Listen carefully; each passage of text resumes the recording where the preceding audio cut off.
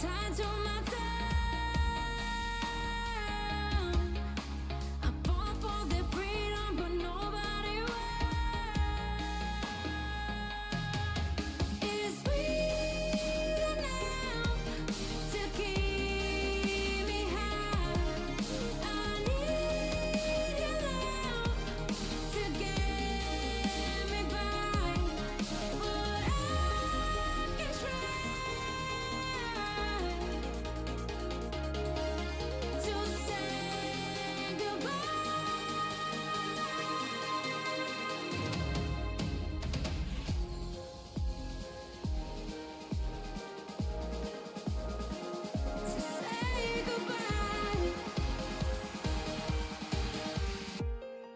To say goodbye.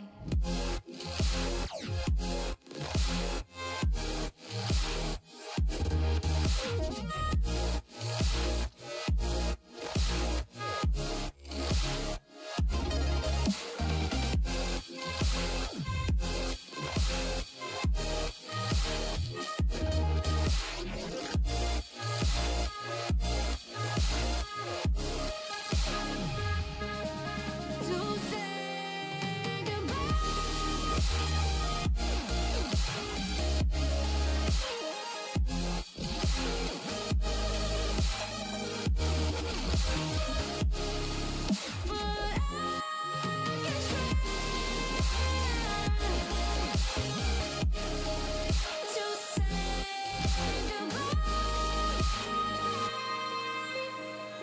To say goodbye.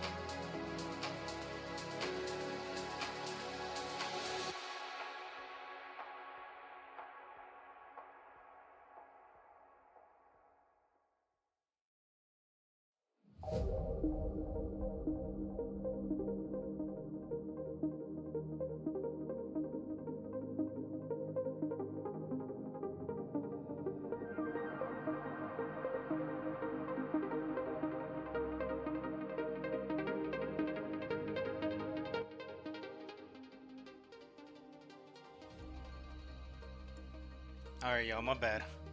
I had some little bit of issues earlier, but hey, we're back. We're back live.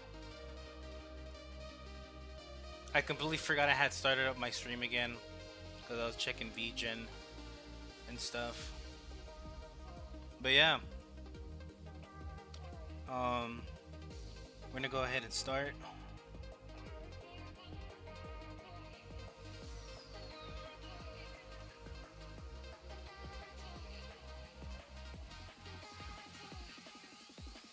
Let me just make sure the volume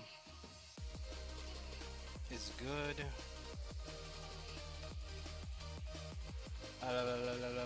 Oh. Okay. Yeah, seems about right.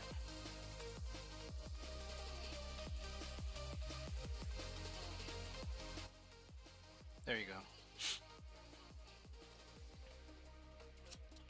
Alright, so, Act 6. Love the Subhuman Self. Once my men arrived, they handed me a special suitcase. Pointing the suitcase towards Robert and Megan, I flipped the latches and opened it, presenting its contents. From the moment I saw the looks on their faces, I knew I had them exactly where I wanted them. Fine, Robert snarled. Give me the damn book. I handed him the suitcase and the book, grinning victoriously as he sat down at a small dining table. Baby girl, can I have your sketchbook and pencil? He asked aloud. Megan handed him the sketchbook we were previously looking at, along with a pencil to write with. He shot me a final look of discontent before he opened the book and began skimming it.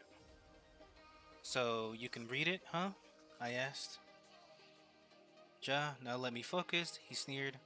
Well, that's fine by me. I gotta figure out my next step in looking for Simon. Psst. I can't even fucking make this sound right properly right now. Good luck finding that rat. He vanished off the face of this earth. So I heard. Robert made progress surprisingly quickly, but part of me couldn't help but wonder if he was being thorough. He could easily leave out information and I would never know. You have no idea what you're getting yourself into, he snarled. None of this pertains to you, and even if it did, you go completely mad trying to utilize it. Now, I'm sorry, Robert, I sardonically taunted. Did I pay you to try and dissuade me, or did I pay you to summarize the book? Grr. Grr.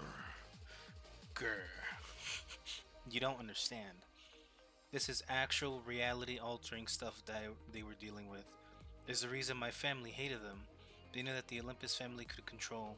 Suddenly, he grabbed his chest and grunted in pain. Robbie, Megan half shouted as she ran to his side. Gah, I'm fine, he groaned. I forgot.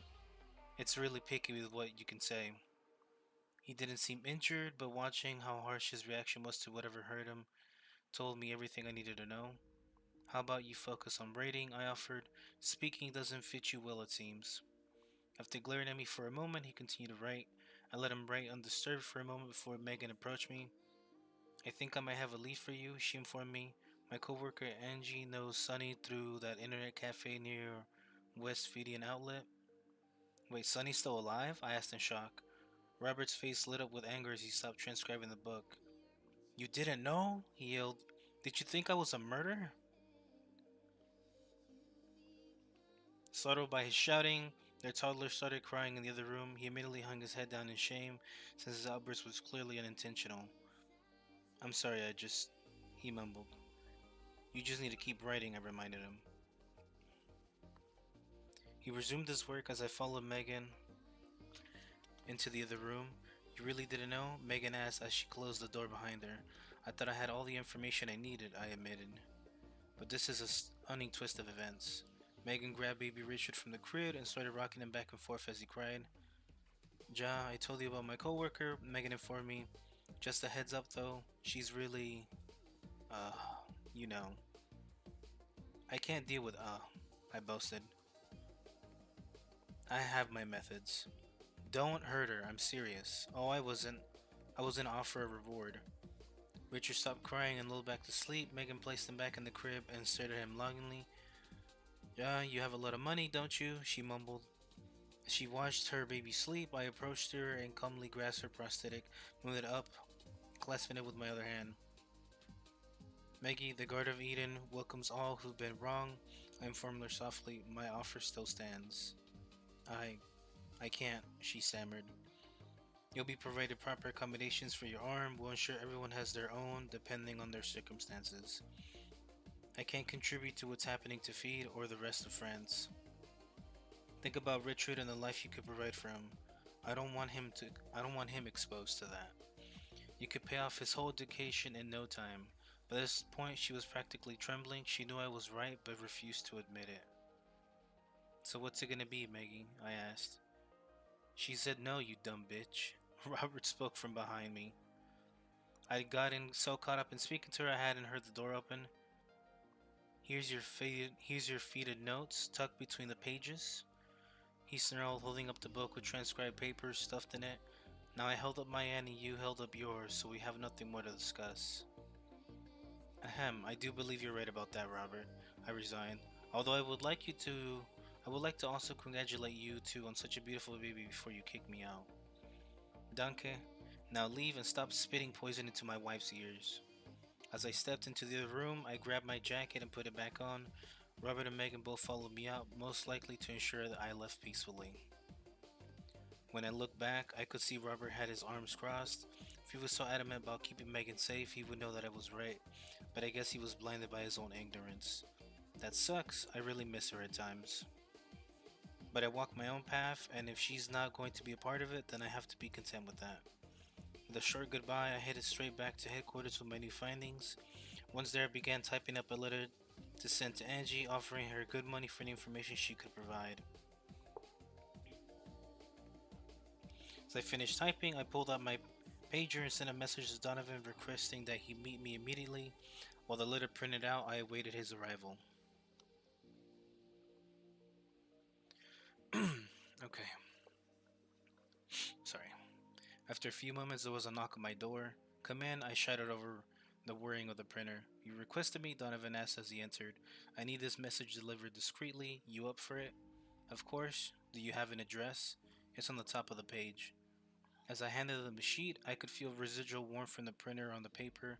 He grabbed the page with his good hand and used his hook to open his jacket. It will be done, Madam Cowgirl, he smirked. Ugh, I told you not to call him Madam. I sighed, makes me feel old. Forgive me, it's hard to resist. Well, resist it or you mind up with two hook hands, I joked. My daughter already calls me Captain Hook. I don't think I want to risk anything more. I didn't know you had a daughter. I do. At some point I would like to bring her to the garden to work. Is that such a good idea? She's very headstrong. She will make a fine addition to Eden's companions. If you say so. Adjusting his jacket, he leaned onto my desk. Eden's light has given me a new role in this world, he explained. I want others to bask in their warmth as well. And bask in it we shall, I agreed. I have a friend who I try to convince to join us as well. What did they say? She, or rather her fiance, said no, but I'll try again some other time. They could use the money. I gazed at the notes Robert provided as I sighed. Oh, speaking of money, I snapped. I need you to deliver that offering letter. Look at us, getting distracted. It's always easy to trail off with you around, Donovan smiled. You have a gift for conversation. Ha! Get out of here, you big grunt. We chuckled over my playful remark before he scurried out of my room. Once the coast was clear, I began skimming the notes Robert had written about the book. Although he merely summarized what the pages said, the contents of his summaries were unsettling at best and outright mortifying at times. I always knew something was suspicious about that family, but I never suspected that they had the ability to screw with reality itself. If what Robert wrote was true, then with a few caveats and special conditions, the Olympus family could alter the past. As I read further, I quickly realized that the feeling of terror that crept down my spine wasn't that there exists a power to alter history, it was from the fact that nobody would ever know. Imagine, if you will, that you were existing as you do right now, and suddenly everything about your life was completely different. You had no reason to feel anything had changed. All of your previous memories would be of this new life you live, and all of everything would have to adjust to it so that reality remains constant. Sheer, unadulterated horror befell me as I realized that this power was merely resting under the manor this entire time, waiting for someone to utilize it. Hell, to my knowledge, someone could have used it numerous times, and the time it's taken for me to read the notes, from what I read, it was mostly used for small things like correcting mistakes or righting the family's wrongdoings. If they were able to use it to adjust their past, then that means I can use it to fix mine. I pulled Robert's notes from the book and attached them to a clipboard. The book was pretty much useless, so I left it on my desk as I exited my office and made my way towards Seal's room. Normally, I knock before entering any room, especially a private living space, but for some reason I didn't this time. I have consciously opened the door to Seal's room a little bit as I skim Robert's handwriting in preparation to read it out loud. Seal, according to this, I began, but as quickly as I began speaking, I was interrupted by Seal's calm voice. I was lucky this happened since the notes do clearly state we cannot speak of the power. Excuse me, but I am preoccupied with something, they responded. What could possibly be so urgent that it involves violating my privacy? I stopped and realized that I hadn't just cracked the door to speak through, but instead I had opened it entirely and walked into the room. So my sense of location returned to me, and my eyes wandered away from the clipboard and towards Seal. They were standing before me, completely naked, rubbing some sort of medicinal lotion onto their body. No attempt was made to cover their body, exposing every detail to me to take in. At first, I felt my face redden with embarrassment at my own absent-mindedness, but intrigue and horror overtook me when I fully registered what I saw. Oh my, Seal! I gasped in shock. You're a... I'm a freak, Seal responded stoically, redirecting the conversation. You cannot tell me that what you see is not an affront to God. That's not what I was gonna say, I just didn't think it was your whole body. Tell me, does your vitiligo end at your neck? Go on, stare. Gaze upon the horror under the mask. Give me a second, y'all. I forgot I need to re-enable streamer mode. Yo, what's up, bruh? Horse? Yes. Here we go.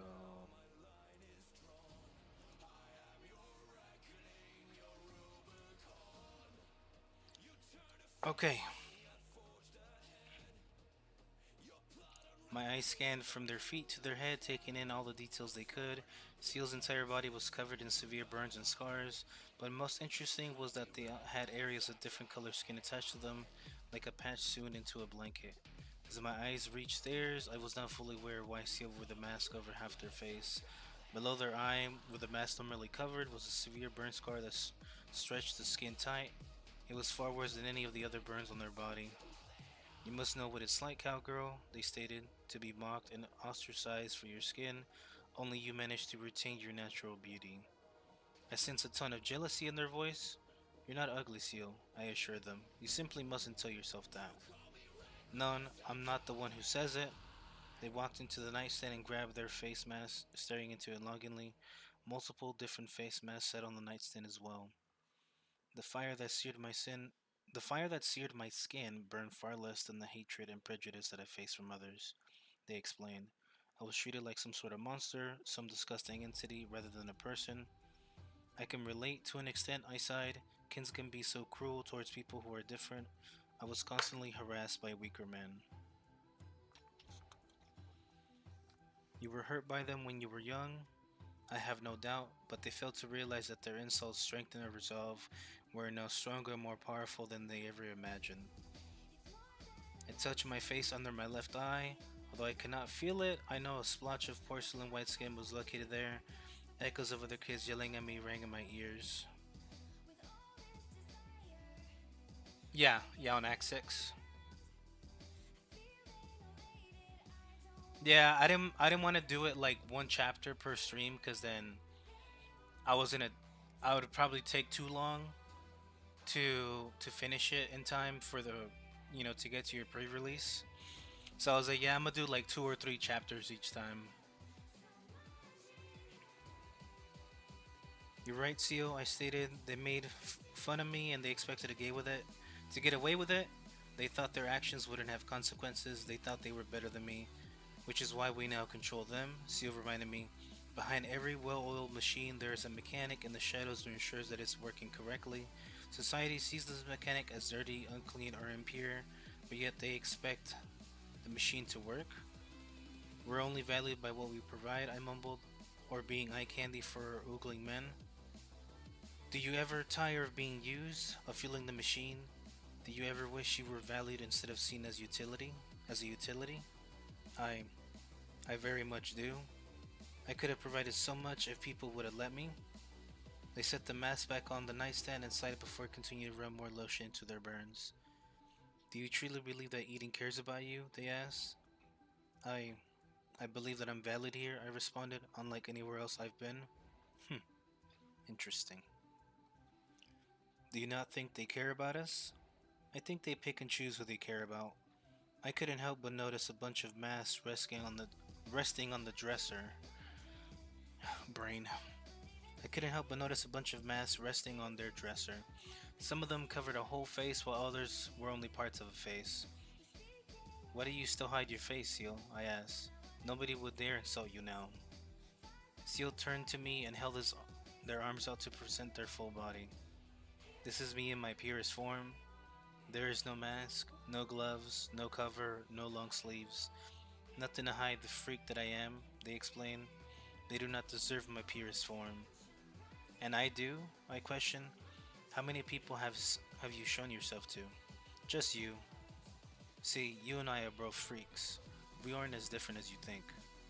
They held the mask up to their face again, covering the burn entirely and mirroring the symmetry of a normal human face. Wear the mask, cowgirl, they beckoned. Embrace your role in this world. I gazed upon their body one more time. Their glossy burnt skin stretched across them in splotches that almost mimicked the ones I have on my body. Scars from botched surgeries and previous injuries told tales of a haunting past of scraping on the streets in order to get by. Yet their eyes screamed at me the loudest. Beautiful as your eyes that burn with fiery resentment towards those who have done Seal wrong in the past stared directly into mine. There was no more compassion, no more hope, and no chance of redemption. This was the life that picked Seal, rather than the one they had picked for themselves, and nothing could undo it. Branded a freak and cast out by others, all they could do now was try to survive at such a young age. We really weren't so different after all. I've been wearing a mask my whole life, I sighed. Allow me a moment to let my guard down. I stepped forward and removed my jacket and shirt, tossing them onto the floor. For a brief moment, I felt a level of trust between us and decided to make the most of it. This is my body, I informed them. You say I'm so beautiful, I am no more beautiful than you, Seal. I'll admit it was a little embarrassing taking my shirt off and standing in my bar in front of someone who was entirely naked. Had I felt strong feelings for Seal, this might have been a moment that would precede something very intimate and physical. However, the intimacy between us was not on a romantic level, but rather a subhuman one. Seal simply stared at me for a moment, which only added to the awkwardness, before covering their genitals by putting on a set of underwear. You see the splotches? How much worse they get on my body? I asked, trying to maintain composure. You know what they call me? Cowgirl, Seal replied knowingly. Damn right. When I hit my puberty and my breasts started to grow, you know what they would do? Tell me. They would finish their milk at lunch, then tell me to refill their cartons. I could feel my voice wavering as horrible memories flashed through my head. So I wore big hoodies to cover them from seeing me, I explained, but that wasn't enough. When I would open my mouth, do you know what they would do? You know what they do? Tell me, Seal repeated. They'd moo at me, as if I spoke like a cow, so I stopped talking. I could hear the constant sounds of kids mooing at me as if they were really there. It was so loud and unbearable that I almost moved to cover my ears. But that was still not enough, I stammered. It wasn't enough for them that I would keep to myself. They sought me out. They made fun of me when I wasn't even doing anything. I wiped my face trying to stay strong, but as my hand cleared it, I noticed I was no longer presenting my body to Seal. The memories were so strong and vivid that I found myself standing outside the auntie haunts. Once again, kids were pointing and laughing at me, taunting me with mooing sounds and other insults. When I turned away from them, one of them ran up and pushed me from behind, causing me to fall into the grass. I quickly turned onto my back and tried to scoot away from them. "Hey, cowgirl," he yelled in a snide tone. "Cows don't stand on two legs." I tried backing up further, but realized I was being encircled against the exterior of Auntie Han's. "She looks hungry," some kid yelled. "Feed her my leftover sandwich." "You idiot," another one rebutted. "Cows eat grass, not sandwiches." Someone yelled something in French. Despite not being fluent at the time, I knew exactly what they said. "No, please," I bargained. "I make mooing sounds, just don't touch me." Two of the kids said something to each other in French before approaching me. I instantly screamed and swung at one of them, but they managed to crudely grab my arm and restrain me. The other one plucked a big wad of grass from the ground and held it in front of my face. I tried to resist it, thrashing as much as I could, but the other kid's dog piled onto me. He stuffed the grass into my mouth and forced me to chew it. By the time the kids got off me to watch, I had already swallowed some of the dirt. They laughed and mooed me even more as I desperately tried to spit out the remaining grass. I fell into my hands and knees and heaved as the bitter taste poisoned my mouth. Tears rolled down my face and mixed with the spit on the ground. Humiliation paralyzed my entire body and mind. After a few moments of hacking and coughing, I was thrown to my side as a foot pressed into my ribs. "This cow tipping," he yelled in broken English. So I lay there on my side, curled up in a ball, hoping it would all go away. Later, I laid on the floor of my room, refusing to move or eat. That night, I laid in bed, clutching a pillow and crying into it. I screamed into the pillow, tears rolled down my face, and snot dripped from my nose. Why couldn't I have stood up to them? Why couldn't I have fought back? Why couldn't I have been more normal?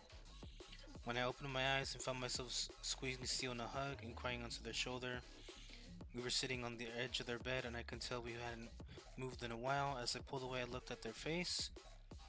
They were not wearing their mask again, a sort of subliminal message to me that the answer to all my problems was in fact remaining behind a mask. It was as if I were looking in it was as if I were looking in a mirror.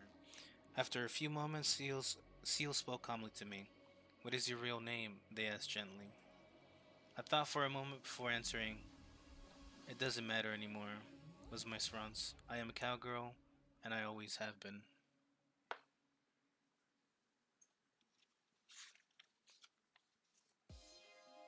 Alright, Act 7. Words, words, words. Taking a deep breath, I knew I have to keep my composure this time. This wasn't some double agent or traitor I was about to integrate, but a normal civilian who's here to offer up information willingly. Knowing full well that I'm not the best at interrogating people, I stood outside the door for a moment to collect my thoughts. Then, once I was ready, I entered the room to find a young lady sitting at a table, sipping on a cup of orange-flavored fizz. Her hair was messy and clearly dyed black, which matched her eyeliner based on her outfit, which was an oversized t-shirt and a grunge band on it, a black choker, and some spiked bracelets. I grew worried that she might be quite stubborn. "You must be Angie," I asked as I sat across from her. I asked as I sat down across from her. She looked at me with dead eyes as if I had just asked her how her favorite pet died. I listened for an uncomfortably long amount of time as she finished sipping her drink through her straw, then I opened my mouth to ask her again. I started before she sprang to life. "Oh my gosh, I'm so sorry," she beamed. "I was so spaced out I didn't even realize you were here." "Well, that's quite alright, but I need to know." Uh. Wow. I'm not even gonna try to pronounce that. I'm Angie. I got the letter and came right away. Despite her gothic and moody appearance, she was incredibly bubbly. I could immediately tell why she and Sunny got along. Leaning forward and placing my elbows on the table, I crossed my fingers in front of my mouth to seem more intimidating. "Okay, give me a second, guys. I need to go check something. I'll be right back."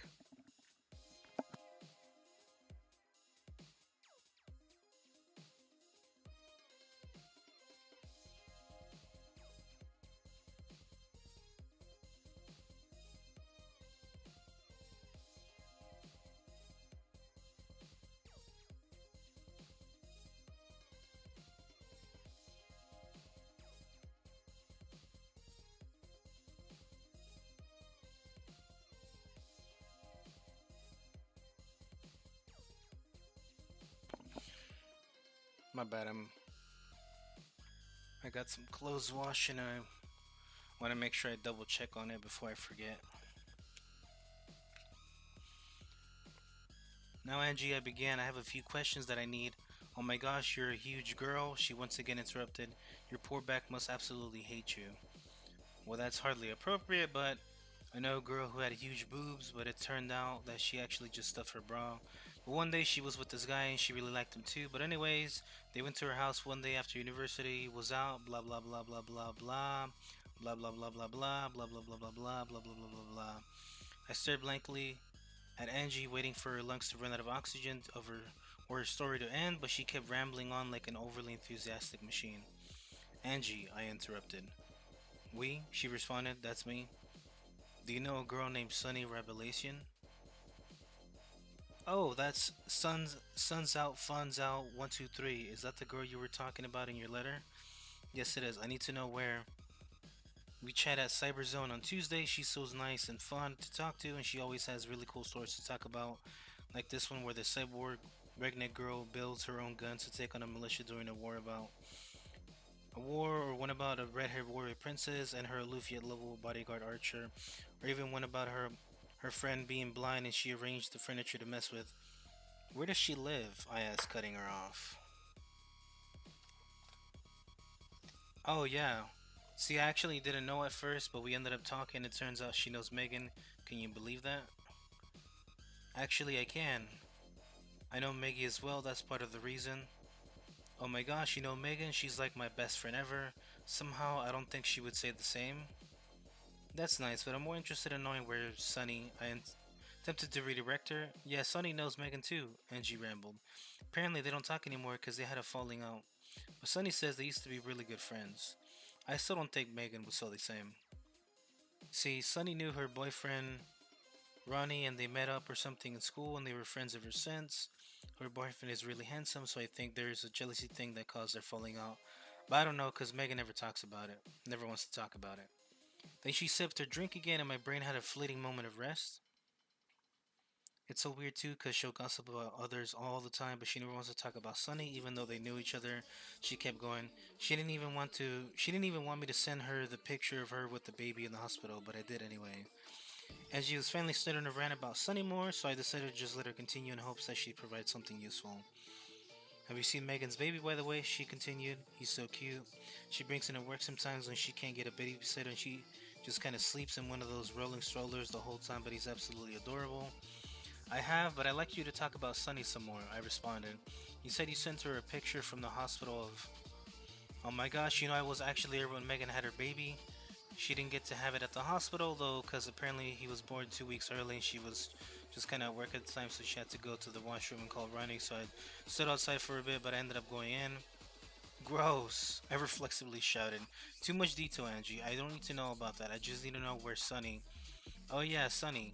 So we ended up having to go to the hospital. Megan dropped her phone, so I took it to give it to her at the hospital, but the battery died and Ronnie wanted a picture, so I took one with my phone and I ended up sending it to Sunny. Isn't that a crazy story? Yes, it is. Now, will you please tell me where Sunny? You should have seen how exhausted Megan looked afterwards. The whole thing seemed painful, and she looked like. I finally snapped, slamming my fist on the table and resisting the urge to pull my gun from its holster. I don't care, I shouted at her. I just want to know where Sunny lives. Oh, she hummed. Why didn't you just ask? She lives in Italy. Feeling my blood.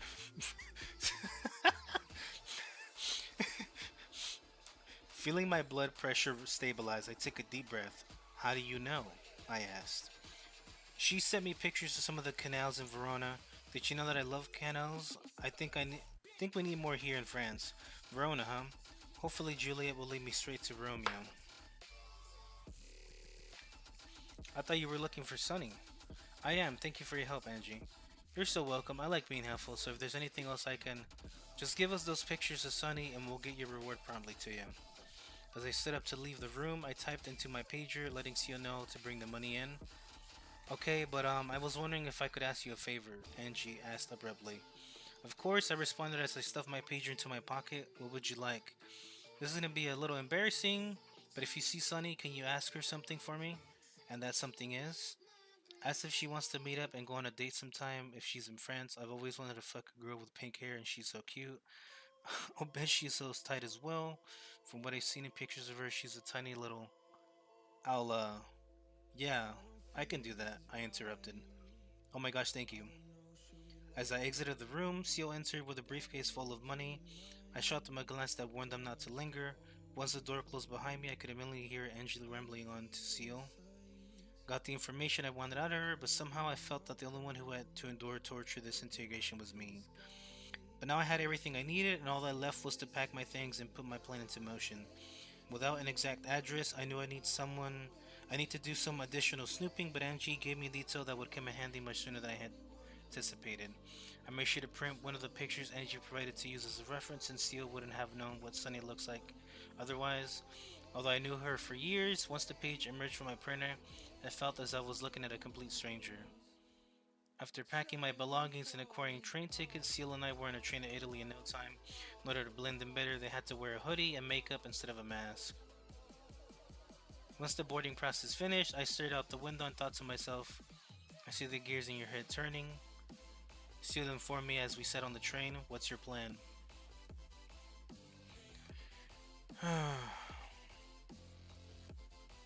Angie mentioned that Sunny's hair was pink, implying that she still dyes it. I surmise that should help our search.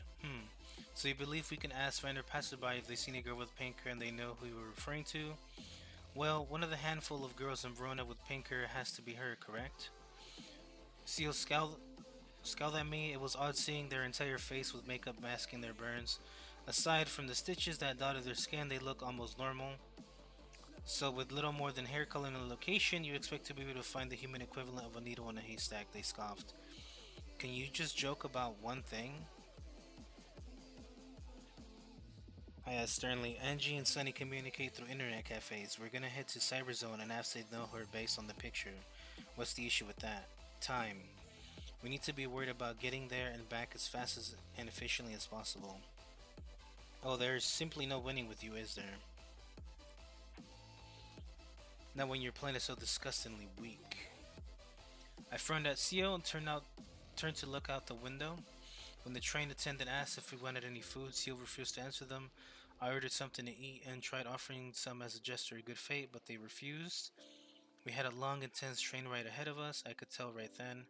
So are you just gonna pout? I asked as they took a bite of my food. I'm not pouting, they responded. Then what is your problem? I've known you for far too long for you to keep treating me like this. And you've been alive for far too long to keep coming up with half-assed plans. How have you managed to make it this far? No, this isn't about me right now, I redirected them. Why are you so abrasive all the time?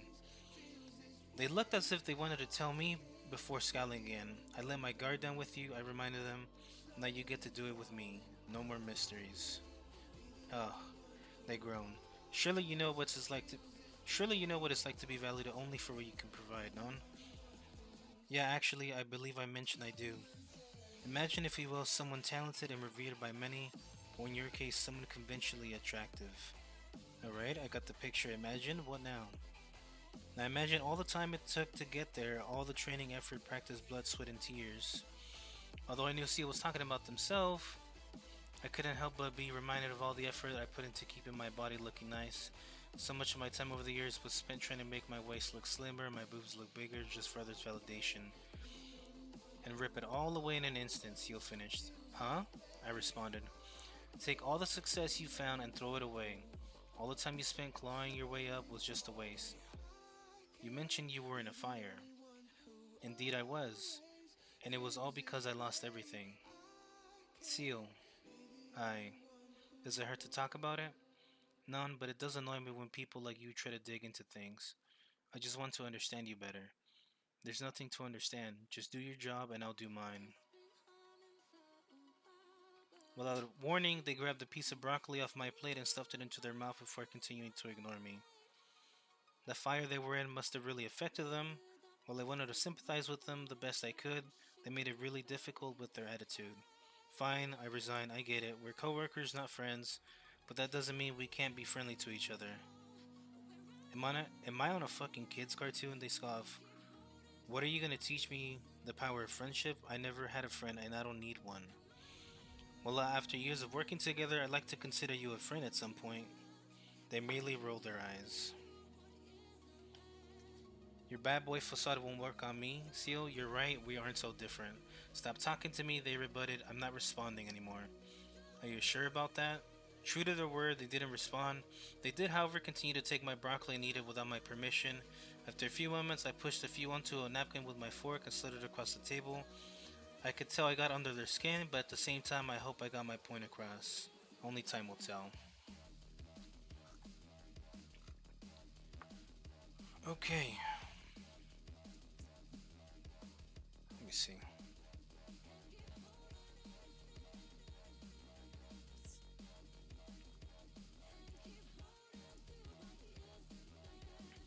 Alright, Act 8. Have the stars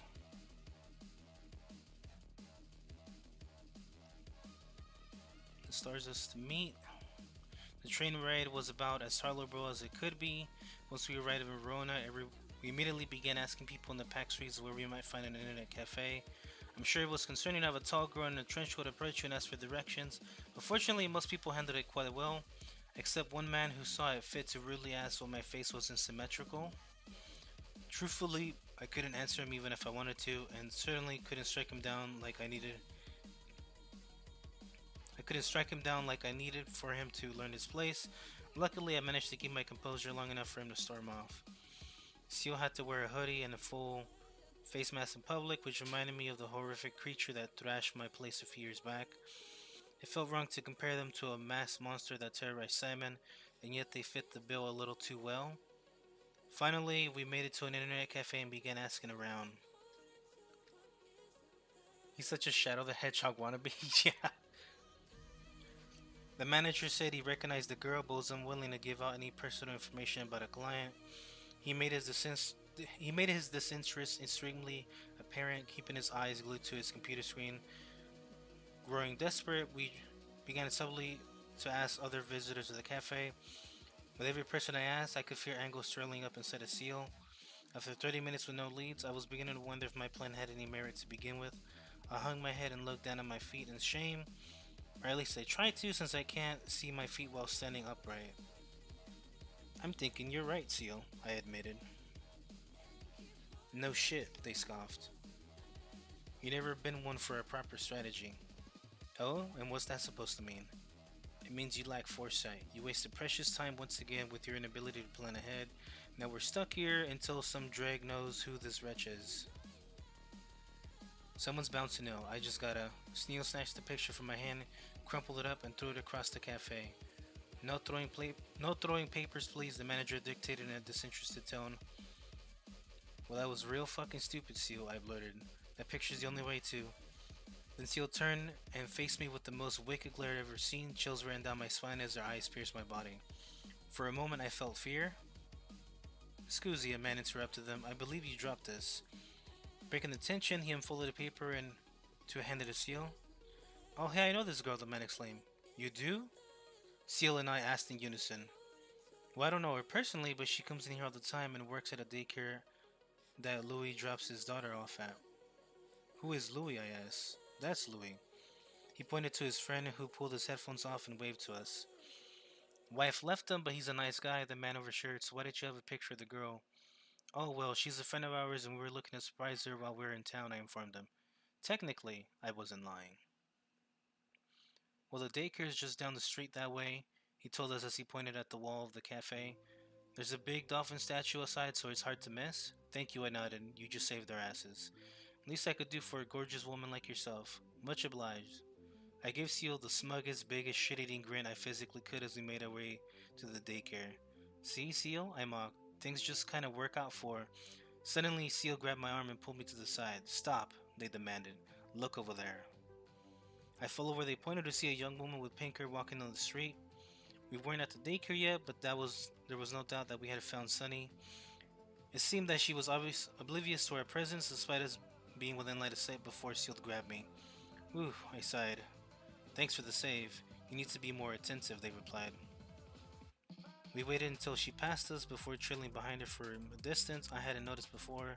She was carrying a bag of groceries and a messenger bag. Let's see. She stopped a few times to look at displays through the windows of stores or to pet someone's dog. otherwise hurried along her destination. Eventually, she came across an apartment complex and headed inside. I knew we wouldn't be able to follow her any longer without risk of her growing suspicious and noticing us, so I stood outside the front door. Crap, it's too risky to go in, I mumbled. Maybe for you, Seal responded, but she doesn't know me. I'll be right back. Seal, hold up, I stopped him. Do you remember what you looked like? Do you rem- oh. I stopped him. Do you remember what you look like to a woman, especially with your hood up and mask on? I won't make contact, I'll just follow. Without another word, Seal entered the building behind her. I lit a cigarette and waited. As the heat from the embers warmed my lips, I thought about what Seal said. It's true, I had very little planning, I'm not keen on strategy, but I made it this far, so that has to mean something, right? Maybe I'm just lucky. Skirting by luck alone isn't necessarily a bad thing, but I definitely shouldn't rely on it. I blew smoke into the air and watched as it dissipated before me. Suddenly, Seal emerged from the apartment lobby, nearly startlingly in the process. She's in room 32, they informed me. I watched her enter. Inconspicuously, I hope, I sighed. She does not appear to be a very perceptive person. We entered the building and headed up the stairwell to the third floor. Seal, before we do this, I need you to promise me something right now, I stated. What might that be? They responded. Do not, under any circumstances, harm these people. Don't tell me you've gone soft. These are old friends. I want to at least try to get them to come willingly. No promises. Just wait back here for a sec.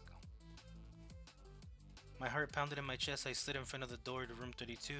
Last time I saw Sunny was before my assault on the police station in Feed. I have no doubt that she wouldn't be happy to see me now. With a deep inhale, I knocked on the door, ready to face him again. I have no doubt in my mind that he will be completely willing to speak to me, but that is a risk I need to take. As the door creaked open, my heart sank into my chest, chilling me to the bone. Sunny didn't open the door. Instead, I stood before a familiar man.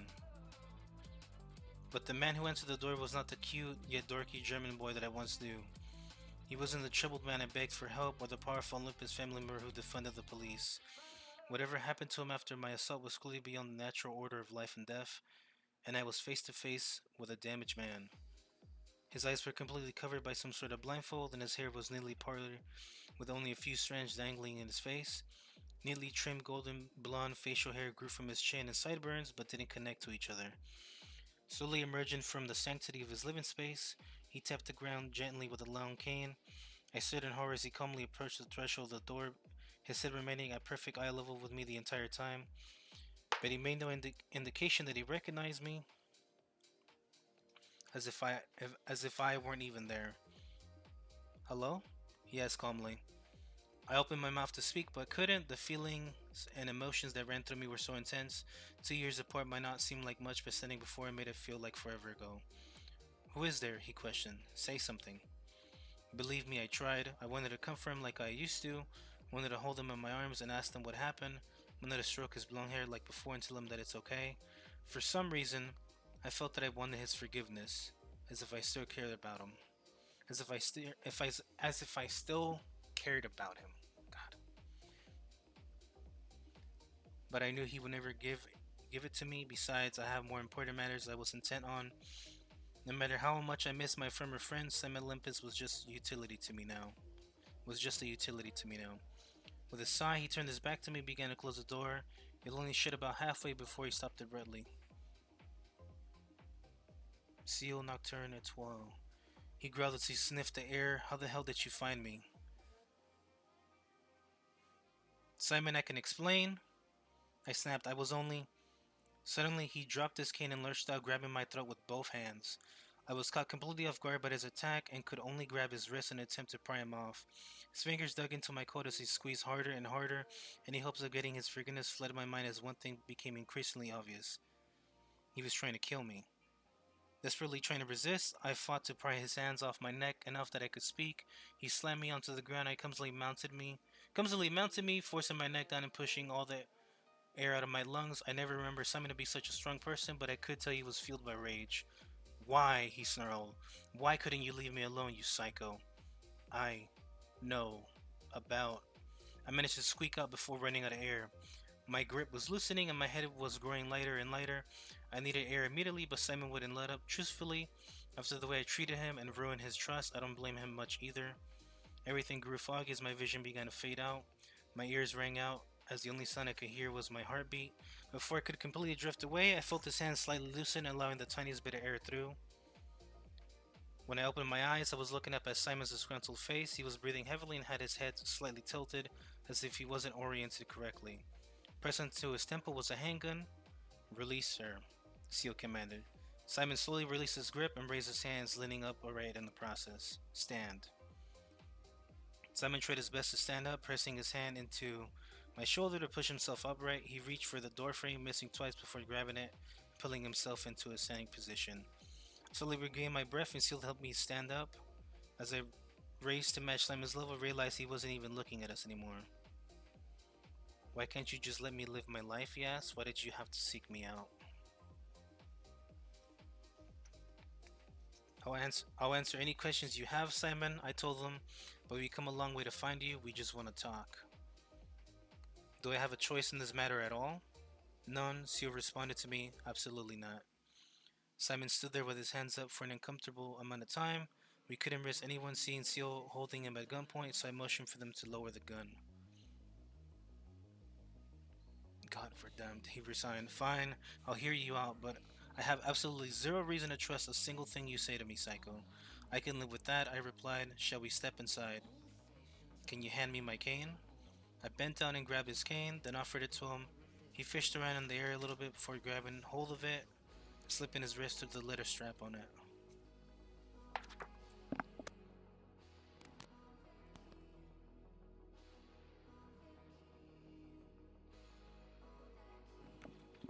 "Step inside," he grumbled. I knew my horoscope was right about today. I stepped inside. I noticed that the edge of every bit of furniture half had half of a foam pool noodle taped onto it. Simon taped around with his cane before locating a chair at a granite counter. "Please sit down," he offered, gesturing across the counter. "Tarnish all my belongings with your grubby fingers." I took my seat across from the counter, taking note of the wooden festival marks on the wall. "Simon, I need to know," I asked. "Are you blind?"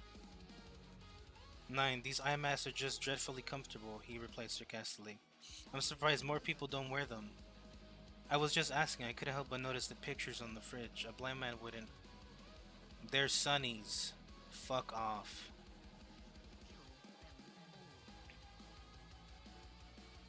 "Hey, there's no need for that," I retorted calmly. "I want to keep things cordial between us."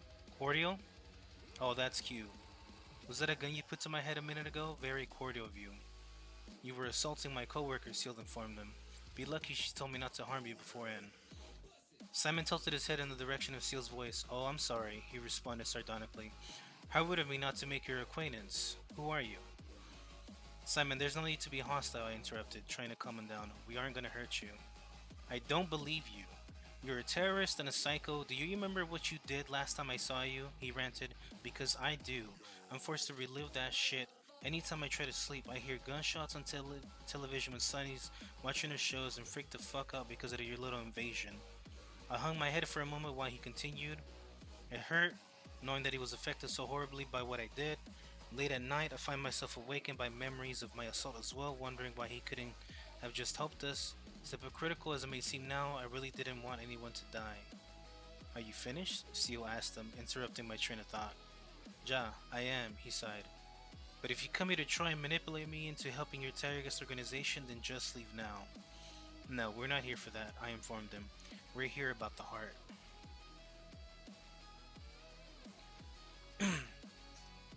He snapped to attention and leaned forward. "The what?" he asked. "The dried out heart under the manor," I reiterated. "I don't know what you're talking about." "Oh, I know you do." "And how do you know that?" "I've seen it with my own eyes." Simon shifted uncomfortably. "Do you know what it does?" I asked. "Shush, you can't speak about what it does," he explained. "Therefore I can't, and I therefore I can't and don't want to help you." He crossed his arms and turned his head away. "But you can write about it," I countered. "I've had the books in the cellar transcribed. Your family was feeding this thing."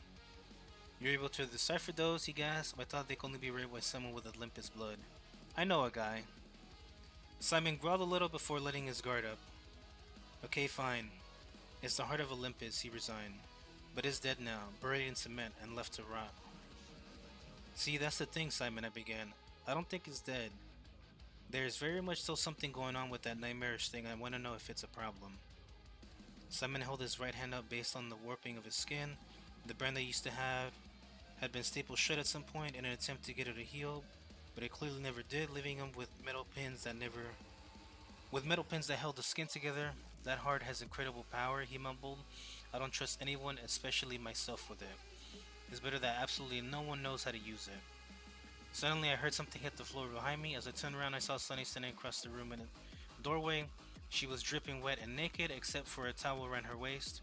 Her mouth was completely agape in horror as she gazed upon me.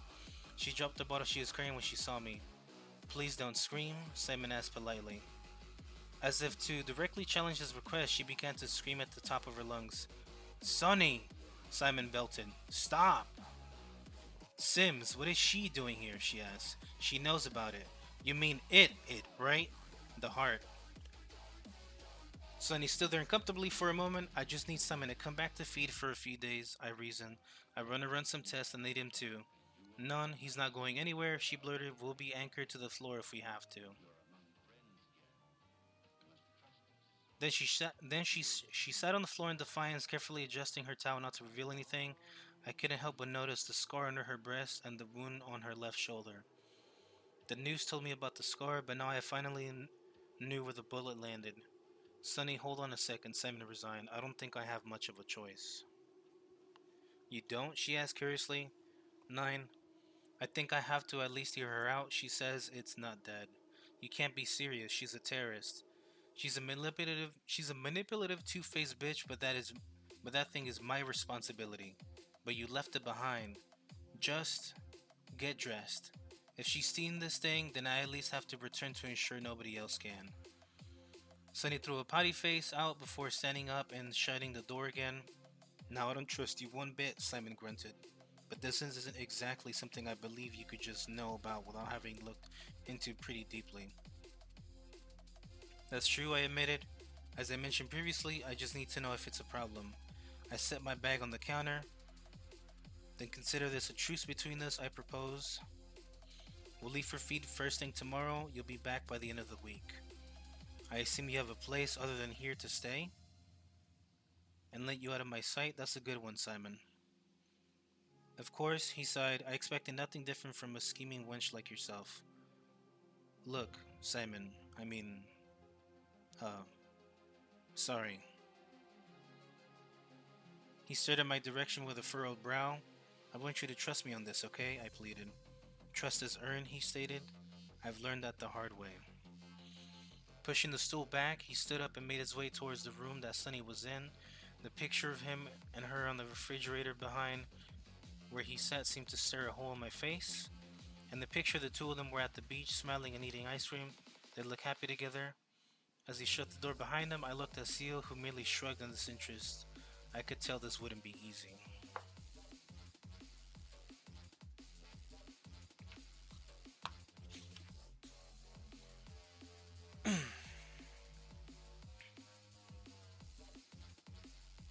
Okay. Well, I think that's where I'm gonna stop it for today. That's a good bit that I read.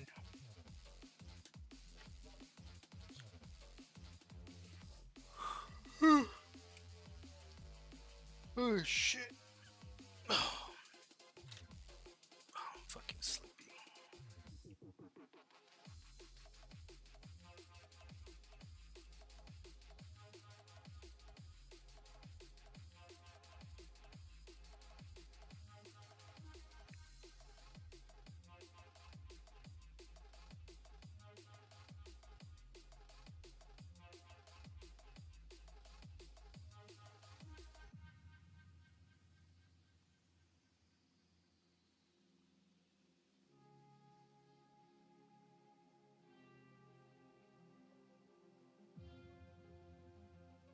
Alright. Well, let's go ahead and get stuff switched over. Hopefully I can finally beat or complete Shadowbringers today. Um, we'll see.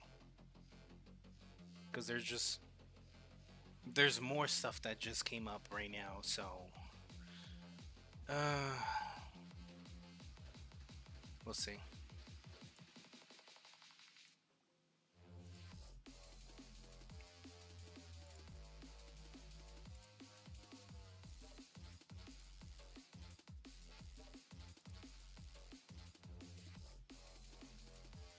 Okay, give me a second, yo. I'm gonna make sure this game boots up.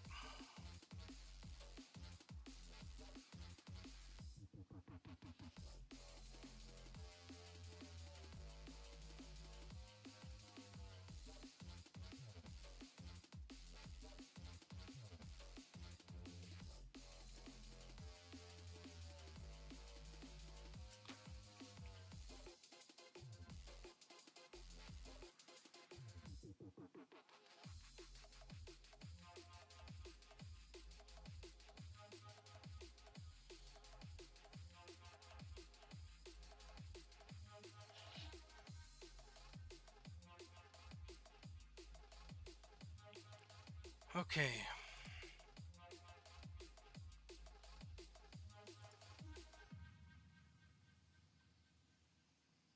Let me get this stuff rolling.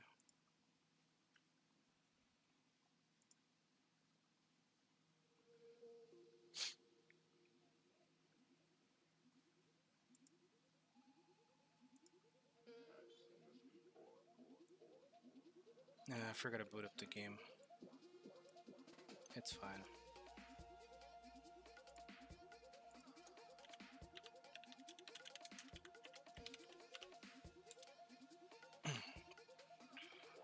Okay. I'm gonna mute a bit, and I'm gonna let the Shadowbringers intro trailer thing kick off.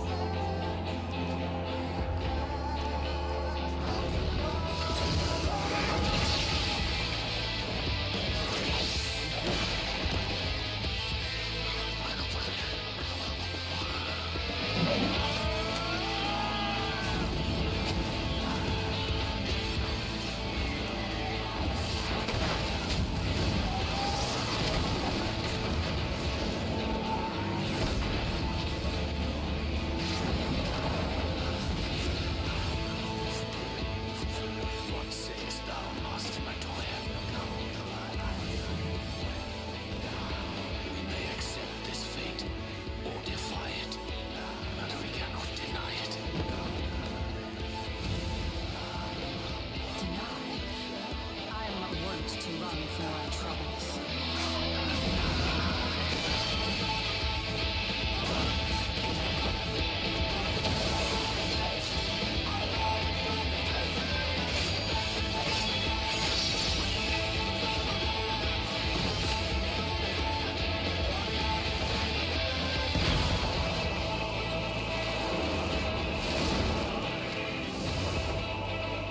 Until our friend returns, I will hold the line.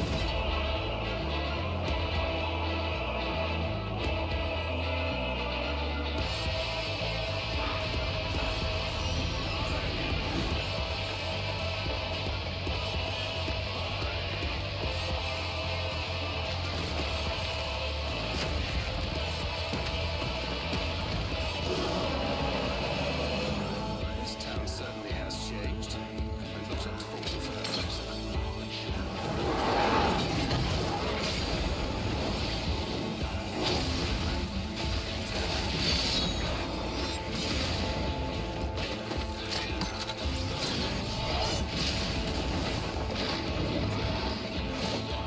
I'm not going anywhere.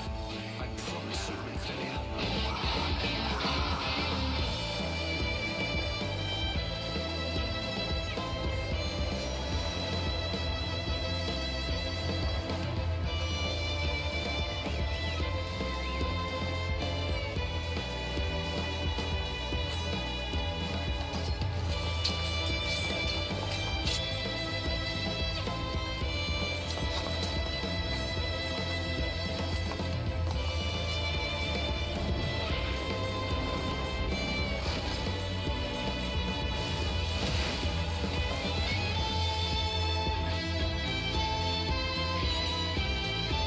This tragedy, greater even than the seventh umbral calamity, must be undone.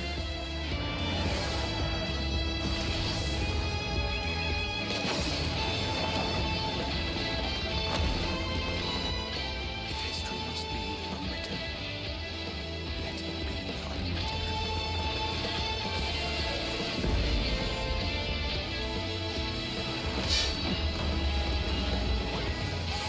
Become you must.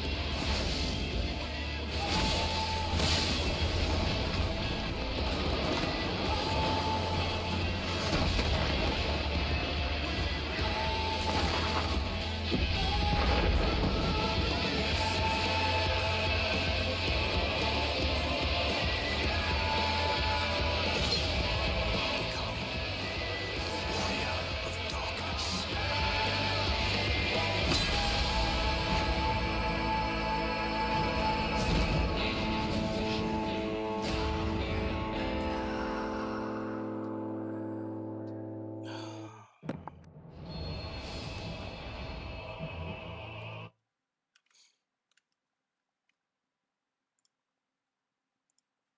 Too good. Too good. Alright, while my character queues up and loads into the game, should be a short queue. I'm gonna go check on some stuff, so I'll be back in about a minute or two, yo.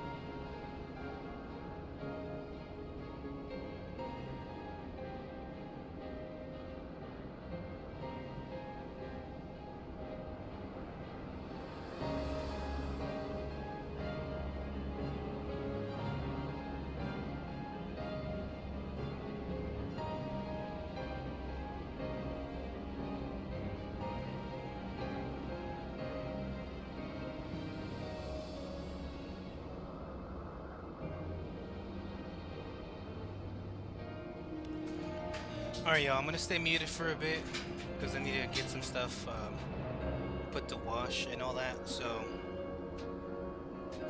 um, I'm gonna be AFK for a bit more. Yo, what's good, Tommy? Thanks for stopping by the stream. Yeah, I'll be back here in a bit though.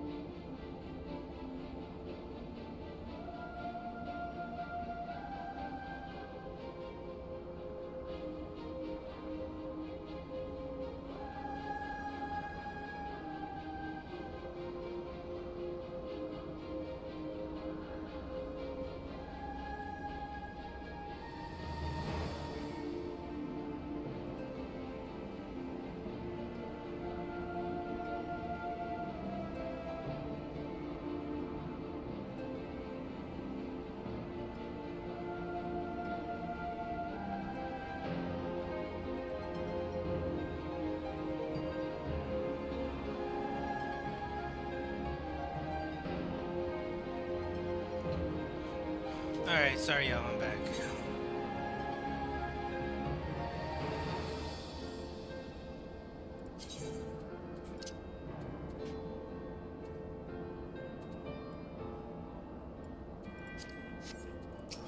Alright. With Lunar Bahamut bound for Palgathan, Grahati has determined to call upon the aid of your fellow Scions.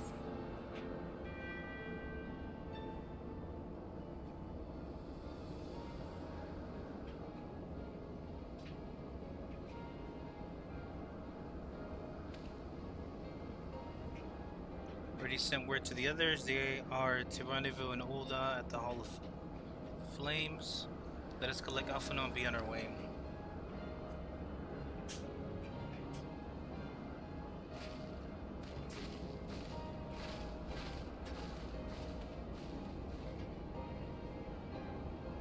Oh, hey.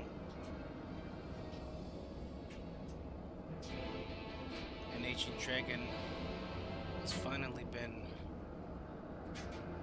released. Oh, cool. Auto teleport.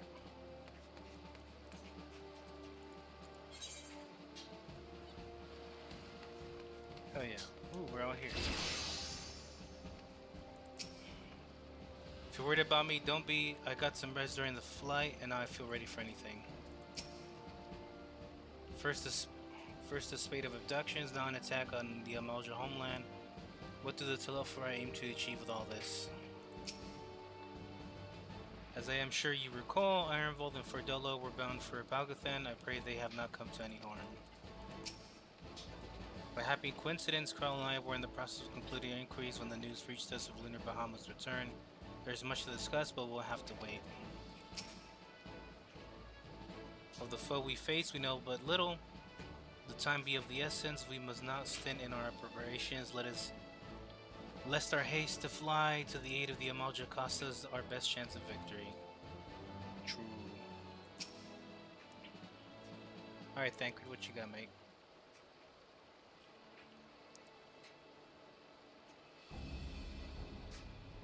Now, I know some of you could deal with the rest, but I'm sorry to say that Telefora have other plans. Palgothan is already under siege.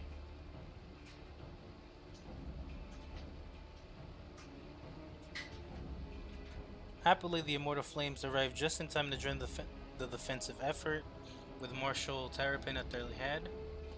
Well, now, given the failure of the peace negotiations, I was uncertain how the Sultanate would respond. 'Tis good to hear that Ulda has not abandoned the Amalja. Abandoned them? Did we not profess to be their friends? Ah, hey.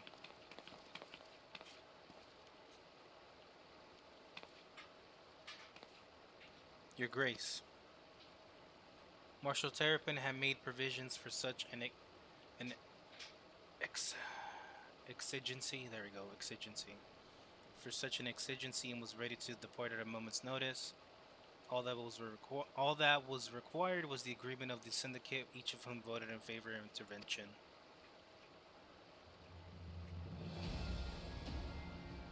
Nor is Ulda alone in his resolve. The other alliance nations have likewise dispatched their troops to Palgothan. Yet even with our combined strength, we shall be sorely tested, for we face not only the might of an Imperial Legion, but Lunar Bahamut and its draconic horde besides. Tiamat's children. Fight as we may, victory is by no means assured, but not all of the omens are grim. Our forces report that despite their proximity to Lunar Bahamut, none of the Amalja show any signs of tempering. Strange, what primal will turn at a chance to claim new thralls?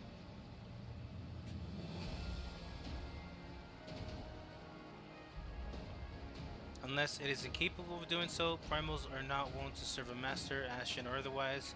It may well be that Lunar Bahamut differs in some fundamental matter from those we have previously encountered. If that were true, anyone could fight him, and Roxanne and others like her wouldn't have to shoulder the burden alone. Be that as it may, Lunar Bahamut remains an incalculably powerful foe whom our soldiers will struggle to best through mere force of arms. With the aid of the Scions, however, I believe they would fare rather better, assuming that is you are ready to take the field. An airship awaits to bear you to the front. Pray set forward as soon as you are able.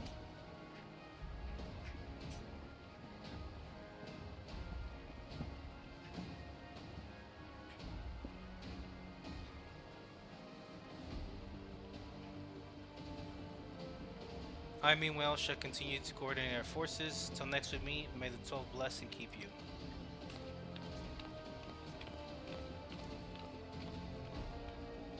It was kind of her to speak with us personally. You may be certain she has no shortage of other responsibilities. Well, I for one am inclined to do as her grace requests. Lest we forget Erenvold and Fordola and Pergothan on reconnaissance. The sooner we save the day, the better their chances. Indeed, to the airship then. Alright. It's time to kick some ass.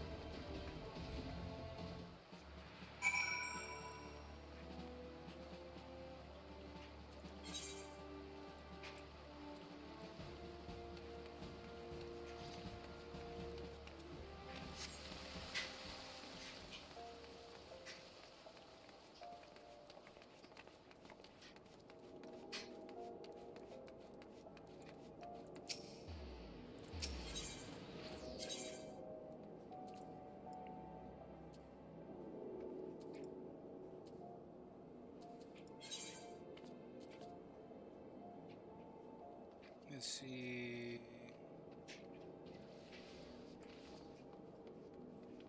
Airship landing.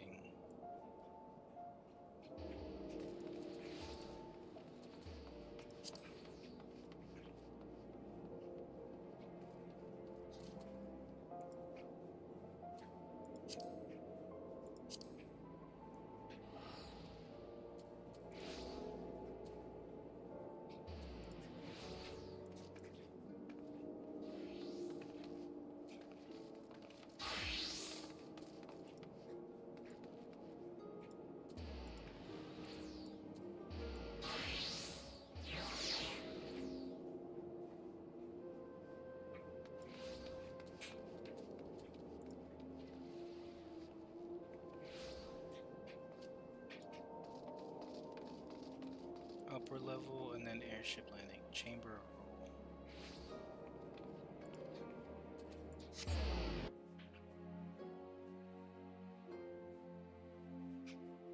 Yo, welcome on in. Y'all take as much for stopping by to the stream. Hope you guys are having a good time, having a good Monday. For those of you guys that have today off, hope you guys are having a good time as well.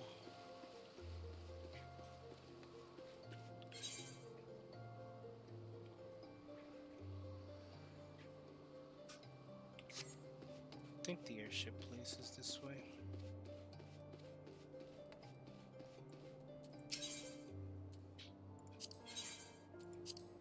Yeah, there you go.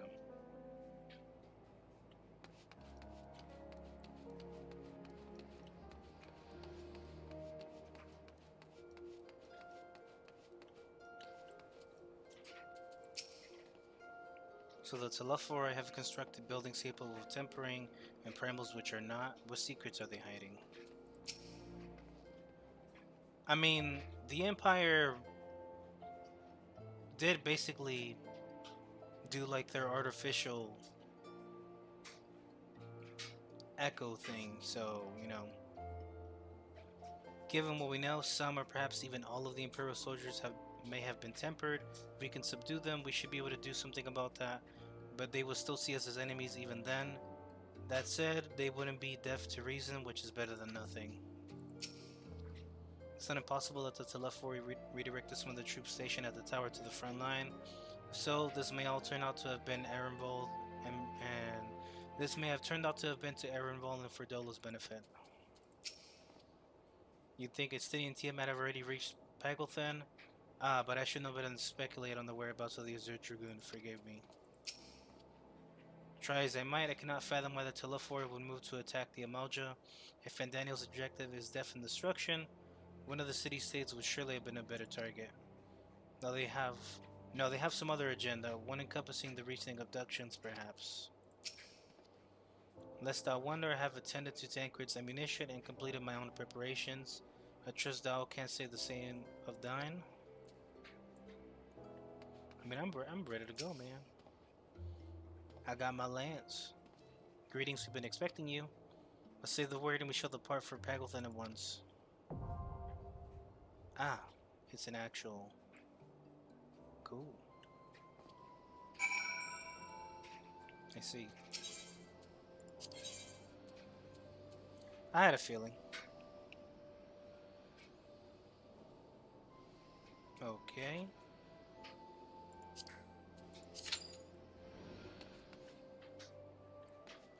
Well, this should at least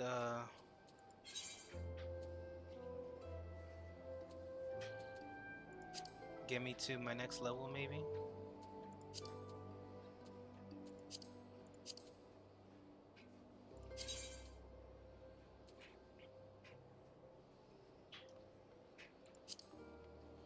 Long have the sweeping plains of Pagothen been home to the nomadic Amalcha. Though the herding of livestock keeps them constantly in the move, the permanent settlement of Zoma forms the seat of power in the center of their society. It is there that Telephor would wreak destruction, dispatching a vast host comprised of both Imperial soldiers and tempered dragons, which Lunar Bahamut at its head. With Lunar Bahamut at its head, yet even against these heretofore unimagined foes, the Amalja stand strong, with the Stynian, the recently freed Tiamat, and the Erzurian alliance at their side and eager to turn the tide. Oh yeah. Okay, looks like I'm not gonna have to wait that long. Right now anyways.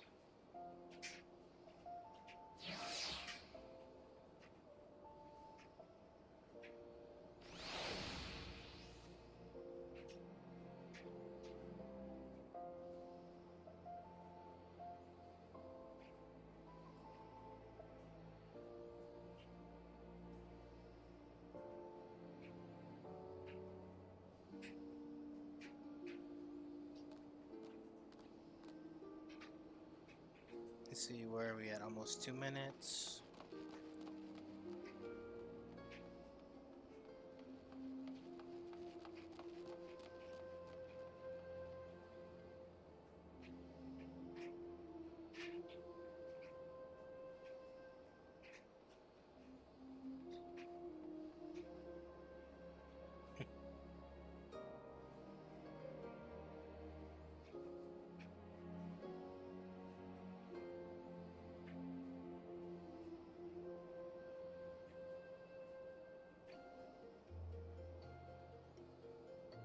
Let's see how their post is doing. It's doing really well. Looks like it's almost as close to how they usually fare, so that's good.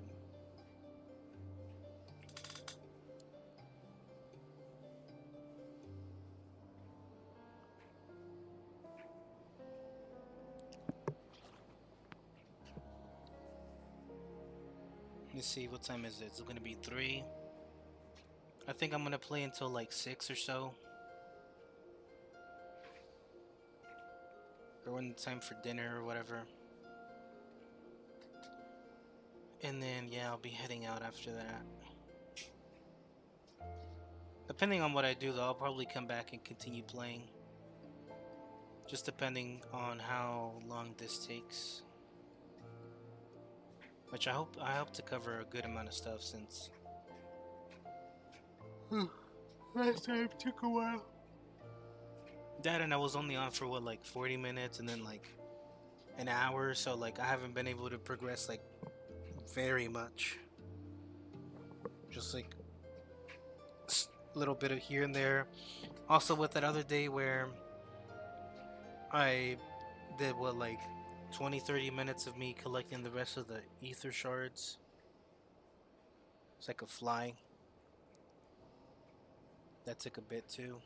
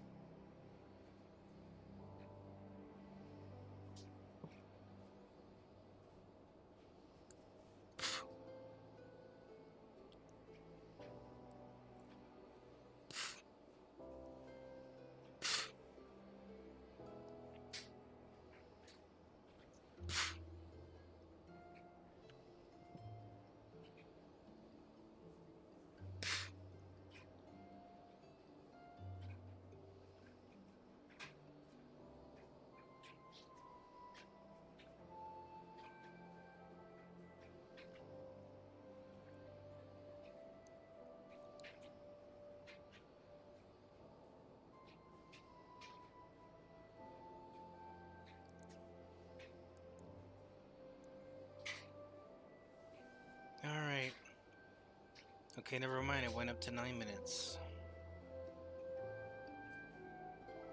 Well, god damn it. I'm trying to get this shit done.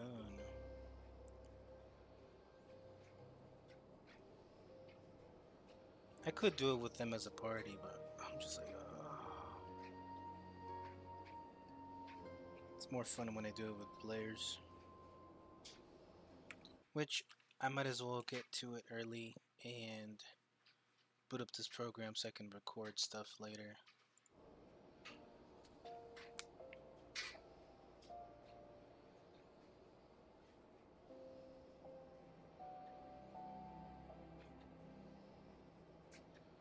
Wait, it went back down to 6 minutes.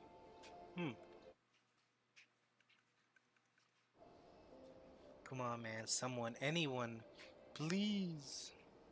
Please.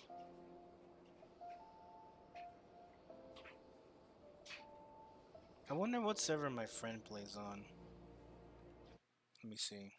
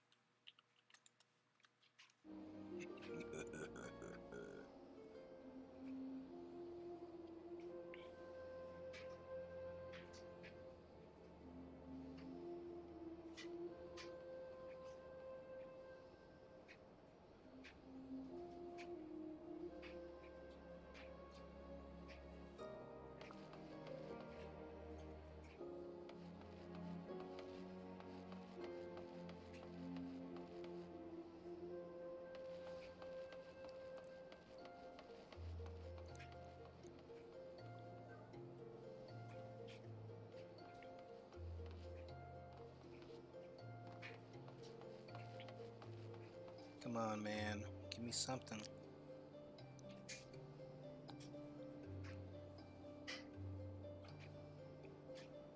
Anything.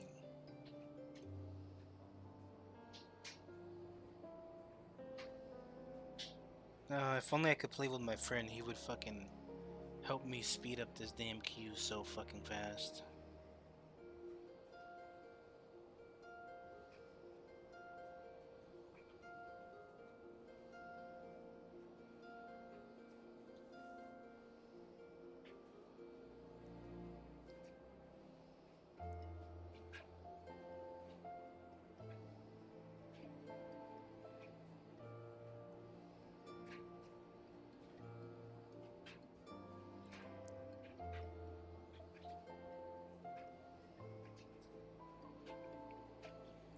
I'm just wondering how the healer classes get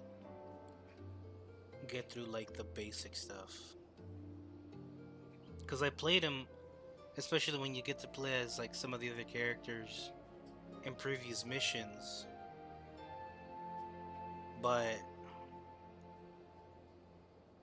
you know, that's different because they probably have their own set of like damage and all that. And with these, it's like like, well, like first of all, it depends on your gear, what you got, what you're fighting. But then at the same time, it's like, well, like their main thing is support and heals usually, and other kinds of like boosts and stuff. So like, you know, they're not gonna be dishing out like crazy damage.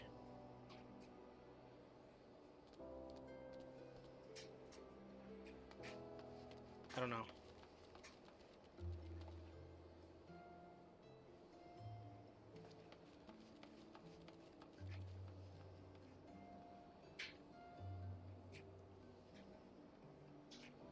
Still no one right now.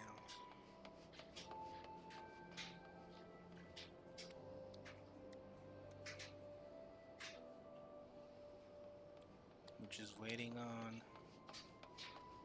someone, anyone, to join this queue.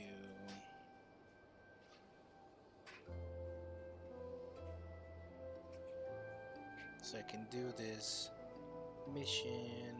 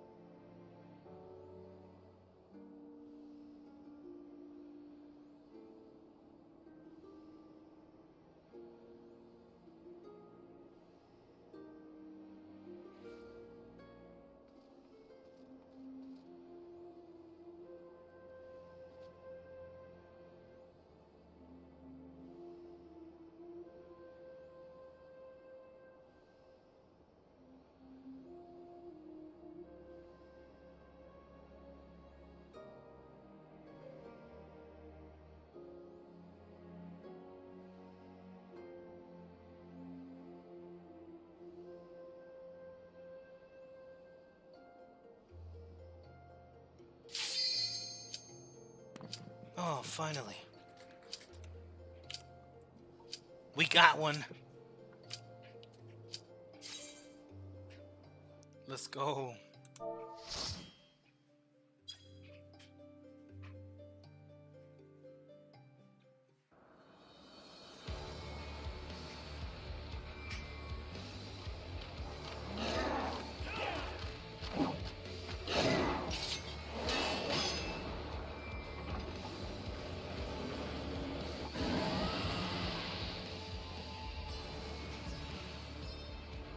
Oh yeah.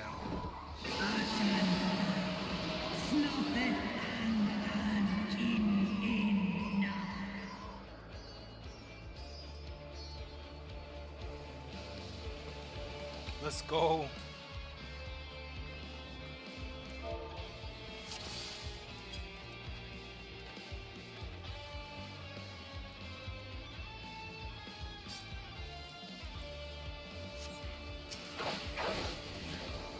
Beat that motherfucking ass.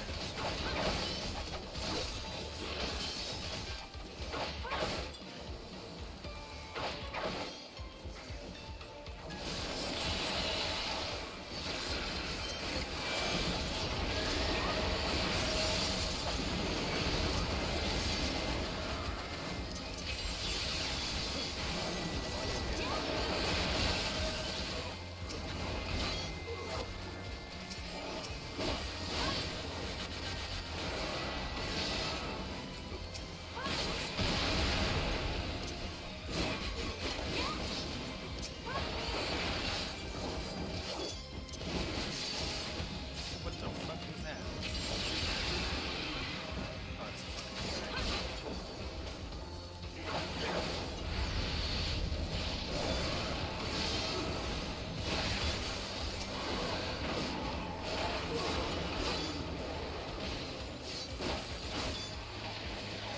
Oh, we got another. Oh yeah.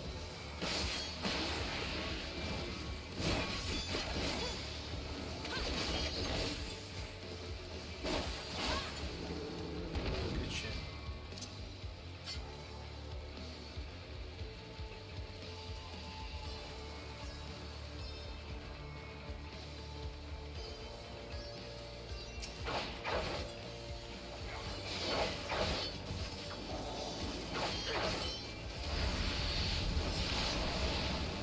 Please don't. Okay.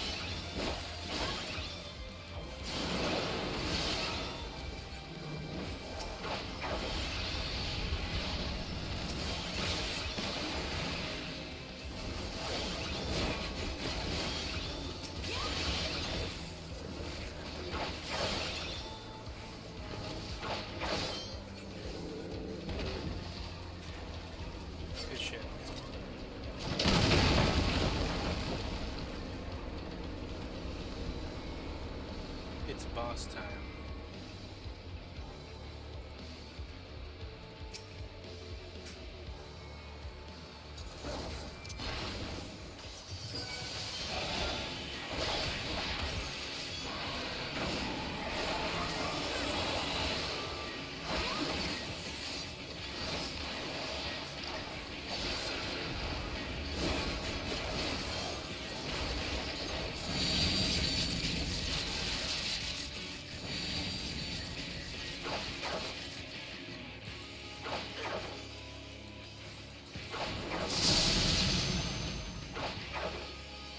I think we gotta stand on those rods.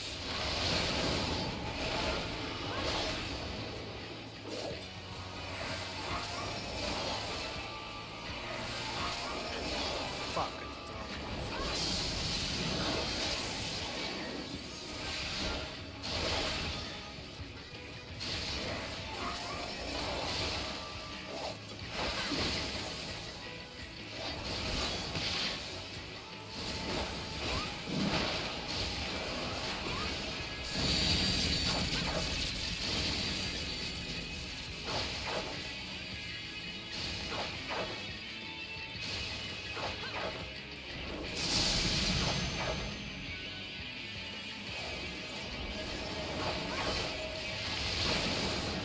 Oh shit.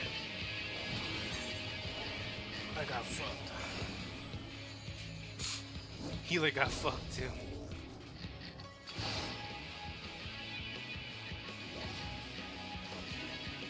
Oh, we're not gonna get a raise from this one, so.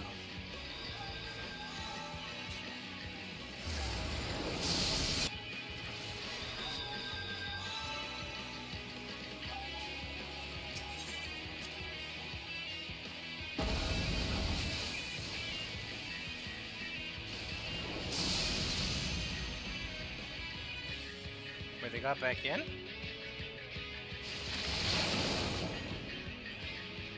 Don't tell me I could have waited.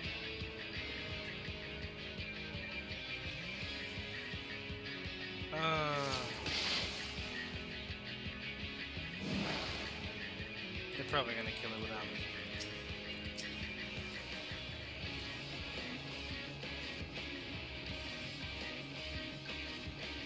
Oh well, I guess. I can't do much about it, you know.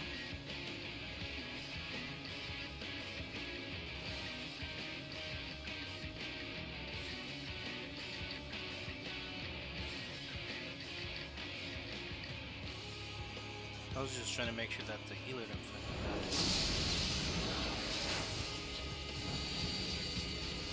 And then they got hit with shit anyways.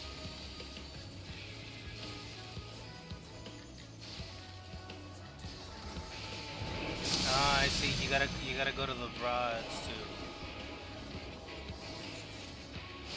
take it off.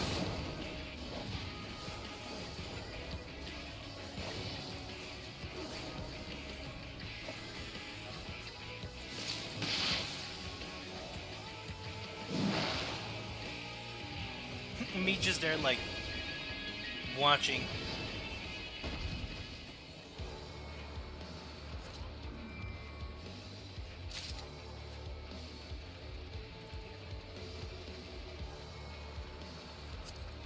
Not for my class, not for my class. What took you so long? The Amount are in trouble. Let's split up.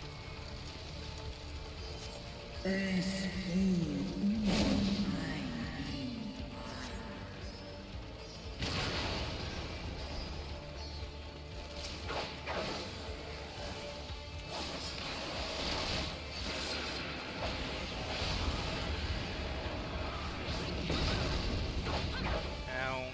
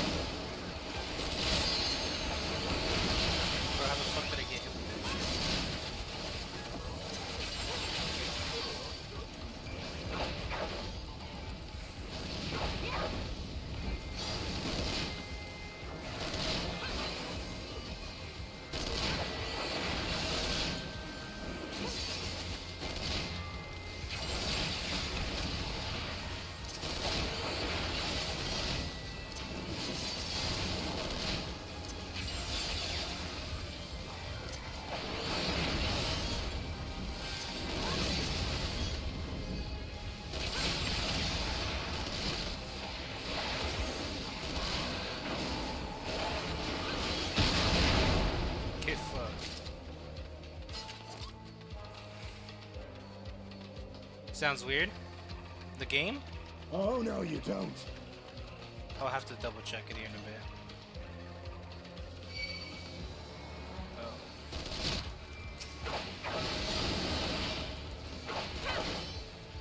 Or is that supposed to be our ally attack?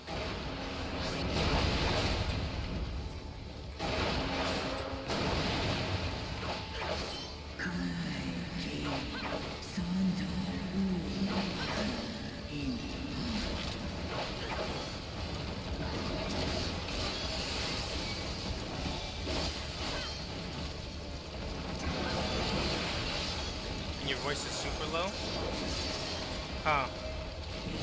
Yeah, I'll definitely have to check that out here in a bit.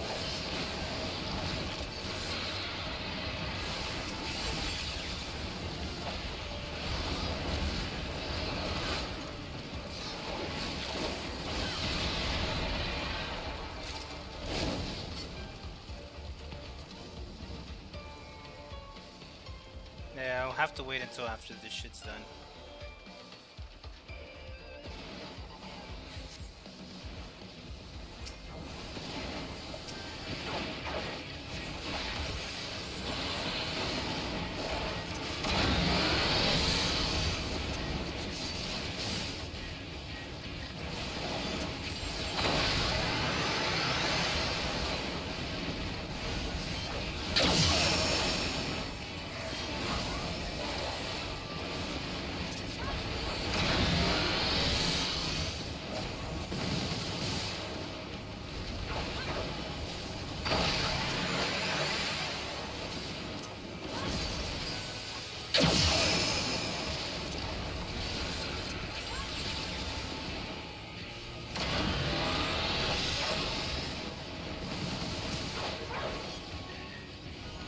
Nice.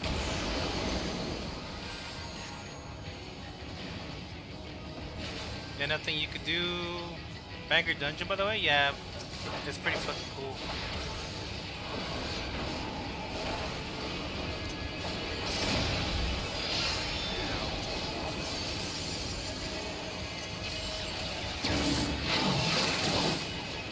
Oh shit! Oh, that's fucking cool though.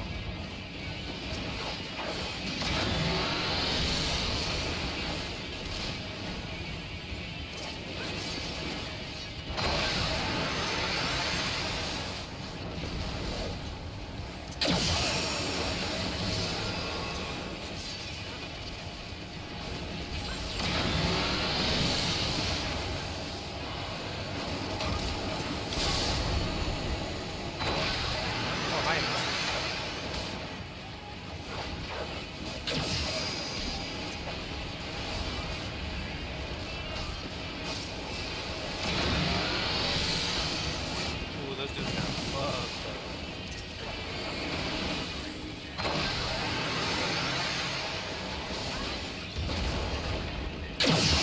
Woo! Holy shit!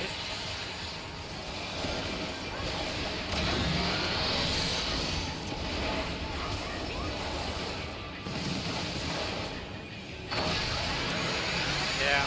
Oh shit. No! Fuck. I did the wrong move there.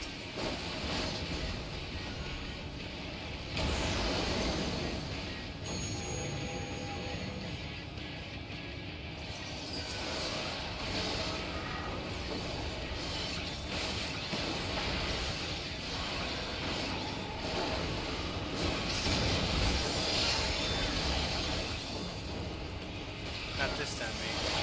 We better fuck your ass up. Yeah, fuck you.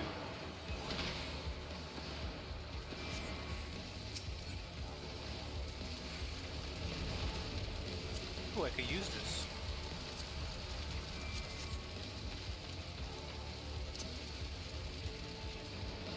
Who the fuck are you commenting on my chat?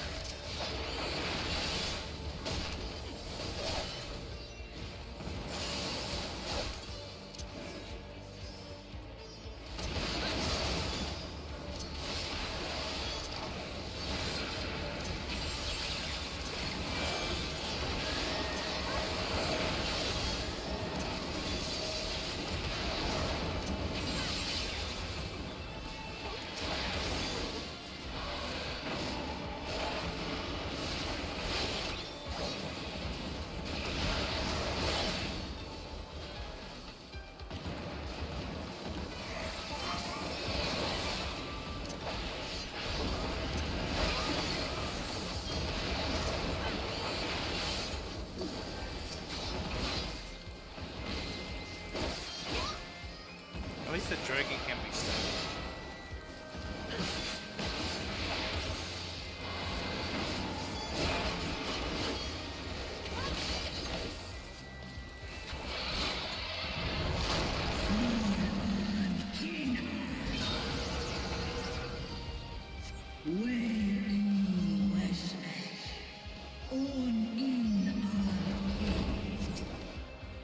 Oh, this is fucking cool. Wait, no, the treasure! Fuck!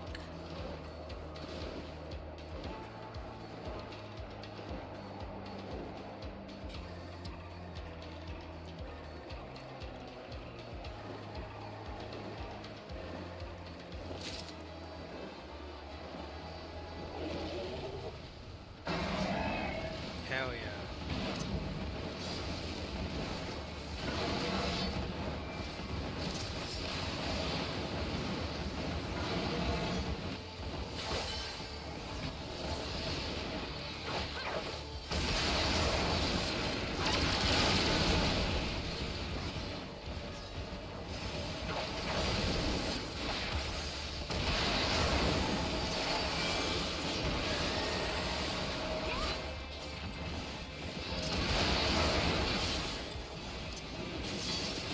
What the fuck? It looks like a turtle.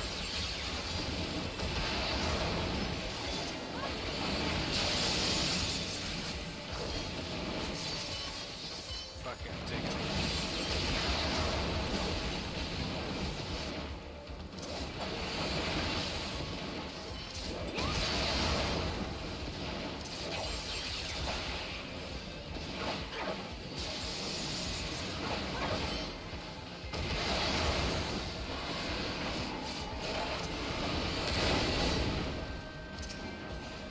Nice.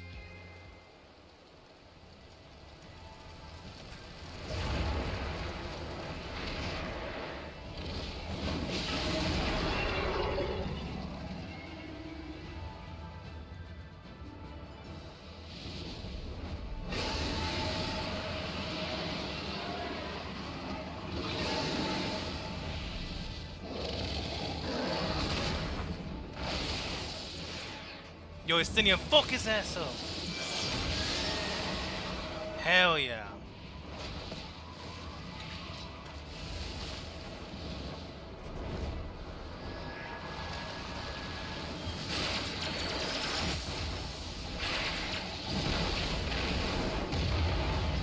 Oh.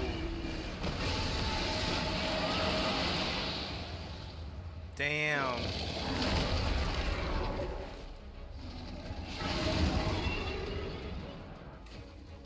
Yo, Meowie, welcome on in. Bad hair day, Bahamut? Yeah.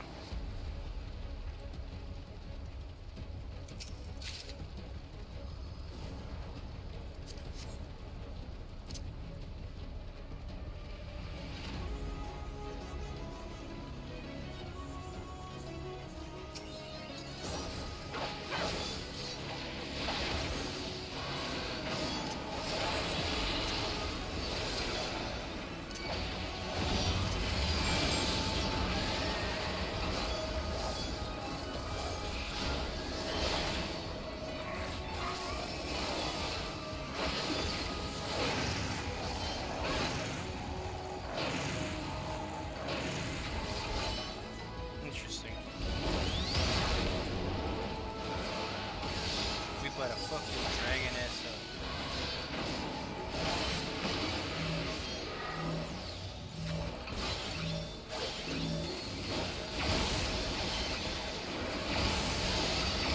Oh, that fucking hurts.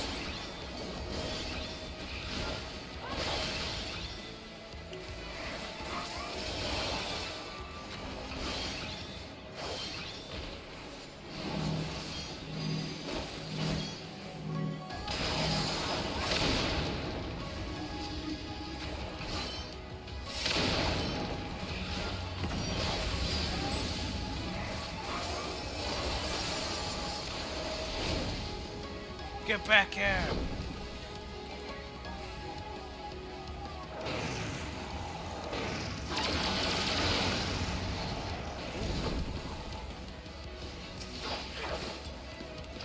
Okay, good. Uh-oh.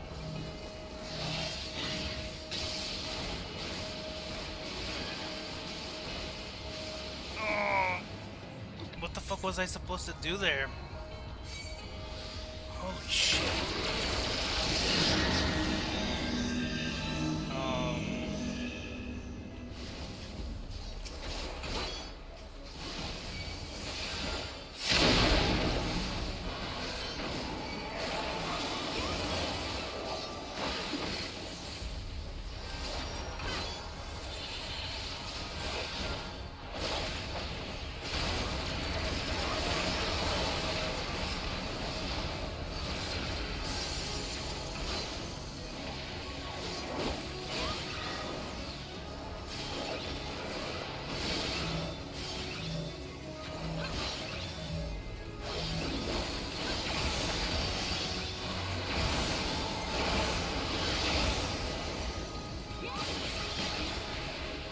That's a pretty good shield. Or whatever that was. Once you drop the X, you can move from it. Okay. So like basically, once it starts attacking that area, I can basically get out of there.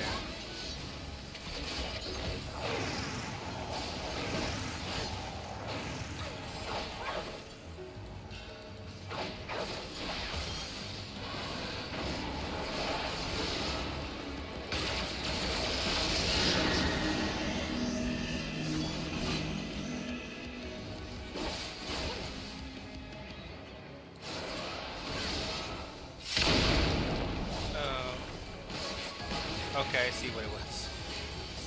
I just fucking tanked that shit. Nice. Okay.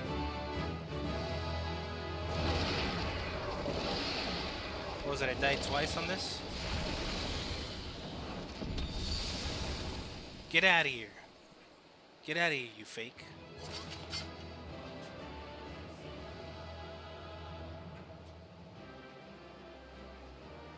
Yo, what's good? Welcome on in. Thanks for stopping out of the stream. Hope you're having a good Monday. Having a good day in general.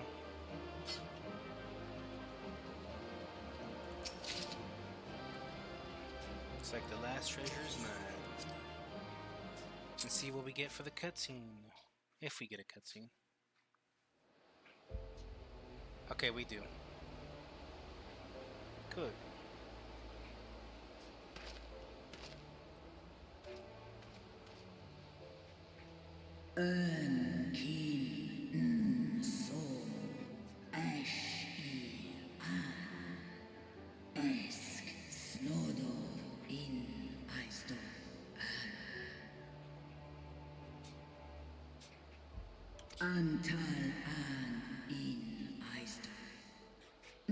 But your days will be so free.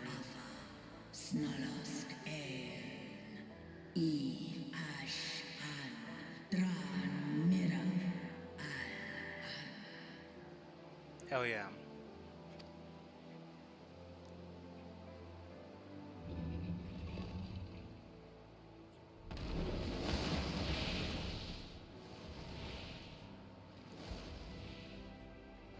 Noble warriors, the dragons chose their friends well.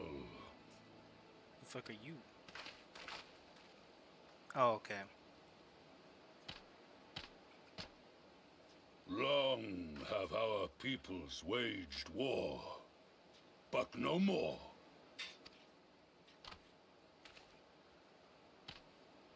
Your fallen lie beside our own. By our words and deeds shall we honor their sacrifice. Hell yeah. Hold on, let me see if my mic is up. Okay, it is. Cool.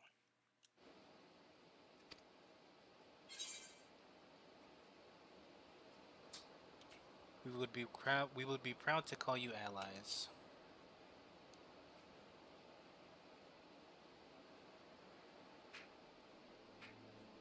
The enemy of our enemy is our friend. And you have proven yourselves worthy of our trust. It is the Guardians who are deserving of our fury. I shall see that my brethren learn the truth of this day, and rally as many as possible to the cause. Till Oops. I didn't mean to skip it.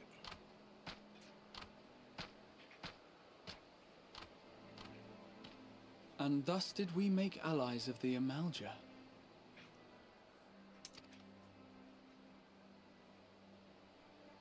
It would certainly seem that way. The Sultana will be pleased. Let's go and give her the good news, shall we? Hell yeah.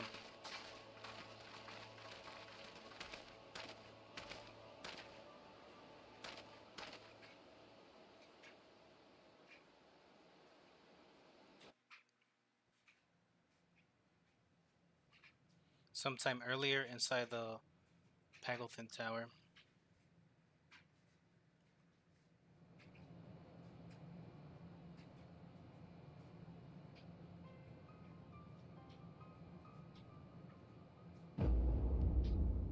I see. What the fuck?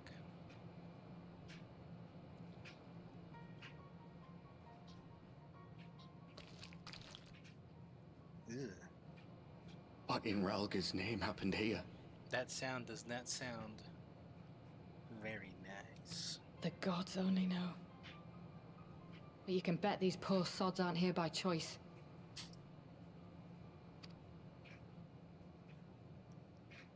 Quickly! We've got to get them free!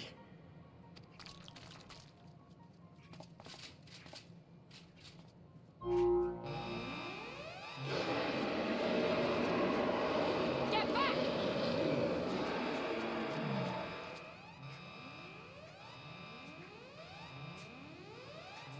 No!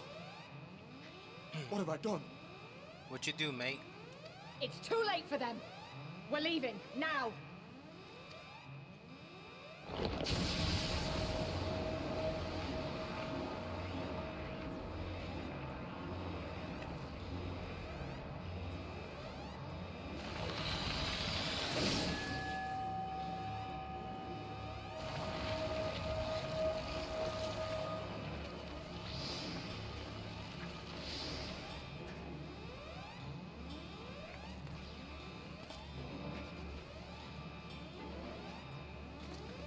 Let's get out of there, man.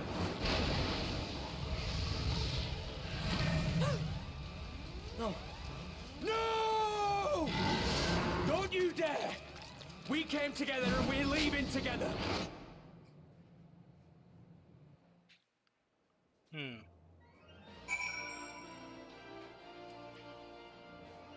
Well, too bad we never went in there to check up on him. You himbo? Yeah, basically. To see the Amalja fighting alongside us brought to mind the Zun of the Cusarium. I pray that our peoples can forge bonds as strong as those of our counterparts in the First. From what I could tell, there didn't seem to be many Imperials in the vicinity of the tower. Hopefully, Erenvold will have to use the opportunity to get in and out undetected.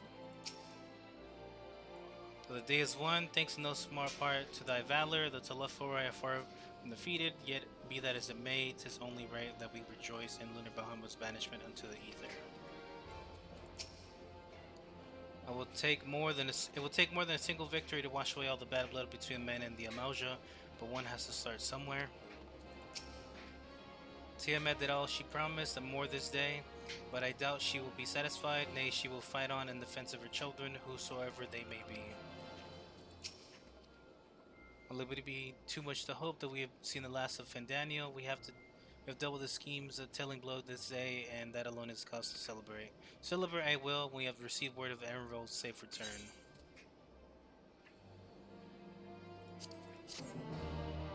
Well, we gotta see, man. I'm sure nothing terrible just happened. Yeah. Alphino is minded to share his account of the events that unfolded in Paglethin with the Sultana. I'm not even. Am I saying it right? Oh, yeah. Hold on.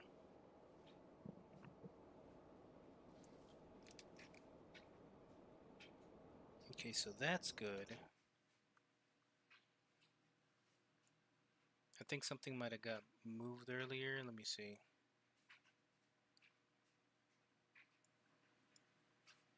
So you said my mic is low. So you're saying the mic is low and then the game was low as well? Let me re-add it.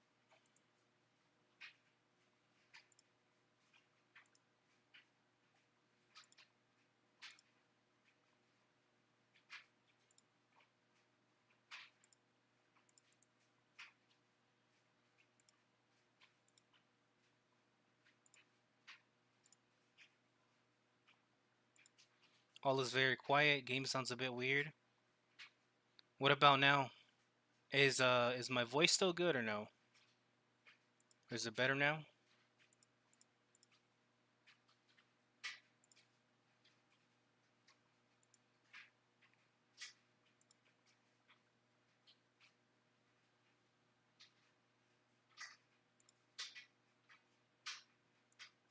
Oh yeah, I forgot to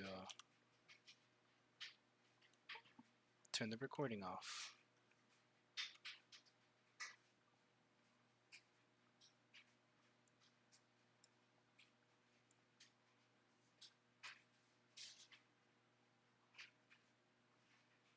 I have to put my volume at 30 to hear you. For reference, usually between 8 and 12.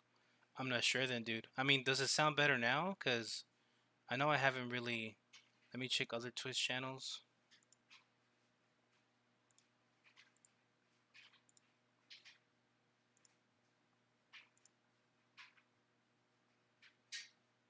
Yeah, it seems to be good.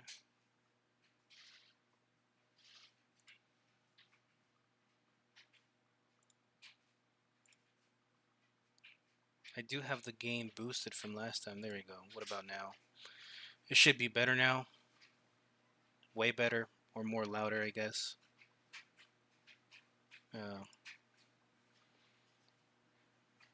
Standing here worrying is not going to help matters. Come, we must discuss the day's events with Pippin and her grace. And, yeah.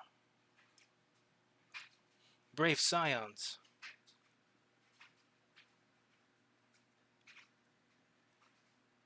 Would that I could treat you to here is welcome, but I bear urgent news from the frontistery.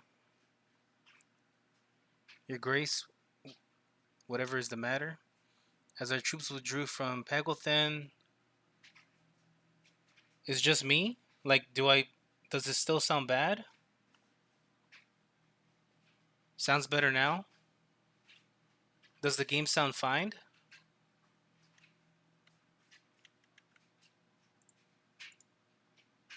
Because I don't think I have the game lowered. Yeah, the game audio is like completely fine. As the troops withdrew from Pagothan, they came across to the two scouts sent to the nearby tower. Yet to hear a full account, but it seems that one of them, your friend, I believe, has been wounded, was being dragged away by the other. Don't know, there's no sound or music playing right now. What about now?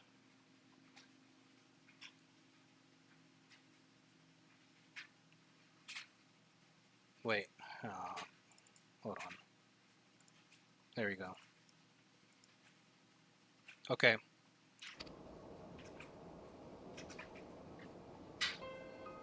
Oh no. I must go. Forgive me, your grace.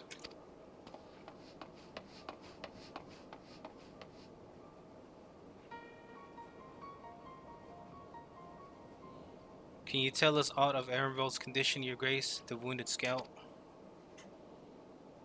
Not save that it is grave. Chirurgians tend to him even as we speak.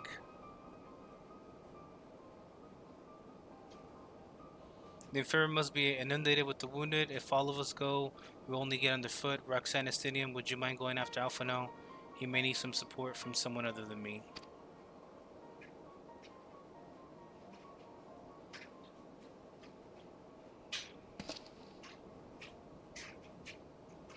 Very well. Thank you. The rest of us will see that the relevant people know what took place in Pagothan.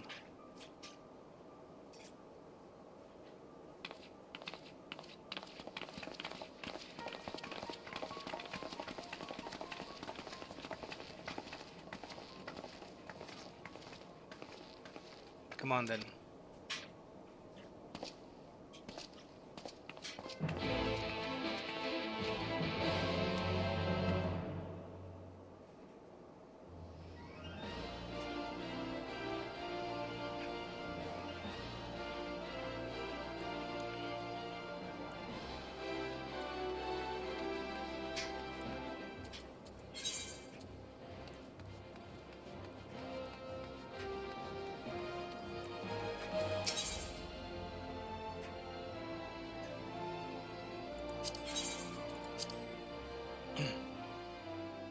Does it sound good now?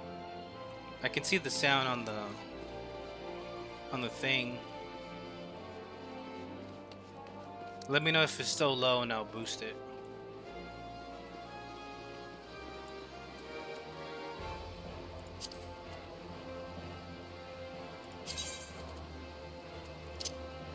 Yeah, it sounds better. What was it?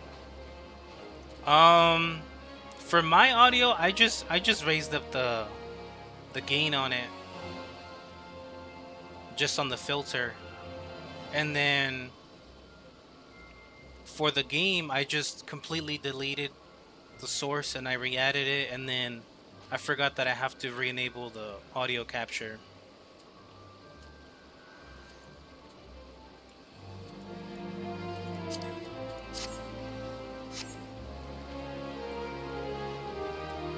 Which the game should be like way fucking loud right now. It's probably as loud as me, so.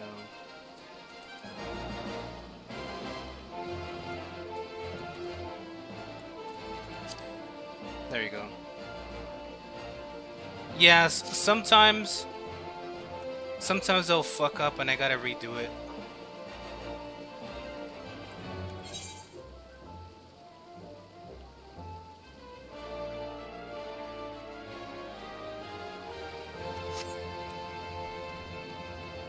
Alright, mate, open up.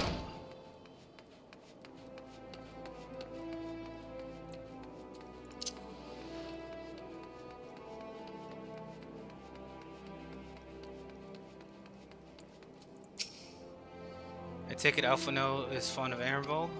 I know how he feels, but hand-wringing isn't going to help anyone.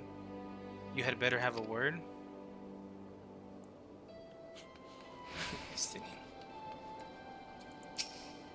Please tell me something, anything.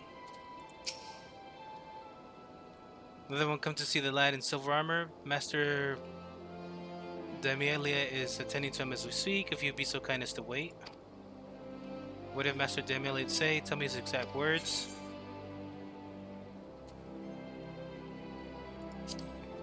Alright, mate. Let it rest for a bit. But, you're right, forgive me. Said our farewells to Enrolled. I was afraid that something like this might happen, but now that it has, all we can do is wait. That's right, kid. And wait you will.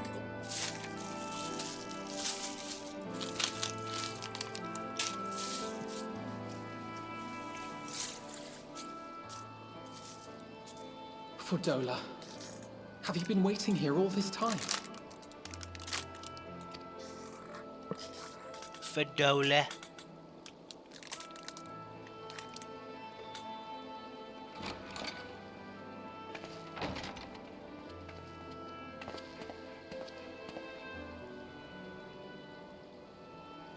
We have done what we can. The rest is up to him. May we see him? No. I do not think that wise. You must let him sleep.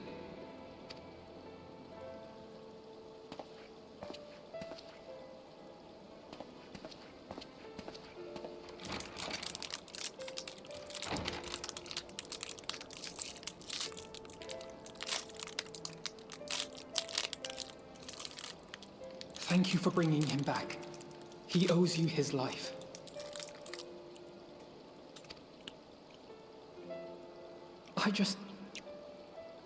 I just wish I had been there. Perhaps, I don't know, perhaps I could have... Could have what? Got tempered? Don't flatter yourself. You can't save everyone. No one can. Not even the warrior of bloody light. What are you talking about, Fordola? We can't get tempered either. I can hear the snacks being opened? Yeah. People die all the time, for no good reason. And those who take up the sword die quicker than most. If you're going to shed a tear every time a soldier falls on the battlefield, you'd best stay away. It's no place for the weak of heart.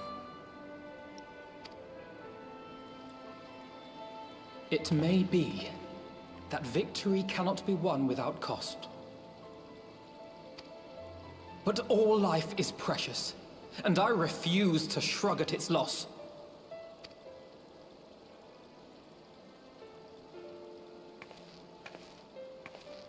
All life is precious! Oh, you need to grow up, little man. Before your sparkling ideals get everyone killed.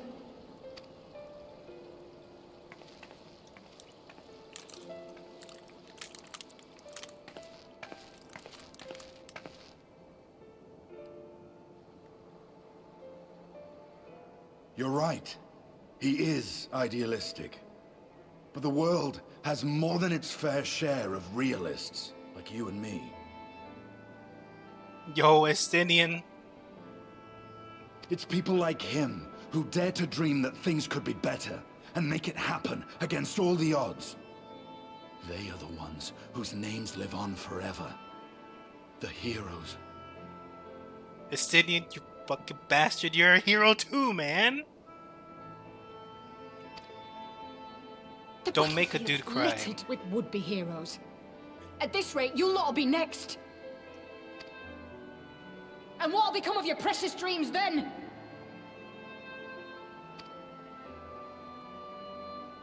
They'll be gone. Like dust on the wind.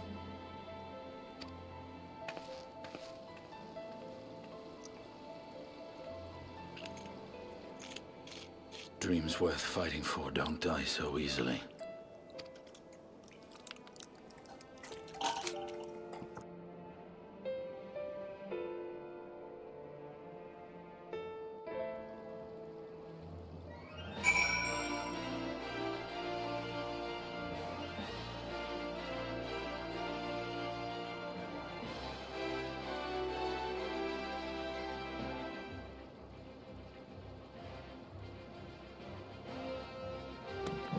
Alright, give me a second, yo.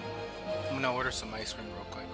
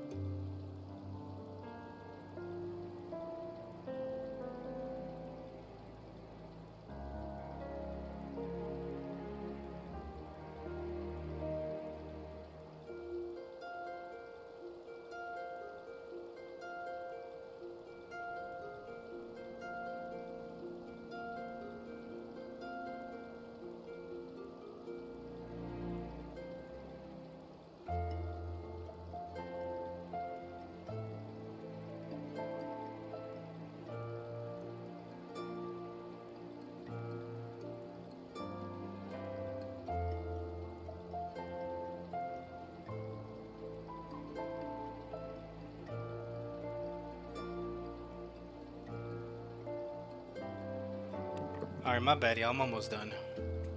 I just gotta finish placing this order. My family wants a whole bunch of ice cream, so let's see. Get some of this.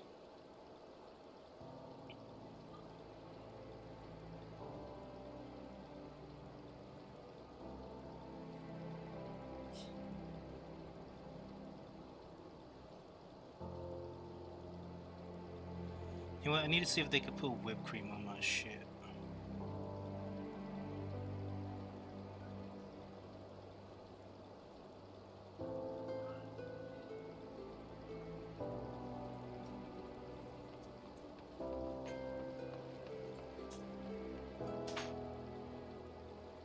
Bastards.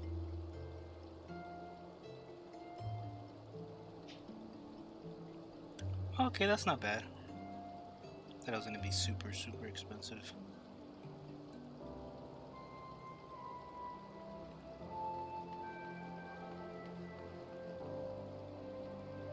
Okay, that's pretty good.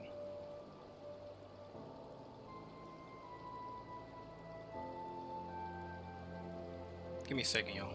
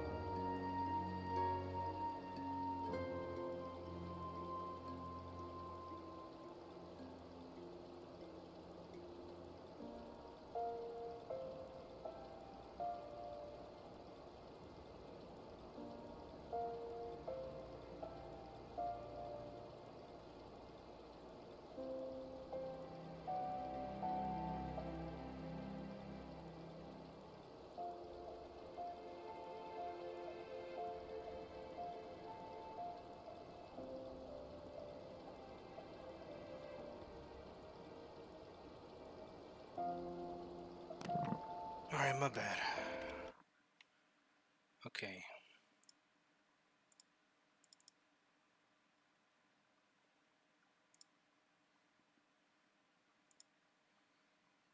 Alright. Everything should be good now. All we gotta do now is just wait for the ice cream. And then... yeah. Ooh, hold on. I gotta plug on my phone before it dies.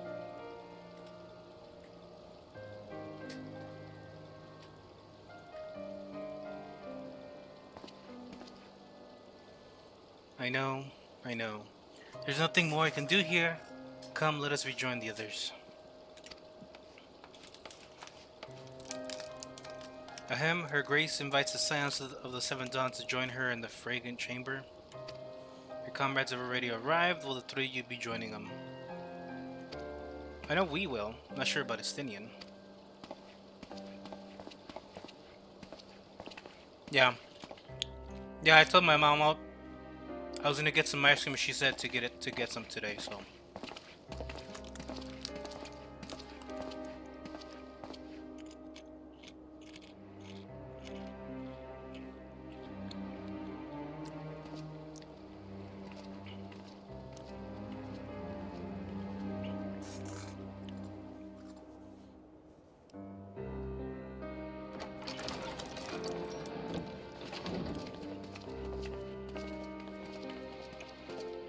Your Grace, pray forgive us our lateness. Think not of that. I understand a close comrade of yours was wounded in the line of duty. Arenvold. It was at the Alliance's behest that he risked all, and we are grieved to hear of his condition. Rest assured, he will receive the finest care our chirurgeons can provide. On that you have my word.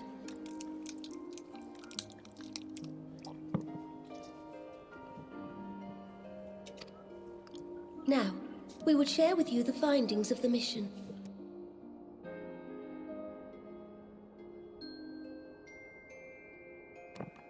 on, y'all. I gotta check this laundry shit.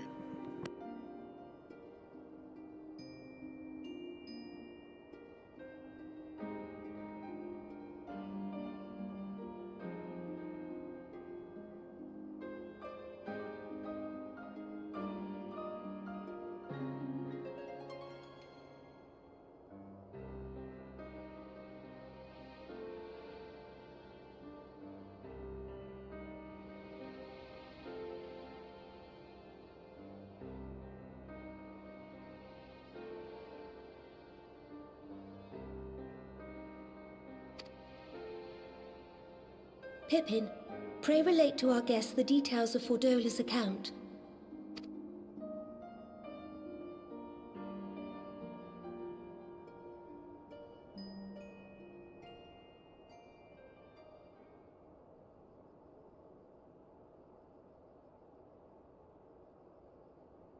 First Bahamut, now Ifrit. Or Lunar Ifrit, as Fan Daniel would doubtless have it. So dude's basically gonna try to bring back every single primal. But like, cause like, they're not like the actual OG version of whatever they were, if they were a thing. So like, this is like the fake of the fake, I guess. 'Tis now all but certain that the towers were conceived to facilitate the summoning of primals by those imprisoned within. Less certain is the means by which the Telophoroi constrain the wills of said entities to enact their designs in defiance of the pleas of their victims. Mayhap they do not. If mere proximity to the towers is enough to make loyal servants of the Empire's mortal enemies, it stands to reason that the same is true for those held captive. It's complicated, they explain it. Yeah. That's why I'm just paying attention as much as I can. They invoke their gods for the good of Garlemald, and in their disturbed state of mind, summon a primal whose form reflects their own alteration.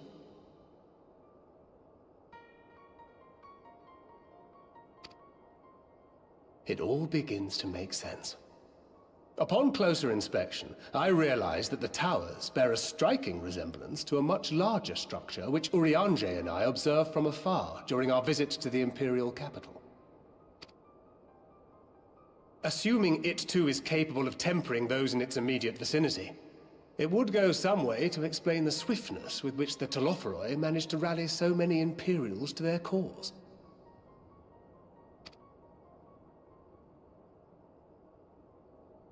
While the situation in Garlemald is indeed troubling, I fear we have more immediate concerns. Ifrit was not the only primal summoned.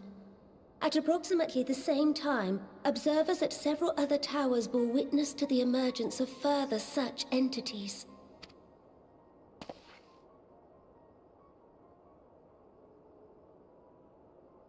For a blessing, none appear to wield aught approaching the destructive power of Bahamut, and the Grand Companies are moving to deal with the threat even as we speak.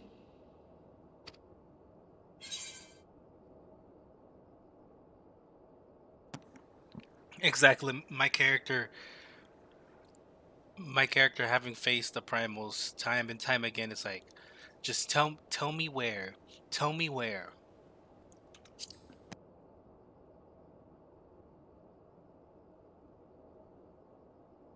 Though we are aware that the task will not be easy, we would call upon the Scions only as a last resort.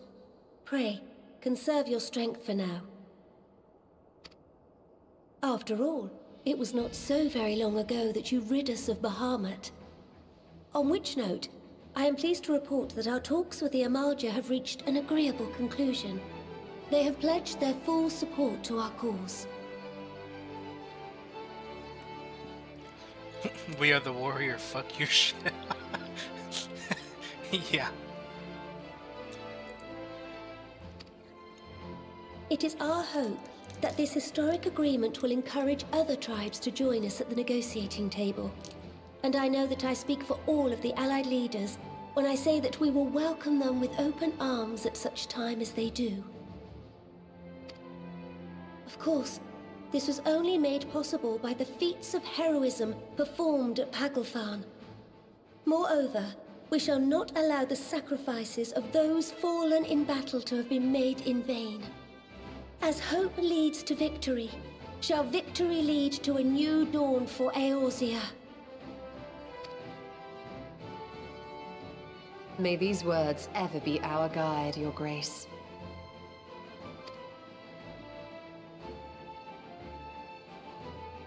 Now, if you will forgive me, I must consult with the Syndicate on the matter of our new allies' integration. Till next we meet, my friends, I bid you safe travels and blessed respite.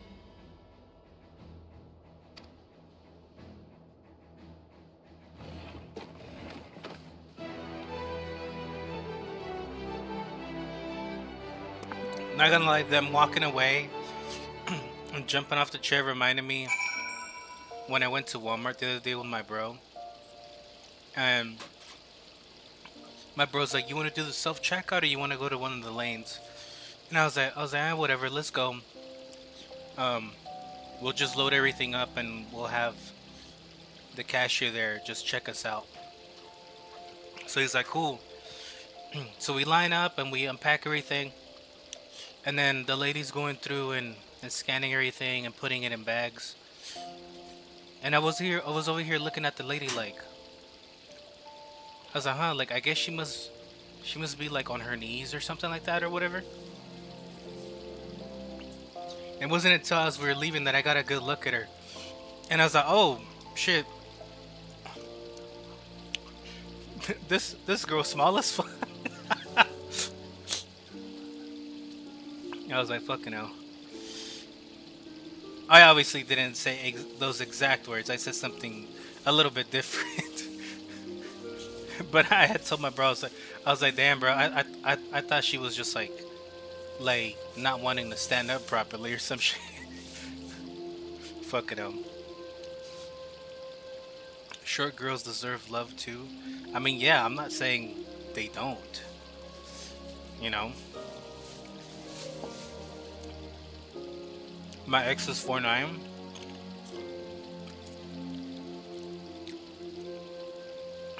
What is it like if you're like under a certain height, you're like legally like a dwarf or some shit or whatever the fuck they call them now, instead of saying the other word that they don't appreciate really?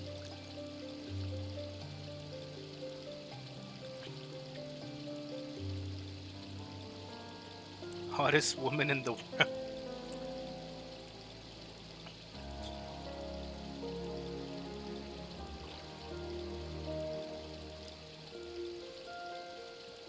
That's old AG, what?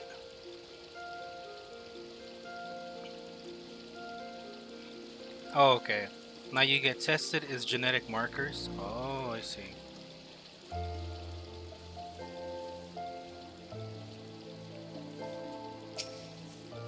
Though we won our first battle against the Telephoroi and made significant discoveries to boot, the war has scarcely begun. We must steel ourselves for what lies ahead.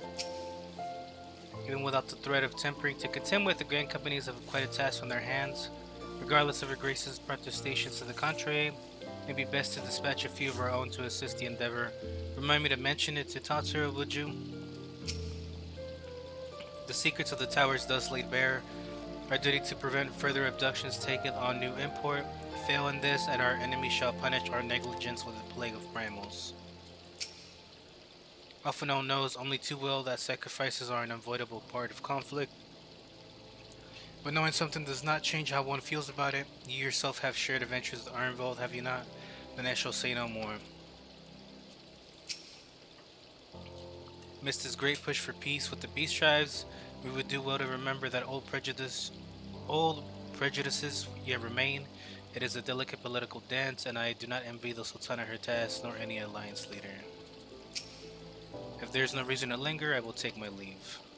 You will remain here where you are. There's like 200 types of dwarfism, and they're all genetically mapped. You need testing if you're too short because it carries other severe. If you need testing if you're too short because it carries other severe health issues you need to be aware of. My ex didn't have that. She was just very small. 88 pounds. Well, shit. Now I know.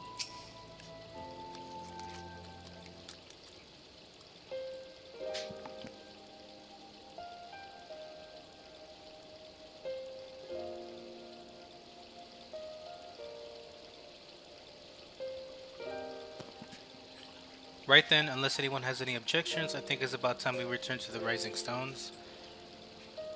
Yes, now you know my type. What? Short, fit women? To be specific? Because I've always been so secretive about it. Look, bro, I literally just said it out loud, so like...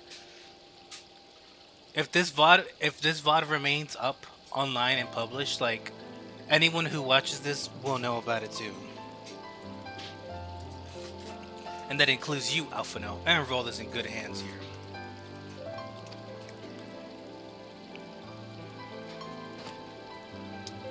Of course, you would doubtless mock me for pacing about the infirmary. I'm proud of what I like, okay? I'm not like you who hides it. I mean, I don't really hide the stuff I like, I just don't mention it. Since no one ever asks, you know, I just don't talk about it. We need Pride Month.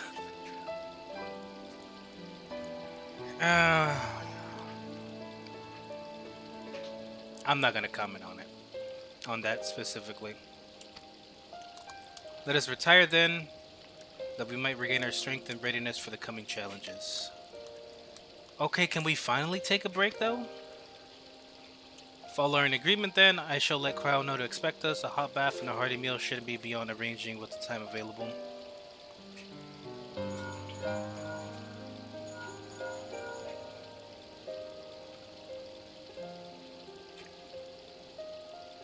It will be good to be home.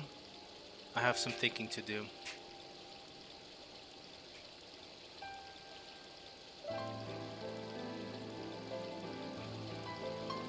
Yes, I'll try asking him, and thank you, I shall look forward to it. Yeah, you're American. I know you guys are touchy about that stuff. I specifically am not bothered about that stuff. Other people might be.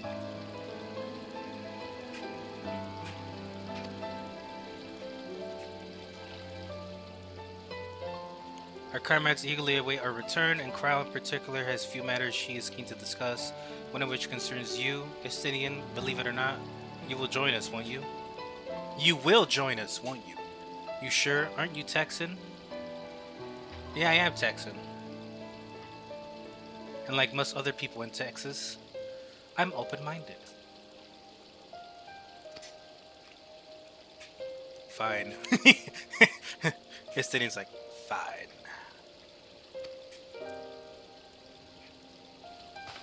I just realized there's a good amount of them with fucking white hair in this fucking party now. Really? I thought you said you were avoiding that Baldesian woman.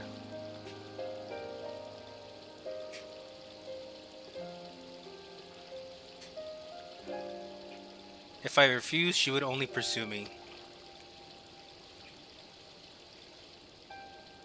Let's get this over with, shall we?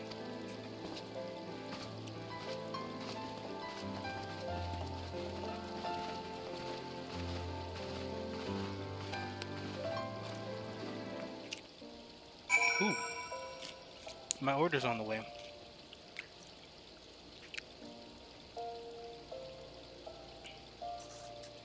Hold on, let me show this to my bro. I forgot to send him a screenshot.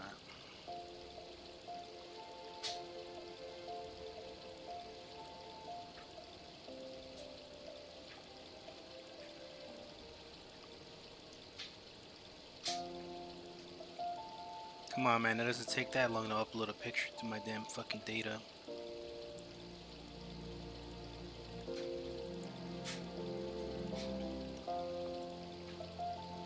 I'm open-minded except for one thing. Urianger should be in jail, goddammit. Why should he be in jail, though? What? What did he do? What?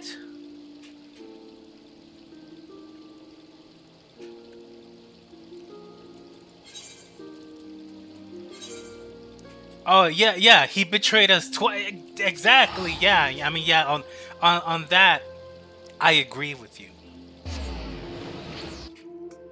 Now,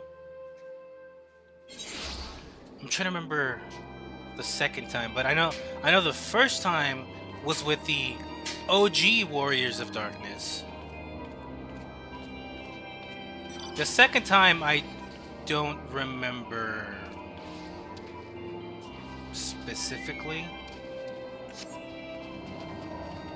The fuck are these?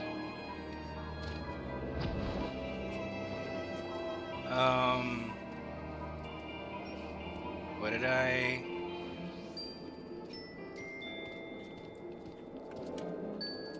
Let me ask them. Let me ask these people. Yo, what's the normal general chat? Is it just tell or is it say?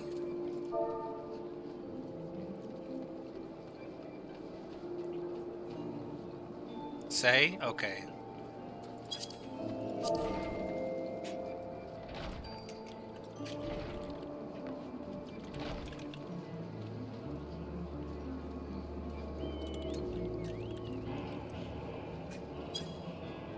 Is this some streamer FF14 stuff?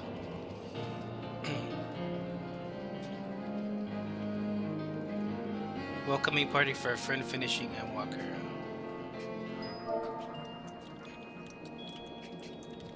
Oh, that's cool. Hope they've had fun. Continue to enjoy the game.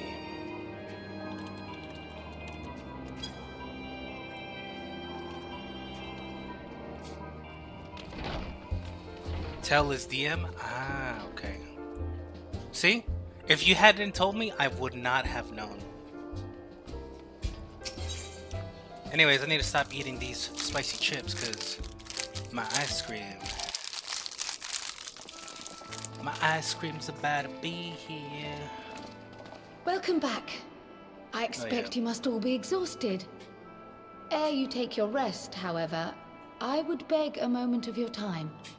Hold on, Crail. Hold on. Let me reactivate this. Cool.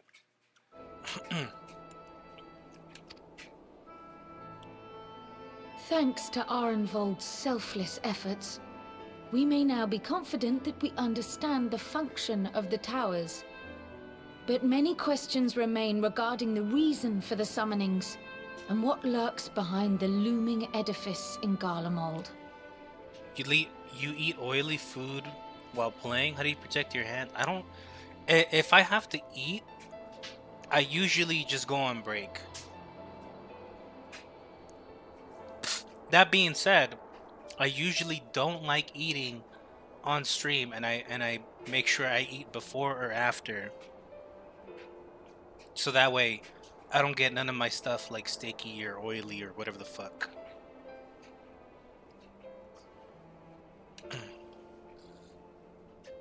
Until such questions are answered, we will struggle to devise an effective strategy for thwarting the Telophoroi's stated aim. Nothing less than the destruction of this star. And so, given the gravity of the situation, I move that we petition the aid of Sharlayan. I thought that place got destroyed.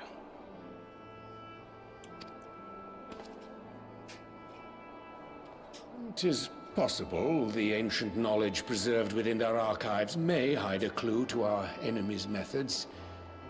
But given Sharlayan's established policy of non-intervention, our former colleagues are not like to aid us in its discovery. I'm trying to remember. I think it was something where, like, they had to move Because the area they were in was gonna get destroyed or some shit, right?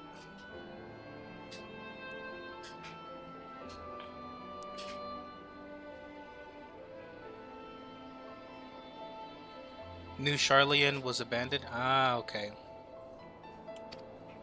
Oh, I well remember what they're like. The settlement outside The Forum's Alexander, right? Yeah. barefaced refusal to assist you in the days prior to the calamity must rank as Charlian's most shameful act since the Exodus. Old Charlotte is a normal city in an island? Ah, okay, okay. But were the final days to be reenacted, it would spell doom for us all. Surely even they cannot turn a blind eye to that.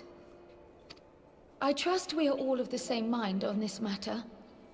Urgent as it seemed, I took the liberty of petitioning the Alliance for leave to act as Eorzea's emissary, and have since received their blessing.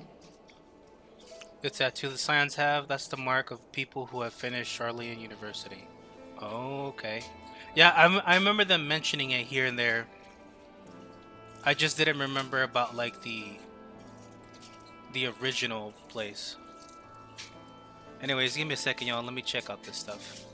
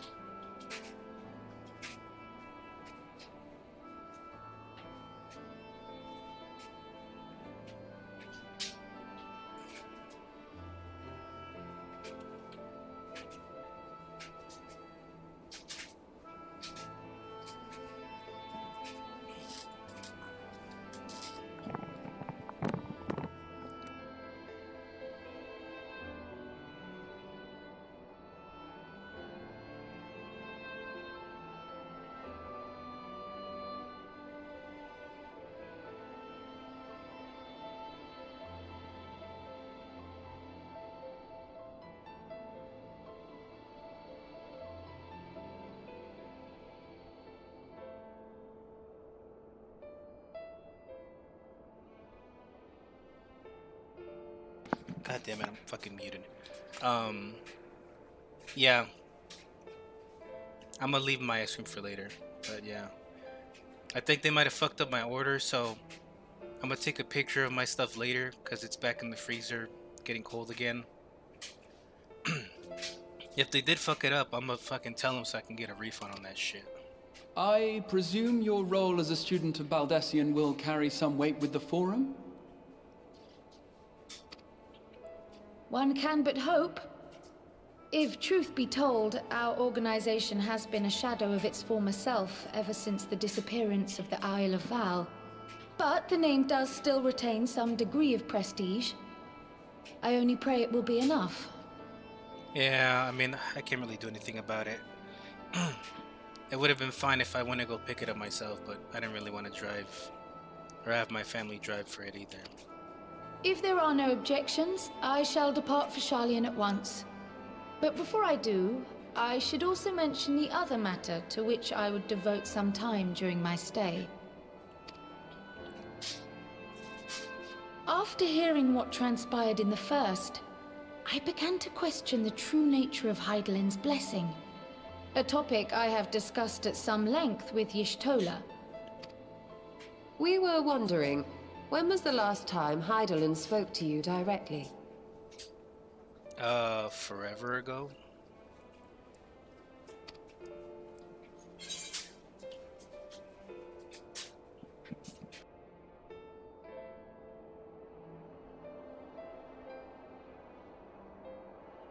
Give me a second, y'all.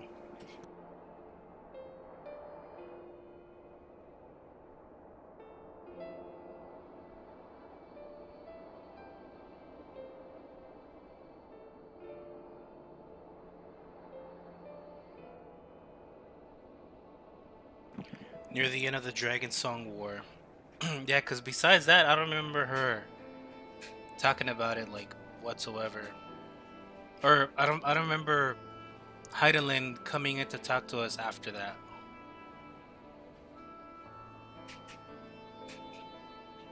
Because I remember, I think it was Midgar Summer, right? That stripped us of her blessing, and then we ended up reacquiring it ourselves just again. And then that's when we kept on doing our shit, and then we had to face off against what's this dude's name? I forgot. The dragon.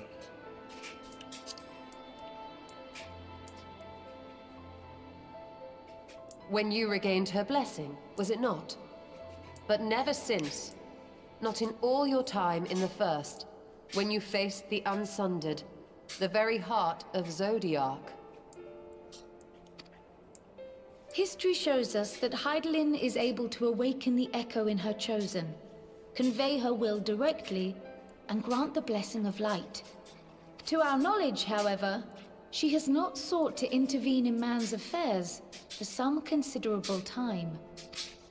Might not the explanation for that lie with her choice of champion? Mayhap she is content to trust in her judgment. Last time that she did speak to us, she did say that her power or whatever was diminishing or something like that. Like, she obviously didn't have as much of it and whatnot as before, or I guess originally, or whatever, if I remember correctly. So that could be something too. Mayhap she is. But following my initial discussion with Kryl, I made inquiries of my own. And as far as I am able to tell, Heidelin has not made her will known to anyone. During my time in the First, the Oracle of Light spoke to me through Reen. But that was not the will of Heidelin. It was Minfilia herself. Indeed. And while she and Heidelin were inextricably linked, Minfilia yet acted of her own volition. A messenger, yes, but one who spoke with her own voice. I wonder, could Heidelin's silence suggest the presence of some disruptive force, perhaps? Some obstacle to communication?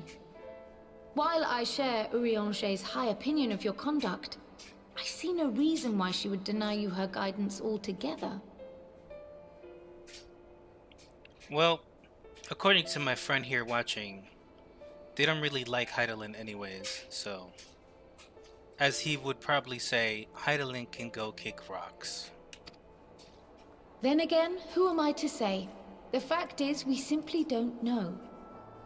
But if the explanation is to be found anywhere, I can think of worse places to look than the archives of Sharlayan, and their research on the Ethereal Sea in particular.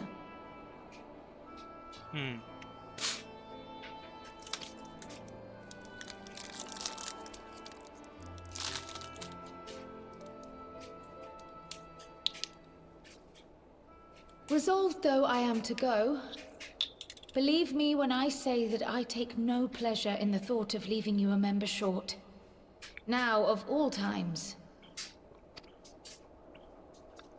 Estinian, we stand on the eve of a struggle that will decide the fate of this star. One in which we Scions may play a telling part, yet we are but few in number.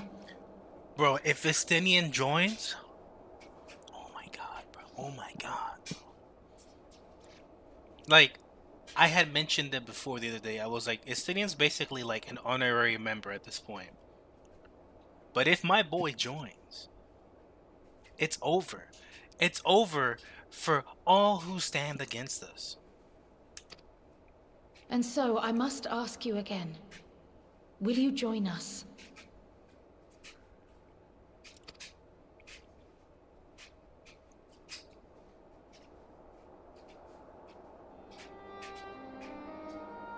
You see the world the way you want it to be. I see the world the way it is. You are idealistic to a fault. But I know you would never turn your back on those in need.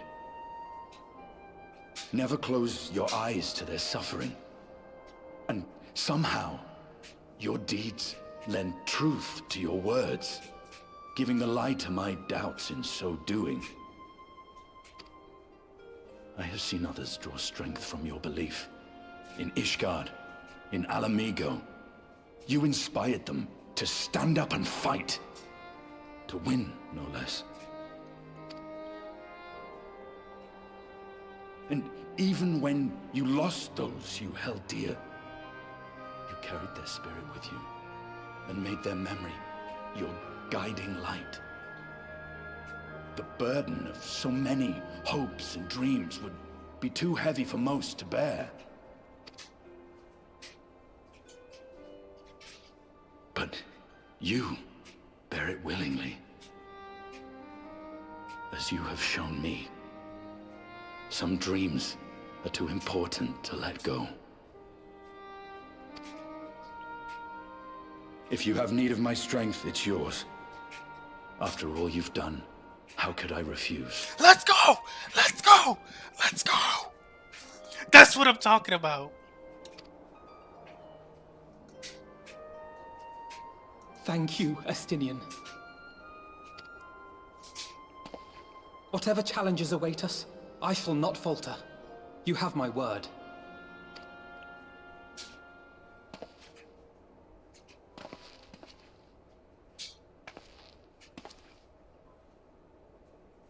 And now, I may bid you farewell. Safe in the knowledge that all is as it should be. In this little corner of the world, at least.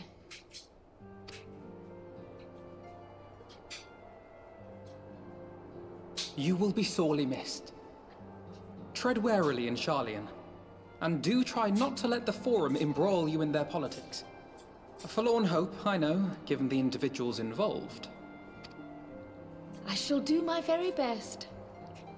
Farewell.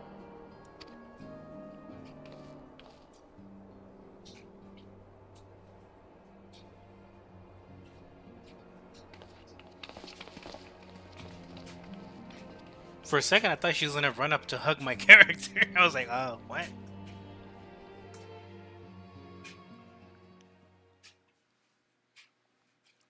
Now, some would say we need more cryo. Meanwhile, in the Imperial Palace.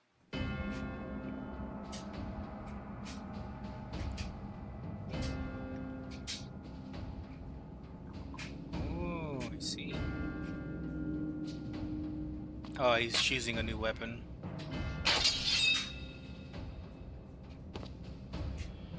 He's doing the Bleach Bankai 3-day test. Well, does this one meet with your approval?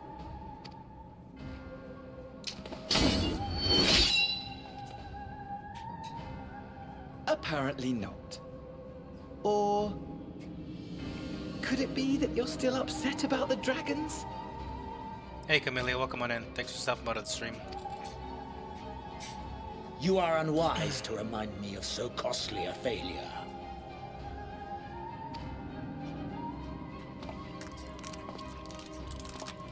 Xenos will kill you. It will not affect our plans, I trust. Yes. I am here. Oh, hardly at all. Though, admittedly, the chances of us being able to procure any more Mericidian dragons are rather slimmer following Tiamat's reappearance.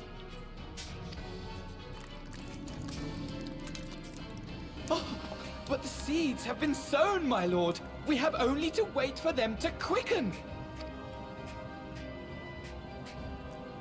Speaking of preparations, is it safe to assume that you will be ready to control you-know-what? The hour draws nigh. This nation, forged for Ascian ends, will finally prove its worth.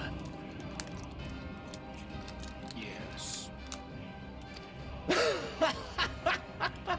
A mighty empire, now no more than an instrument of this star's destruction. What a pleasure it will be to put it to use. Which Maybe brings this me time back Xenos to will our actually earlier fucking topic. die. My lord, while I appreciate that it is not an easy decision, it really is past time you chose your weapon. There is one that I have been meaning to test. Which one is it, bro? Well, well, not quite what I was expecting. Though I will say, it does seem rather apt. What did you pick?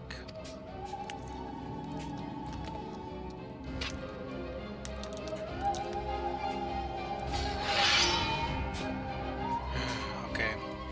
Tries to hold the poker face.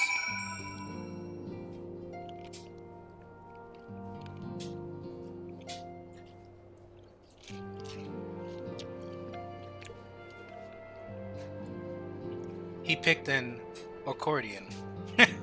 That would be funny. If you needed my lance, I'll be ready. If not, I'll be reserving my strength in preparation of the next battle. But since you're here, I have a question. The Scions are in close contact with the East Aldernau Trading Company of Kugana, yes? I was wondering if they could place an order for some sun-dried squid. I don't seem to be able to find it in these parts. Yeah, we got you, bro. If I am to pursue this course, I must be prepared for the hardships that lie ahead. Sudden appearance of the sudden appearance of the towers will surely not have escaped the Forum's notice. I would like to think they would be receptive to the crowd's request for cooperation investigating the matter, but unfortunately, their reputation would suggest otherwise. It strikes me as odd rather than marching on one of the city-states that Telefori have made so far only sporadic attacks. I doubt they'd go to the trouble of putting up all those towers if that was what they had in store for us. Oh yeah, we're gonna know exactly what they're gonna want to do. None can deny that Heidel's blessing has been a great boon to our cause, but much remains unknown with regard to her true intentions. Given everything we have learned from our encounters with the Ascians, we must keep our minds open to any and all possibilities.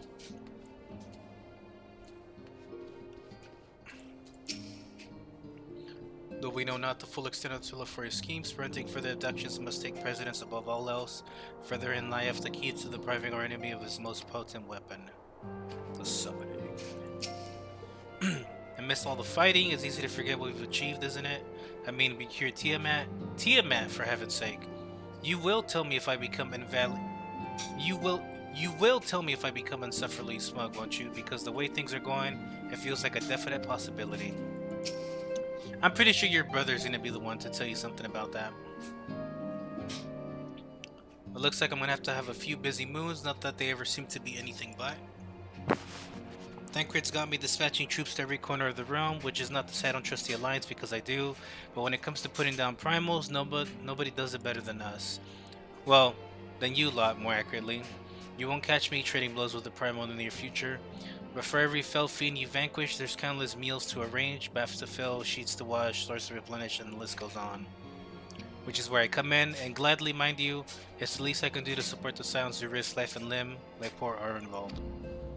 I wish there was something we could do for him, but we'll just have to settle for sitting the old prayer and keeping a roof over our heads. It wouldn't do to have him come back to complete shambles now, would it? That's enough of my rambling. Off you go and get some rest. If there are any developments, I promise you'll be the first to know. And yeah, let me talk to my boy here real quick, because I keep forgetting we got these other foods here too. Though Emerald and I both served as Scions, I'm afraid I have few opportunities to speak with the lad. I do hope he is fit to return to active duty soon. Hori Boulder certainly cut a fine figure as he set off on his latest mission. I was sad to see him leave, but my nights will be lonelier with just one brother to keep me company. When the tower rose up in Yangsha, my first thought was to stay in Doma to keep my grandfather safe. When we heard the news of Bahamut's return, he bid me return to the Rising Stone State with my fellow Scions. He sends his regards, by the way. Oh, that's right.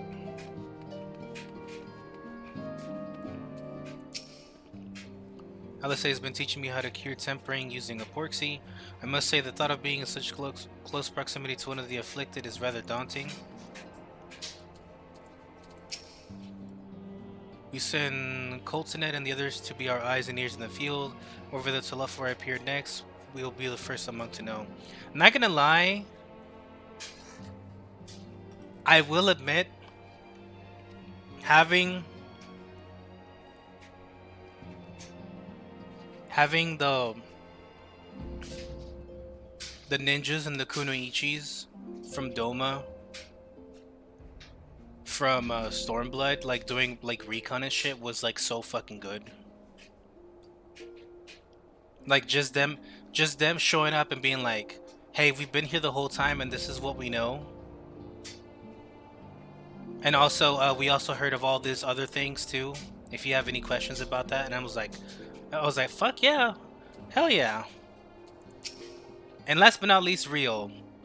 I've been keeping me good eye on the towers and telling others to do the same.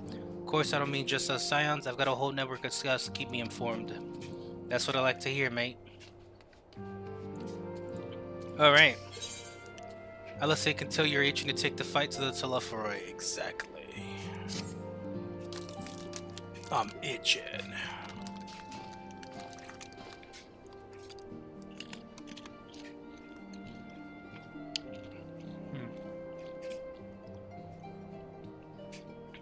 Roxanne, you're looking well.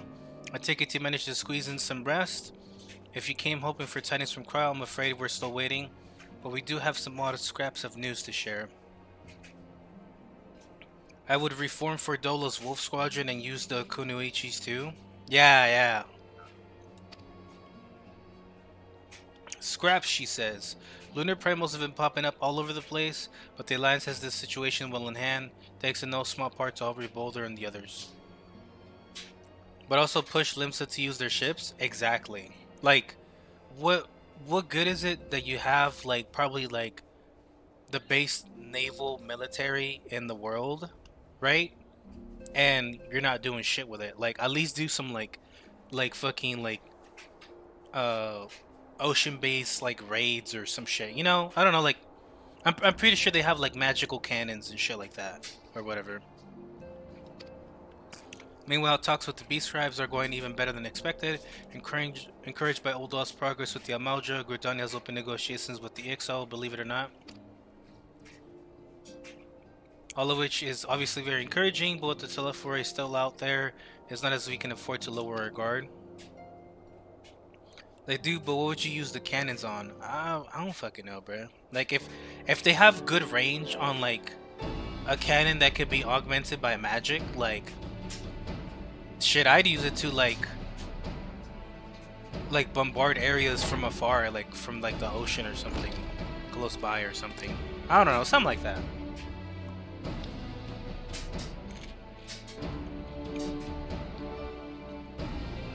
Resistance Herald. Begging your pardon, but I come bearing an invitation from the Alliance. A council meeting is to be held in El Amigo and your attendance is humbly requested.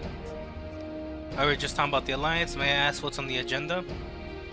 I believe the intention is to share news of recent developments and discuss what measures might be taken to combat the Telophori in concert with our new allies. In concert with our new allies, the Beast Tribes have also been invited. It is hoped they will join us in the fight against our common foe. So the Alliance will bring all of the Beast Tribes into the fold at a single stroke, an ambitious plan, given the delicacy of the negotiations, but mayhap an expedient one considering the threat we face. Indeed, my lady. And for their part, I am told the Beast Tribes have agreed to attend. If the Scions too all are present, all of yours there will be represented. I see. You don't know the geographical position of Garlemald, do you? I do know that it's like far as fuck from like most of the places that we're in now. That, and I haven't checked on it in the map. To arrange such a meeting must have been quite an undertaking, not only diplomatically but practically. Pray inform the alliance that we would be honored to participate. We shall make Fralomigo without delay. Then I will bear your answer thither with all haste. We look forward to receiving you at the Royal Palace.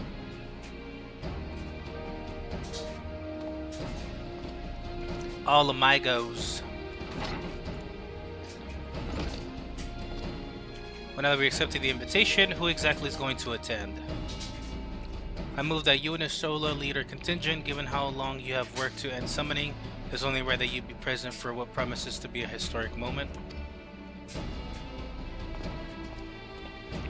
I think we all played our part in that little endeavor, don't you, Roxanne? Yeah, that means you want me to attend too, huh? All present may rightly claim a seat, I do agree, but by your leave, I believe I should remain here and lend what assistance I can to the coordination of our defensive efforts.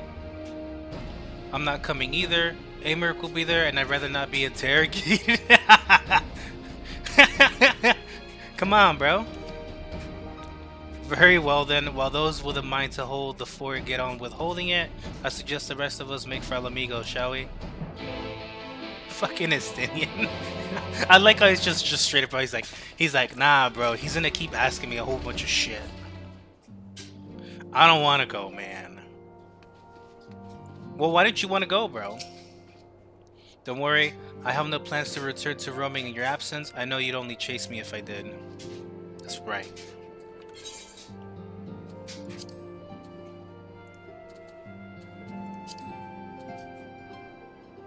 You see, we got Mordona, Korthus, Vanalan.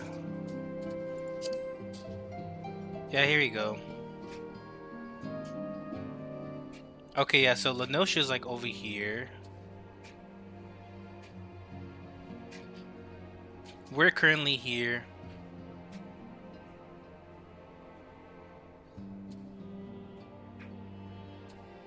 Okay, I see. So like the Empire is like way the fuck over here in this like clouded up area, I guess. Because Gur Albania is the whole Alamigo stuff. Like that's just the territory that we would have to go through to even enter all these lands that they got up here. So I see what you mean. Like if they wanted to do any damage to them or whatever, like they would have to go like all the way the fuck around.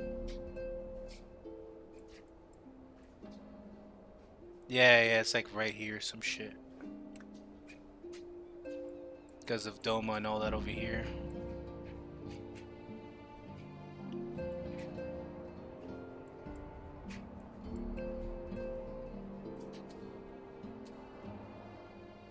Y'all understand soon enough?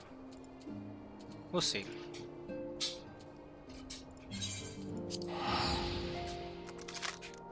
It's not a bad plan.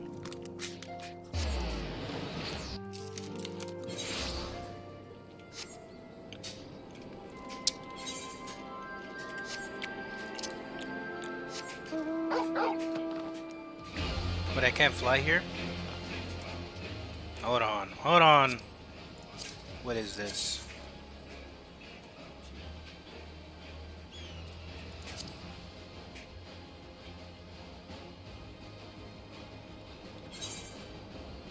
Of course. I'm missing flight in all these fucking areas. Fuck. Whatever. It's right here anyways. Well, except the little detail of fighting a flying ship with a normal ship is stupid as fuck. Yeah. I keep forgetting that they have a bunch of aerial attack power, attack forces, whatever. Yeah, take me over there. We haven't been here since the end of Stormblood.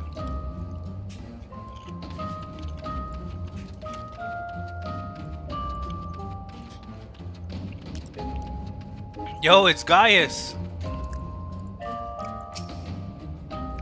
Gaius says you're our best hope of defeating that abomination. We've seen only a glimpse of his true power, and even That was more than enough for us. To be honest, we weren't sure if you'd ever show up. I, for one, am glad you decided to throw in your lot with us. Well, well, well. If it isn't the Black Wolf. So your mind is set? I'm always down to whoop ass. And I shall appraise you of the situation. You'll discover that the previously abandoned Ultimate Weapon project is being helmed by the reformed 7th Legion.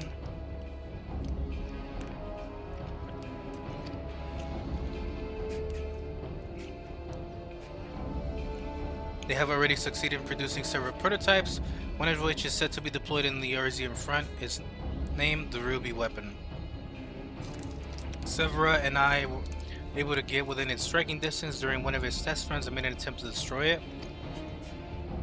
An attempt that ended in failure, alas. Based on our knowledge of the original Ultimate weapons, the explosives we employed should have been sufficient to blast through its armor plating, but they barely left a mark. We suspect the gifts of its predecessor may have proven the source of its resilience. As you well know, the Ultimate weapon was designed to absorb ether from icons, and the Ruby weapon no doubt shares that ability. If any were summoned during the uprisings in Garlemald's occupied territories and thereafter consumed, our enemy would become all the more formidable.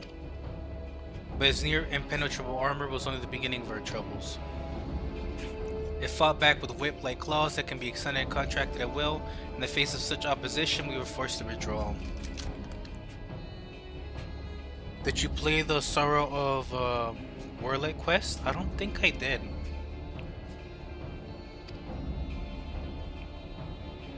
I've just been trying to wrap up Shadowbringers completely before I move on to the extra content that it brings. Gaius was injured, shielding me from the Ruby weapon's assault. Even now he struggles to stand. Damn it all, if I hadn't been so careless, this wouldn't have happened. You need not concern yourself. Let us not forget that I'm the one who initiated the Ultimate Weapon project. If I must give my life to bury this shameful legacy, then so be it. If you were to face it as you are now, you'd be cut down before you'd even hobbled within firing distance. In any case, we can't afford to lose the information in your head on both the foe we face and the Empire itself. We all know that asking for Roxanne's assistance presents our best chance of stopping the War Machina. I recommend you don't start Endwalker before doing them. They are side quests, but most people agree should be MSQ. Gotcha. Yeah, that's what I gather from like the other ones that I've done for like Heaven's Ward and stuff, where I'm like, yo, like this stuff brings in like good info and whatnot. That's like, it's less supplementary and seems like more like something that should have been there from the beginning. So it's true that if anyone were capable of putting down such a monstrosity, it would be her.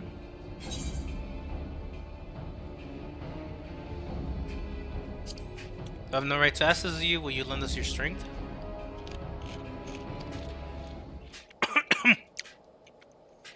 Yeah. I'm not one to back down from a fight. Yeah. Holy shit.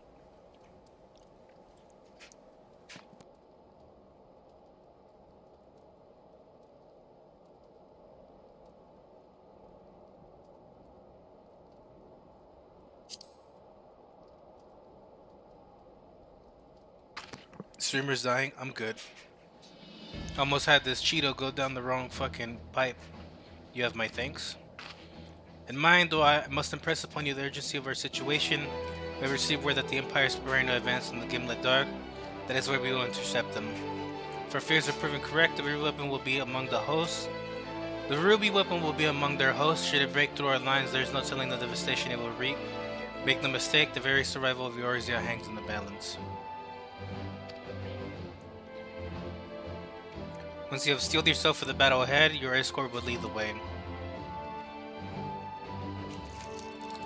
I thought I was showing up here to do a meeting with all the leaders.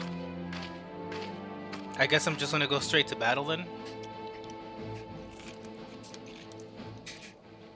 What price must the world pay for my hubris?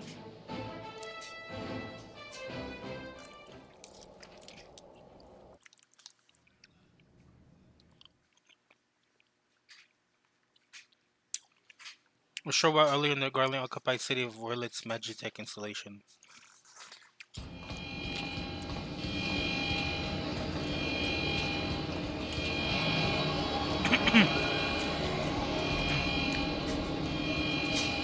Commencing Ruby weapon activation sequence, all units stand by. Hey, what the fuck is this?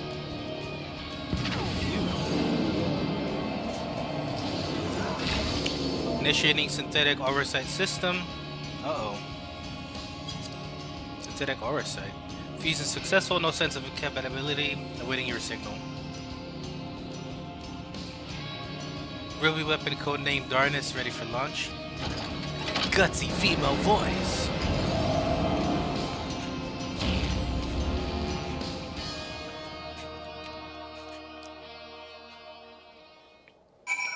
Is it?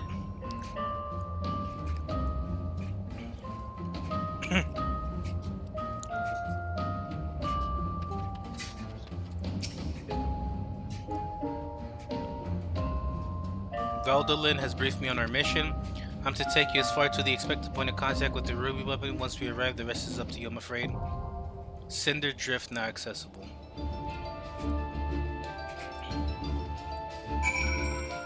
I'm guessing we were talking about something different. No, they were just showing you. Yeah, this isn't MSQ. Oh god. Oh, okay. So I ended up starting the one that you're talking about then. With okay. I mean, fine. Like that's actually good. Then I'm the one who did started the wrong quest, but it's cool. Now I just gotta queue up for this, I guess. If it's even here.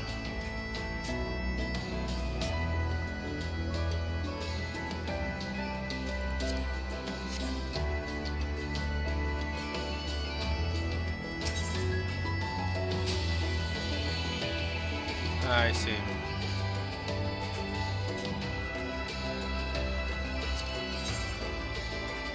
I forgot its name. Oh god, you skipped so much content. Did I? I mean, yeah, I'm pretty sure I did. Like I'm saying, I was just trying to like get Shadowbringers done.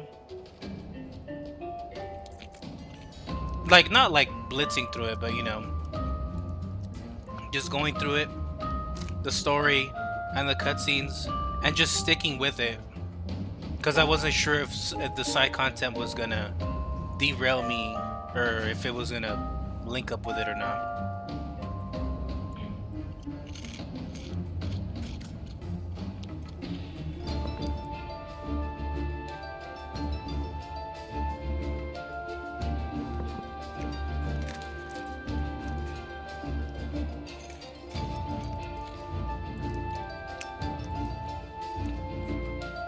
Though the original Ultima weapon piloted by Gaius Belstar was a sword in decisive battle at the Praetorium, Garlama has been secretly developing a successor.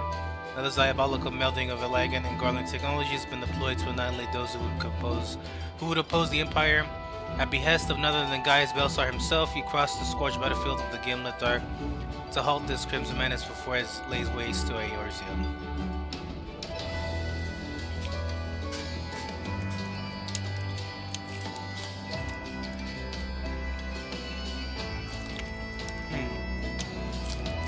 Well, I'm gonna go see if food's ready to go. If it is, I'm gonna take like 30-40 minutes to eat, and then I'm gonna jump back on to continue. I'll be right back in about a minute or two though.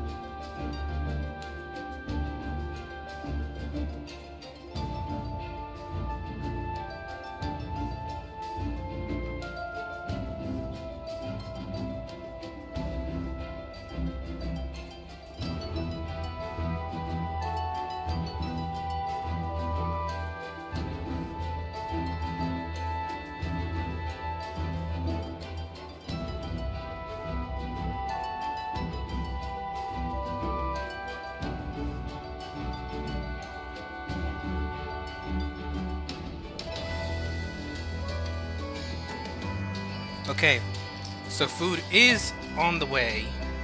Not completely done yet, so might as well queue up and get this shit done.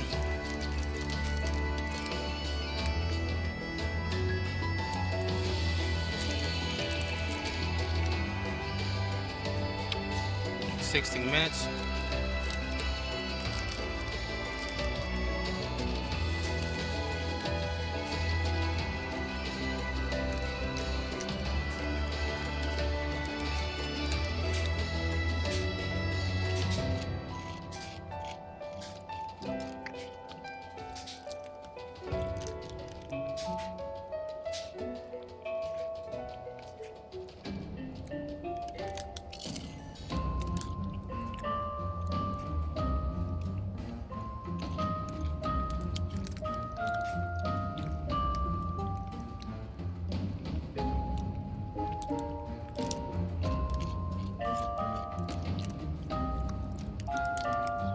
Guess I'll see how long it takes me for this to queue me up.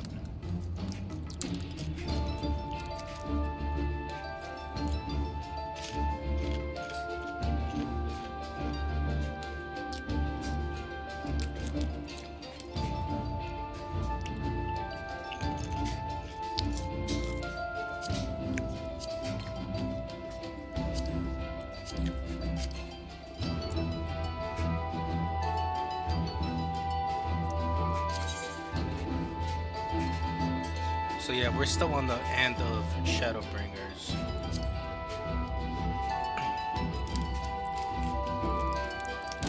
And yeah, I think there's like a few raids that I haven't done.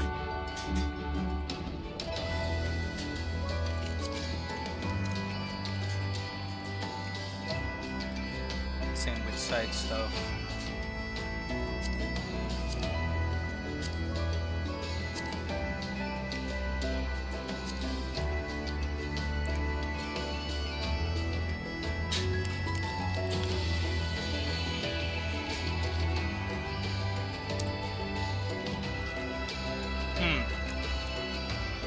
You haven't seen the FanFest announcements, but they're gonna add crossover matchmaking soon.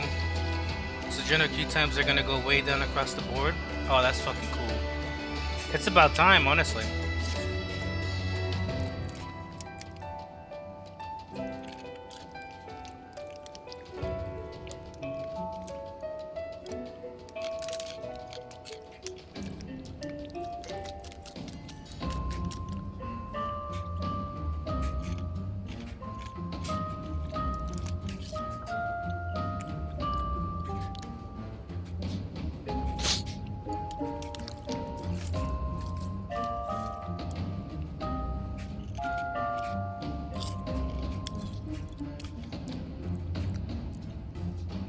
Announcement with like 2 hours non-stop. Damn. Plus a few other details, like they're drastically changing everything about the game. Plus another 2 hours of showing shit. That's cool. Shit.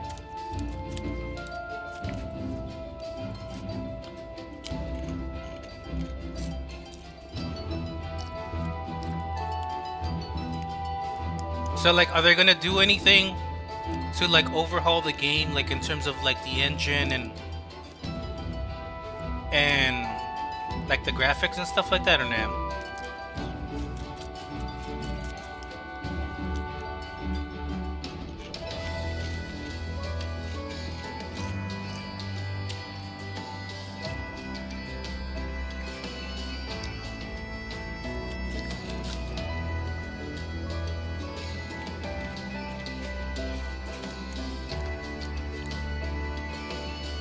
The graphics not right now, but they said if you play on PS4, you have 2 years to upgrade.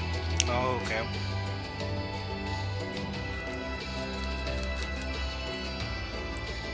And by upgrade, I may assume they mean to like a PS5 version of the game or something, or what?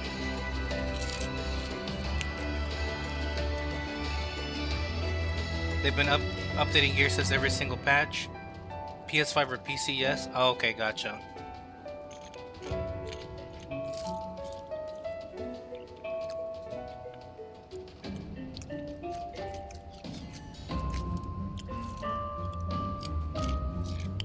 Or Switch 2, yes, the game is coming on Switch 2. Yeah, I saw that.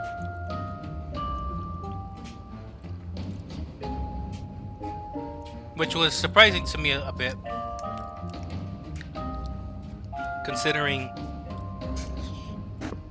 Nintendo's usual stance and whatnot about hardware and for some reason not wanting to push out a 1080p or higher definition console for like fucking years because the Switch 2 was just on 720p. It's a bad decision.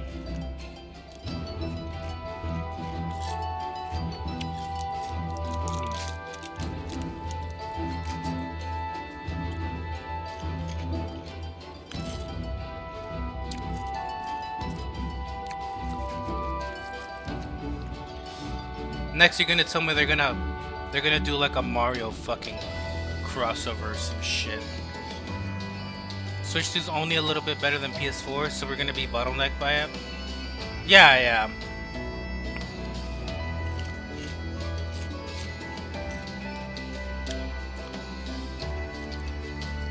That's why to me it didn't even make sense.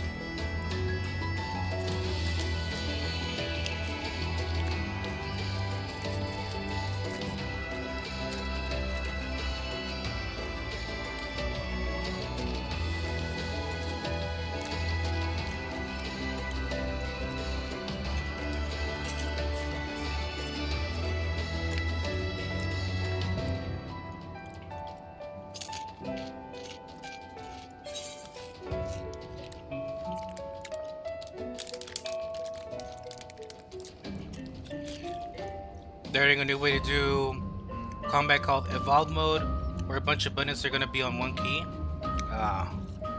That.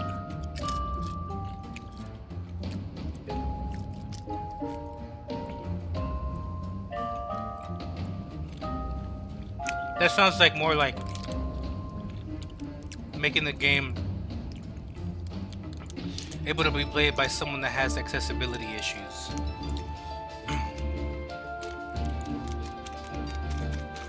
Like, don't get me wrong, like, I could see the benefits per se, but at the same time, there is also a major benefit of just having everything be assigned in their own thing and all that. Yeah, you know, like that, and that's like how you're saying is like they're not forcing it broadly, you know, they're gonna let you pick and choose, which is good.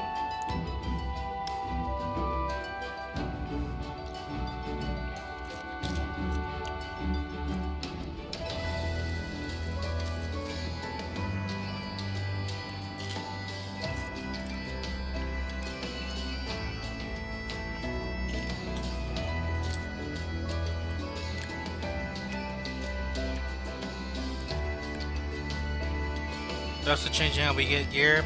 They want to get rid of tombstones. Tombstones? Ah, okay.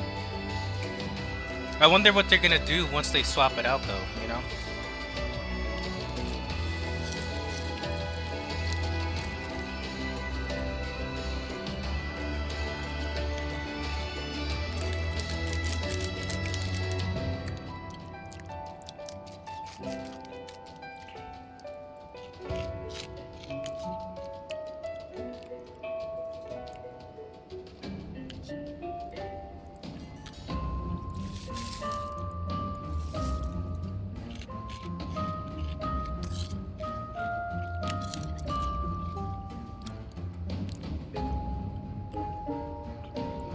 They should have mocked at what they want to do.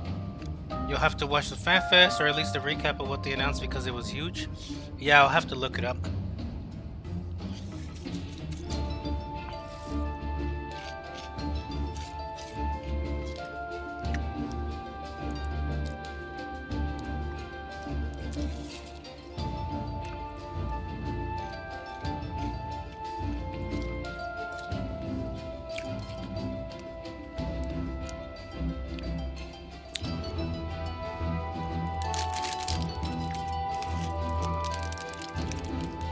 Since you played Dragoon, the crowd cheered when they showed Dragoon Evolved Mode because they're bringing the PvP ult to PvE. No shit. Which I have no idea that there's a PvP ult, so that's gonna be pretty fucking cool.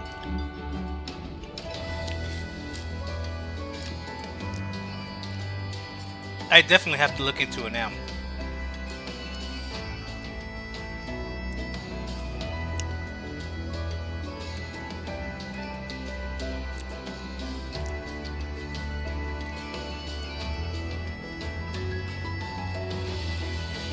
I am assuming that most other classes have their ult available for PvE.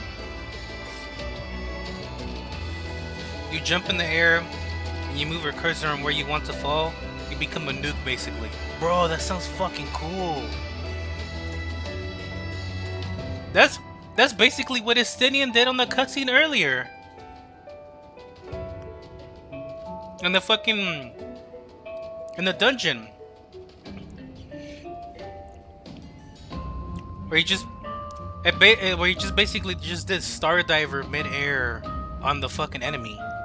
On the fucking lunar Bahamut. What, Dragoon Paladin and White Mage? Ah, okay. Hell yeah.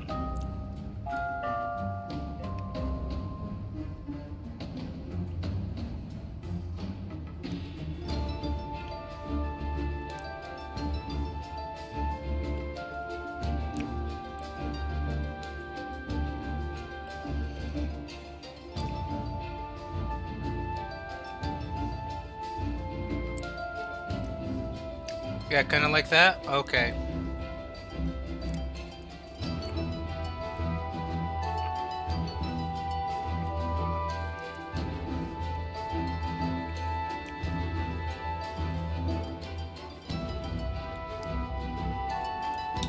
I want to hold off on this, but honestly,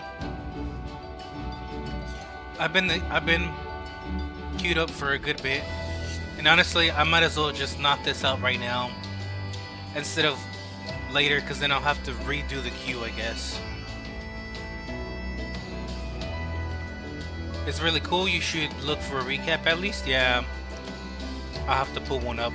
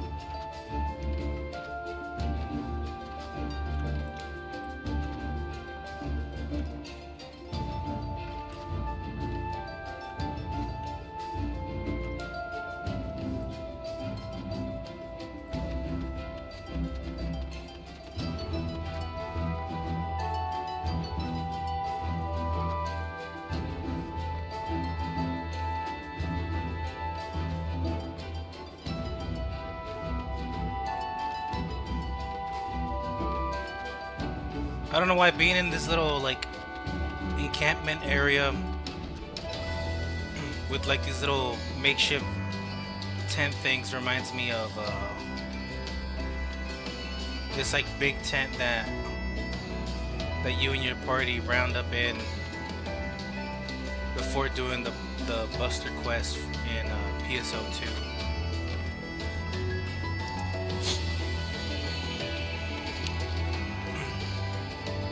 Honestly, I have been thinking about doing the story of PSO2 on stream as well. At least OG PSO2, not fucking New Genesis.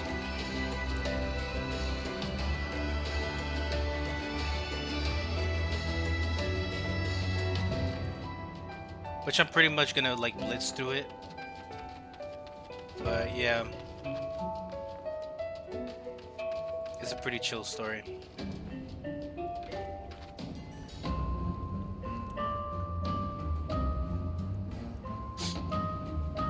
Okay, man, give me a queue up or something, please. I'm almost at 16 minutes, man.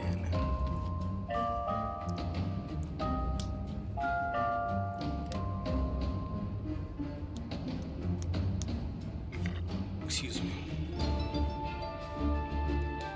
Boom, boom, boom, boom, boom. Ooh, 4 hours live.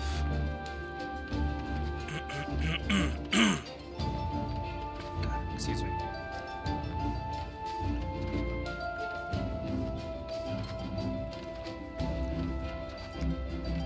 Come on, please. Something, anything.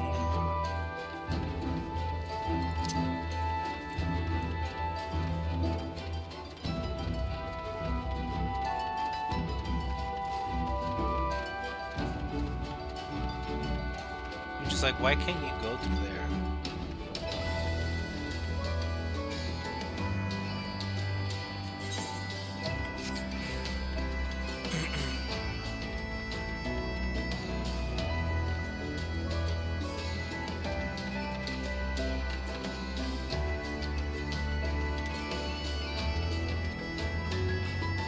I mean, you can still do MSQ while you queue.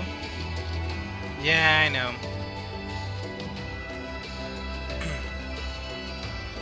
But at this point, it's probably gonna queue up while I'm in a cutscene or something. But you're right.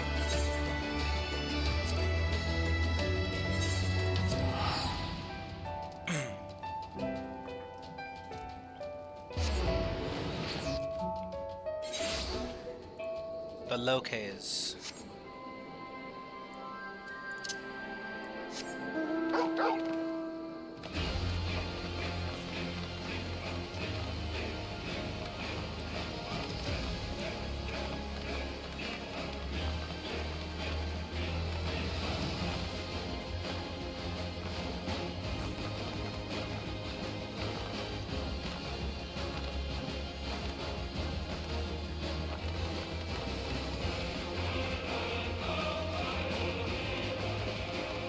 Alright, what you got for us, Resistant Guard?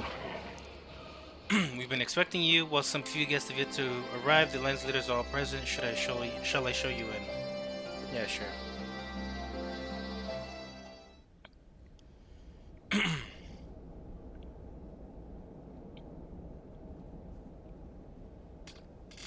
Well, looks like everyone's here. Even Ian.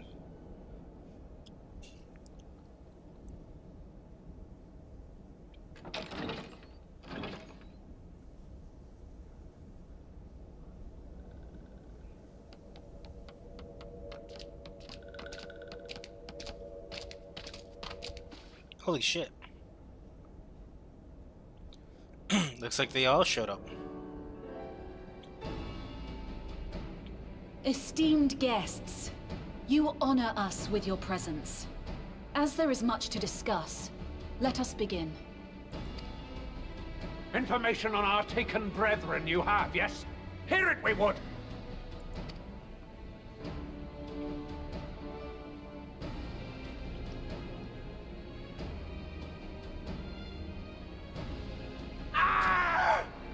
Beyond forgiveness these featherless ones are! With rivers of blood shall they pay! Freed our people must be! We too would see your kin liberated. But ere we attempt their rescue, we must first find a means to negate the risk of tempering. Without that, we will be unable even to approach the towers, let alone contend with their defenders. If all else fails, I've always found cannonballs quite effective. Thank you, Marwood. And what of the prisoners? Would you see them slaughtered? Think for a moment. Ponder, consider, think. If Merlwyb truly intended to bombard the towers, she would have done so by now. Remember, we came here to find a solution together, did we not? Y'Stola spoke of defenders. I but offered a means to clear a path, should you require it. Given the enemy's capabilities, we will all need to play our part if we are to have any chance of success. For if any here should give less than their best, it will be to the cost of every living being on this star. A paragon, the Empire, our very gods. How can we hope to prevail against such odds? That our foe is formidable, none would deny. But our strengths are many and varied. In this chamber, I see masters of strategy, masters of magic, masters of the land, the air, and the sea. And together, there is nothing in creation we cannot overcome. Thank you, Amaric.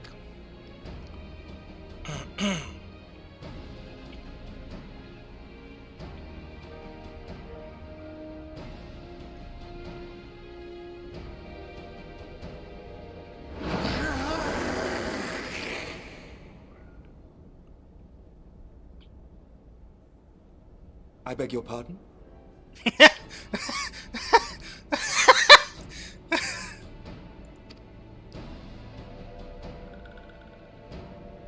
What is it, Soulwalker?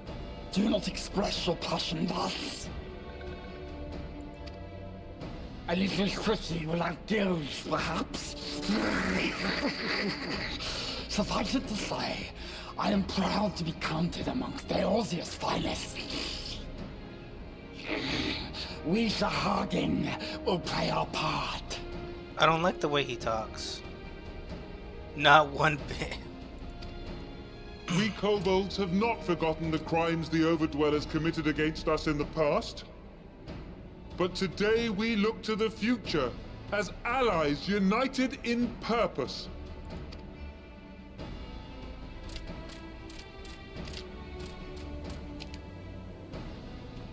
Yeah, they're not invited to the meeting and we're all Make friends, mock but they of don't the get to sit Ixtal the down. Paragon Still does. racist. Turns kin into puppets, pits brother against brother.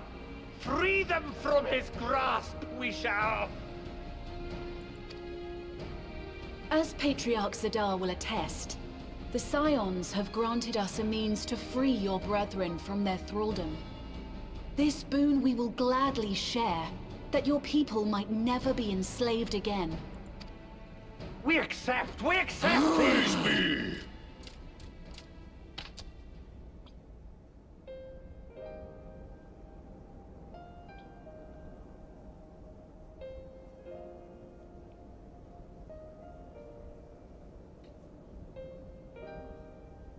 It's taken a while, but I do believe we might be one step closer to a world without primals.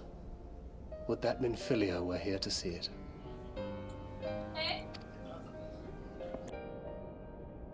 We still have a long way to go, and we're going to need a lot more Porksies. But we're moving in the right direction.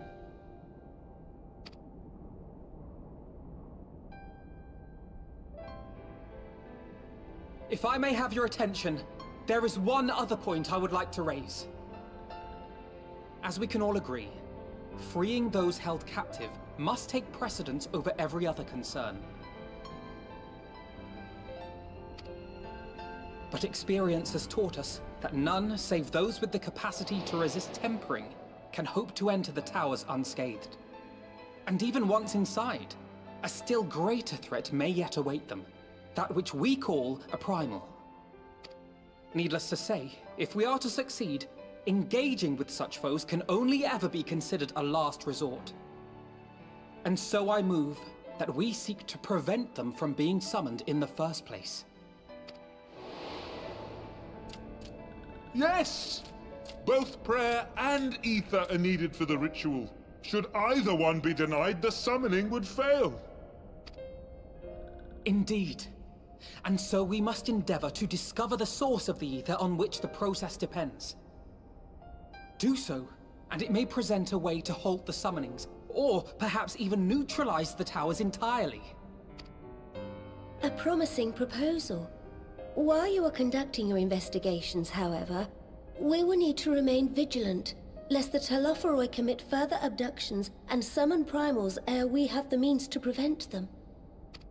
To stand a better chance of keeping our enemy at bay, we would do well to coordinate our defensive efforts, sending reinforcements to assist our neighbors when needed.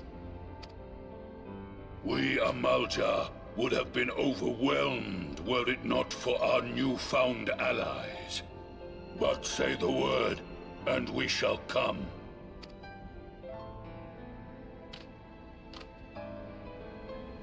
I see we are all in accord. But what are we to call this proud fellowship of ours? I submit that the honor of naming it should go to the scion whose brave efforts have done so much to unite Eorzea. What say you, my friend? To me?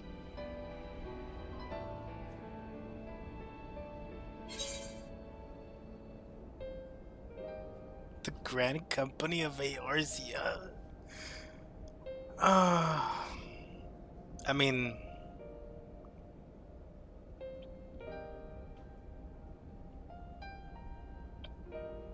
I'm not gonna pick the other option. I would call it... One moment, please.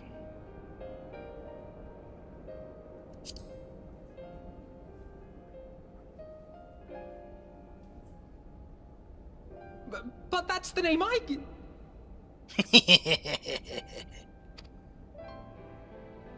A fine choice, for there is none here who does not love Eorzea.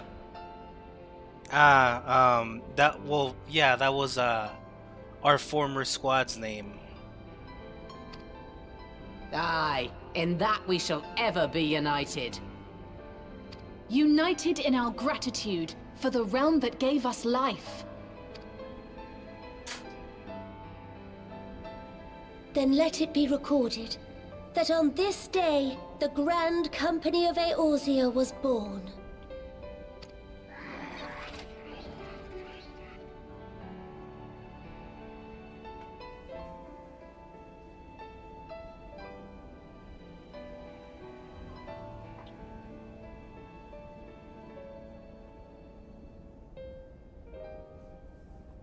How long have we dreamed of this moment? And now that it's here, Oh, forgive me. Might we speak outside? All we hear in the distance, from beyond the grave, "For el amigo."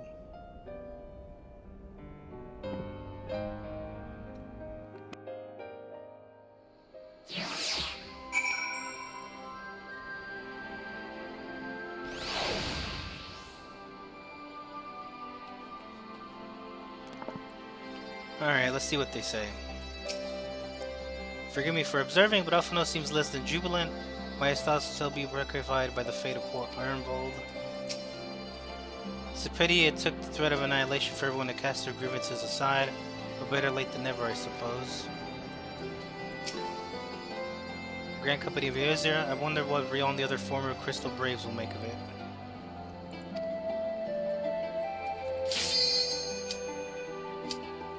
Over their leaders, now the leaders must win over their own people. No small task I grant you, but you have come a long way since joined the affiliate to bring an end to summoning. A long, long way. Oh hey, it literally queued up right now. Well, it's time.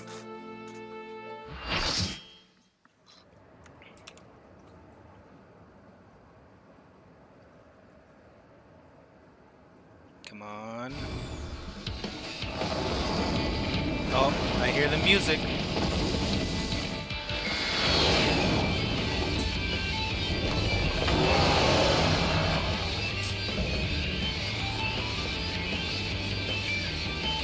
Anger.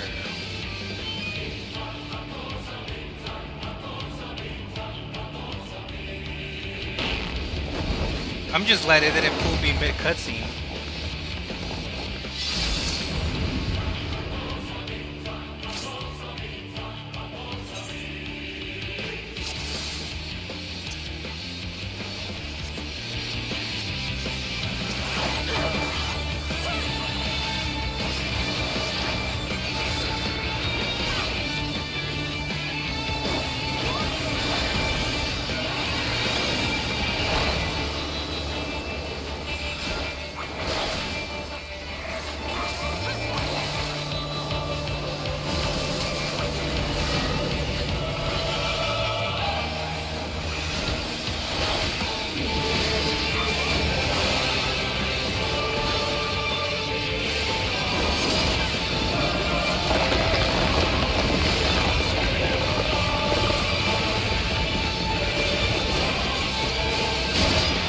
Oh shit!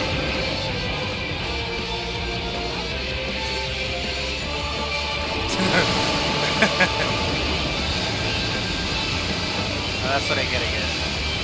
What am I doing? I guess I wasn't the only one that died.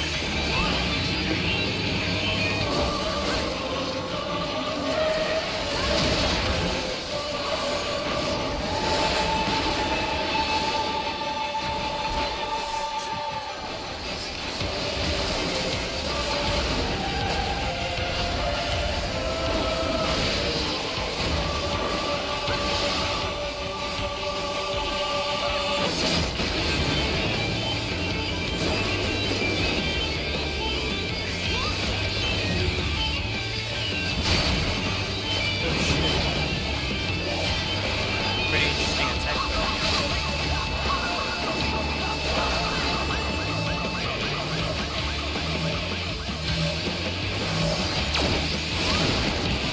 What? God, all the healers died too. Jesus.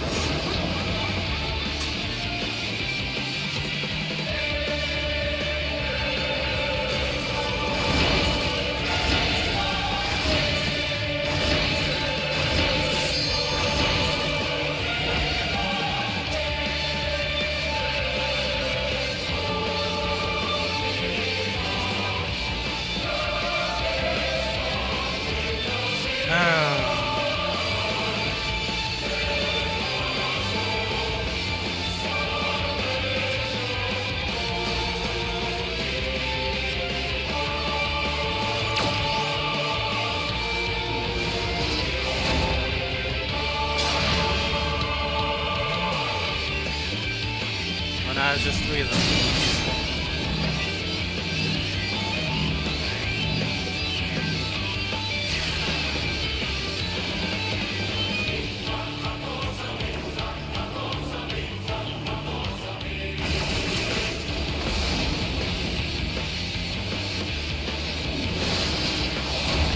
It's like the tanks have to bust out their health pots and whatnot.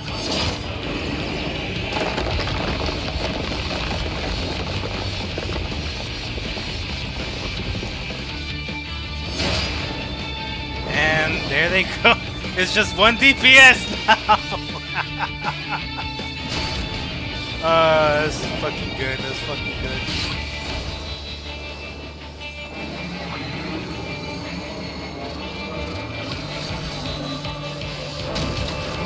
Hey, kudos to this guy for still going at it. He's getting nuked into orbit. Yeah, he just got nuked into orbit.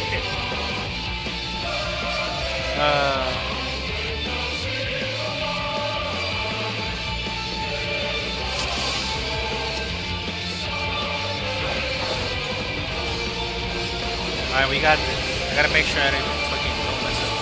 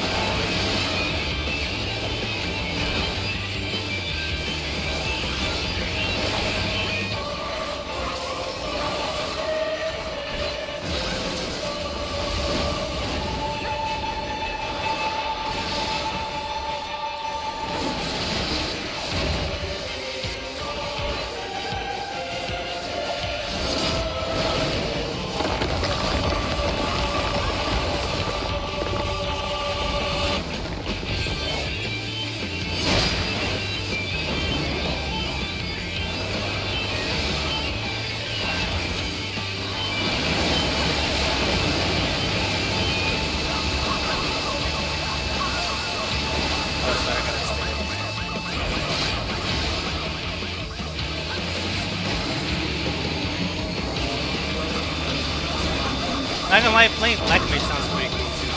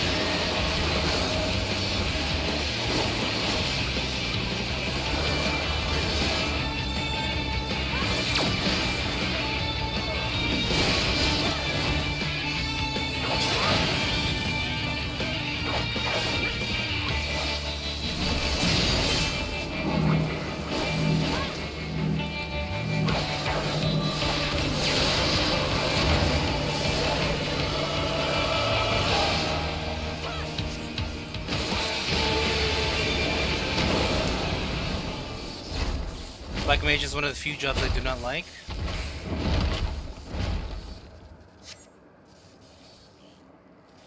Activating Oversoul? Uh-oh.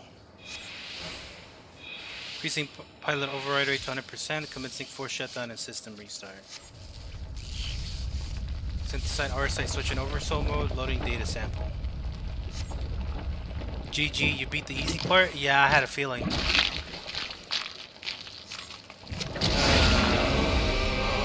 What the fuck? I'm not male, I am... What the fuck?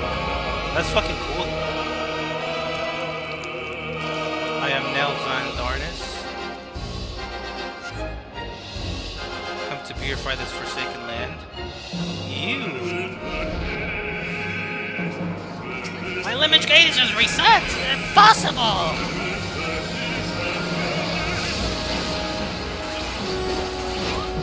And unlike before, this boss does not have a backstab.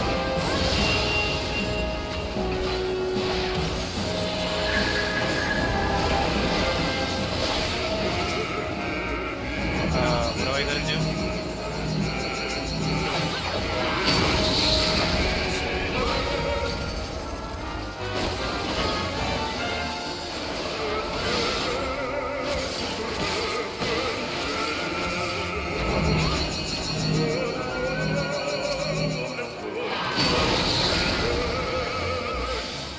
Yeah, fuck you guys.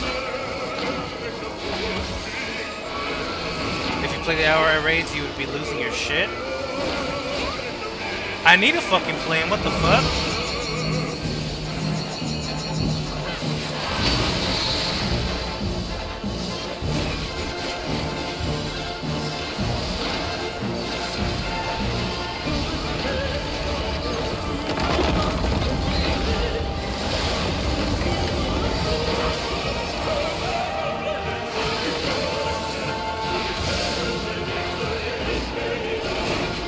This entire game is references all the way down and I love it.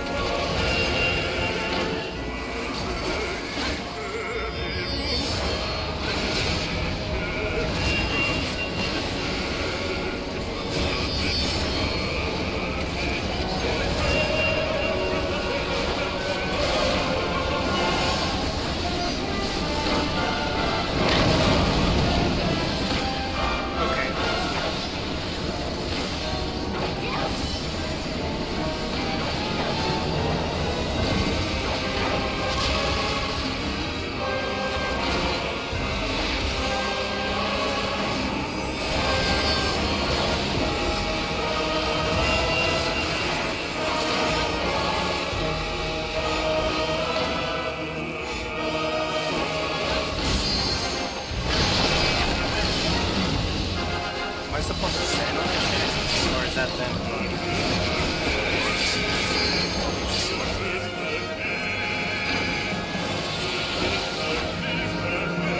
Nice. Look up?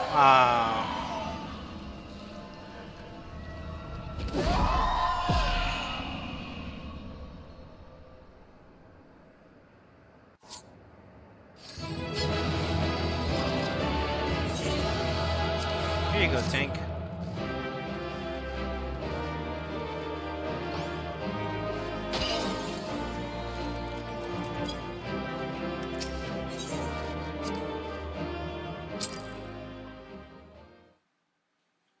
There was a timer, a giant meter slowly falling.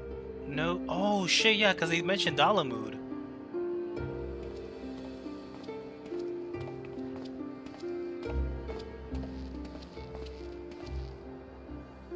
Even from afar, your figure was unmistakable, as ever an impressive display. Though, as I am sure you will concur, the ultimate weapon pales in comparison to this new monstrosity. If their research is allowed to continue, the next model will be nigh on unstoppable. With that in mind, the Alliance has enlisted the help of... Wait, I hear something.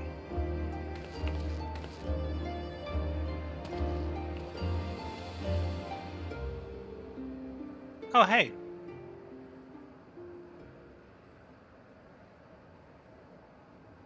Here to sift through what remains of the ruby weapon, are you?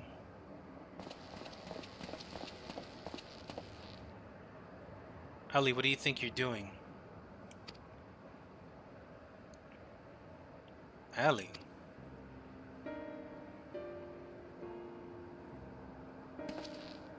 Father. Has been too long, Alphonse, and you too, Rex. Oh shit, yes, kids.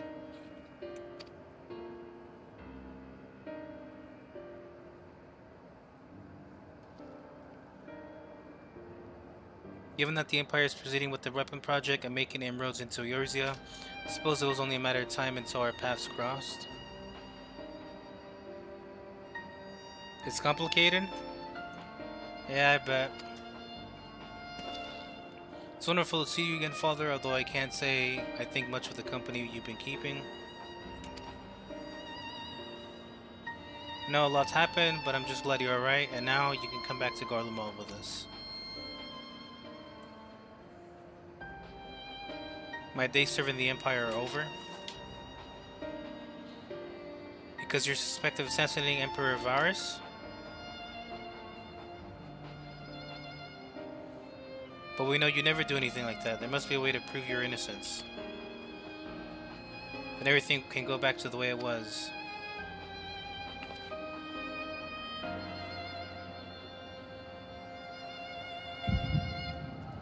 Uh-oh. I was wondering when it was gonna kick in again. It like hardly ever kicked in at all in Shadowbringers. Well, a few times. So I found you two shivering on the roadside when he was going through Werlet. Lucky for you, eh? If you hadn't, would you probably be dead by now? As for us three, our parents all died in the epidemic. We'd still be begging on street corners if it weren't for him. I just wish there's a way we could repay Lord Gaius for the kindness he's shown us. He fights for the Empire, so we should too. That'll make him proud of us. You saying we should join the army? I don't think that's such a good idea. Everyone in Werlet was scared of the Garleans. Why would we want to be like them? Lord Gaius is different. I know he is.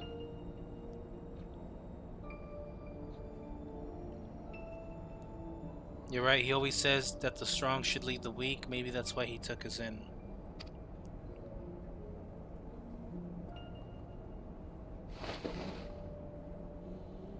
Alright, if becoming a soldier is what it takes, I'll do it. Who's with me? Count me in, and maybe one day people look up to us like we do to Lord Gaius. Like we do Lord Gaius.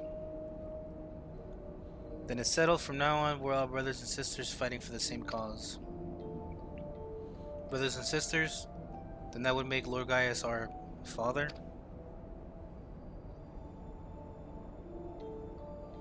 Well, if he doesn't mind us calling him that, I suppose so. That makes you our big brother. Since you're the oldest, you better be nice to us or I'm telling father. Haha.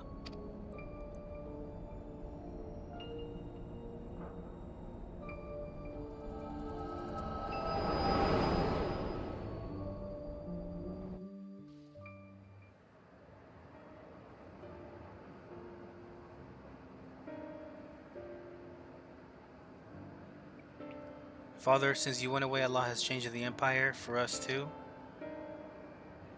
If we'd known that you were still out there, still alive, none of this would have happened. What do you mean? The truth is,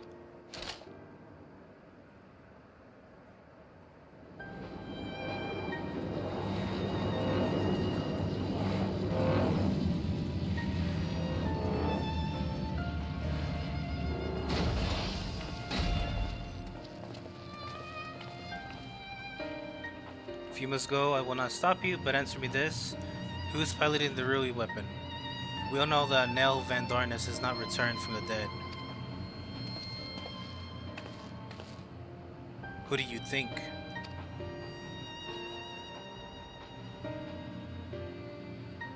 It was Melisandre. No. No, I refuse to believe that.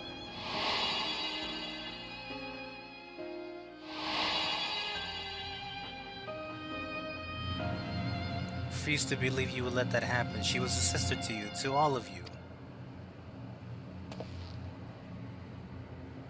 We only want to finish what you started. And while we will never forget all you've done for us, next time we meet, it shall be as enemies. Goodbye, Father.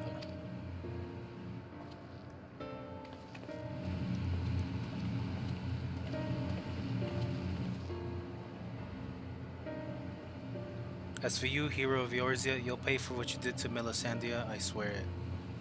I mean, I'm not the one who did anything to them. They're the ones who wanted to pilot the fucking goddamn flesh of mechazoid thing.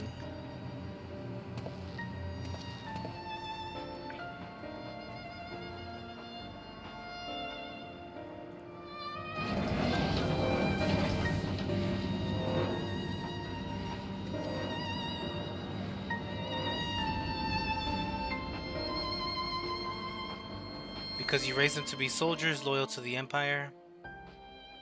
Yeah, that's all on Gaia's or whatever, you know.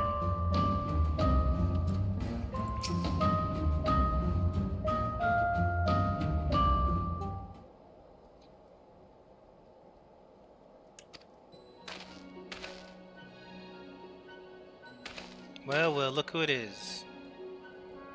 Sid, old boy. Well, Gaius Van Belsar, we meet again. Come to see how your precious weapon project's been proceeding in your absence, have you? Come to collect data on the Rue weapon, correct? The pilot, Melisandre, should be inside the cockpit. I will ask Valdolin to escort you to the wreckage.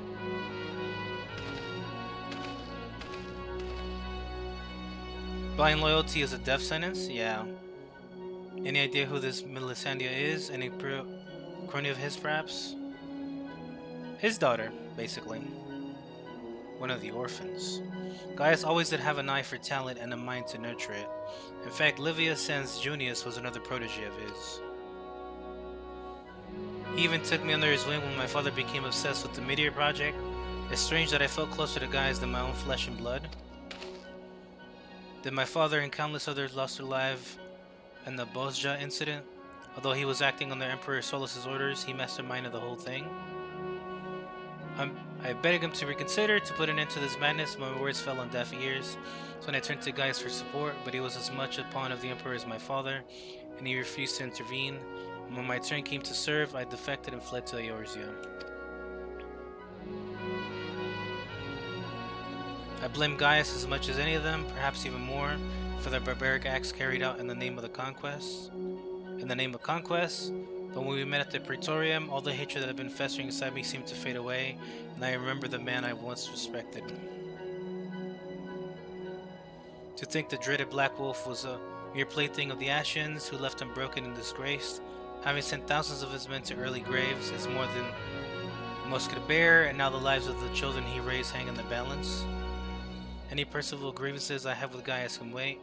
I'd best gather what information I can on the Rui weapon, and I'll be back as soon as possible.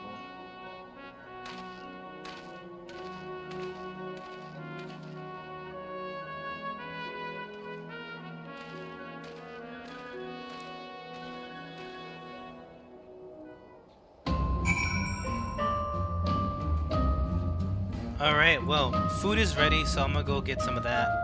And like I'm saying, I'll be back. We'll see.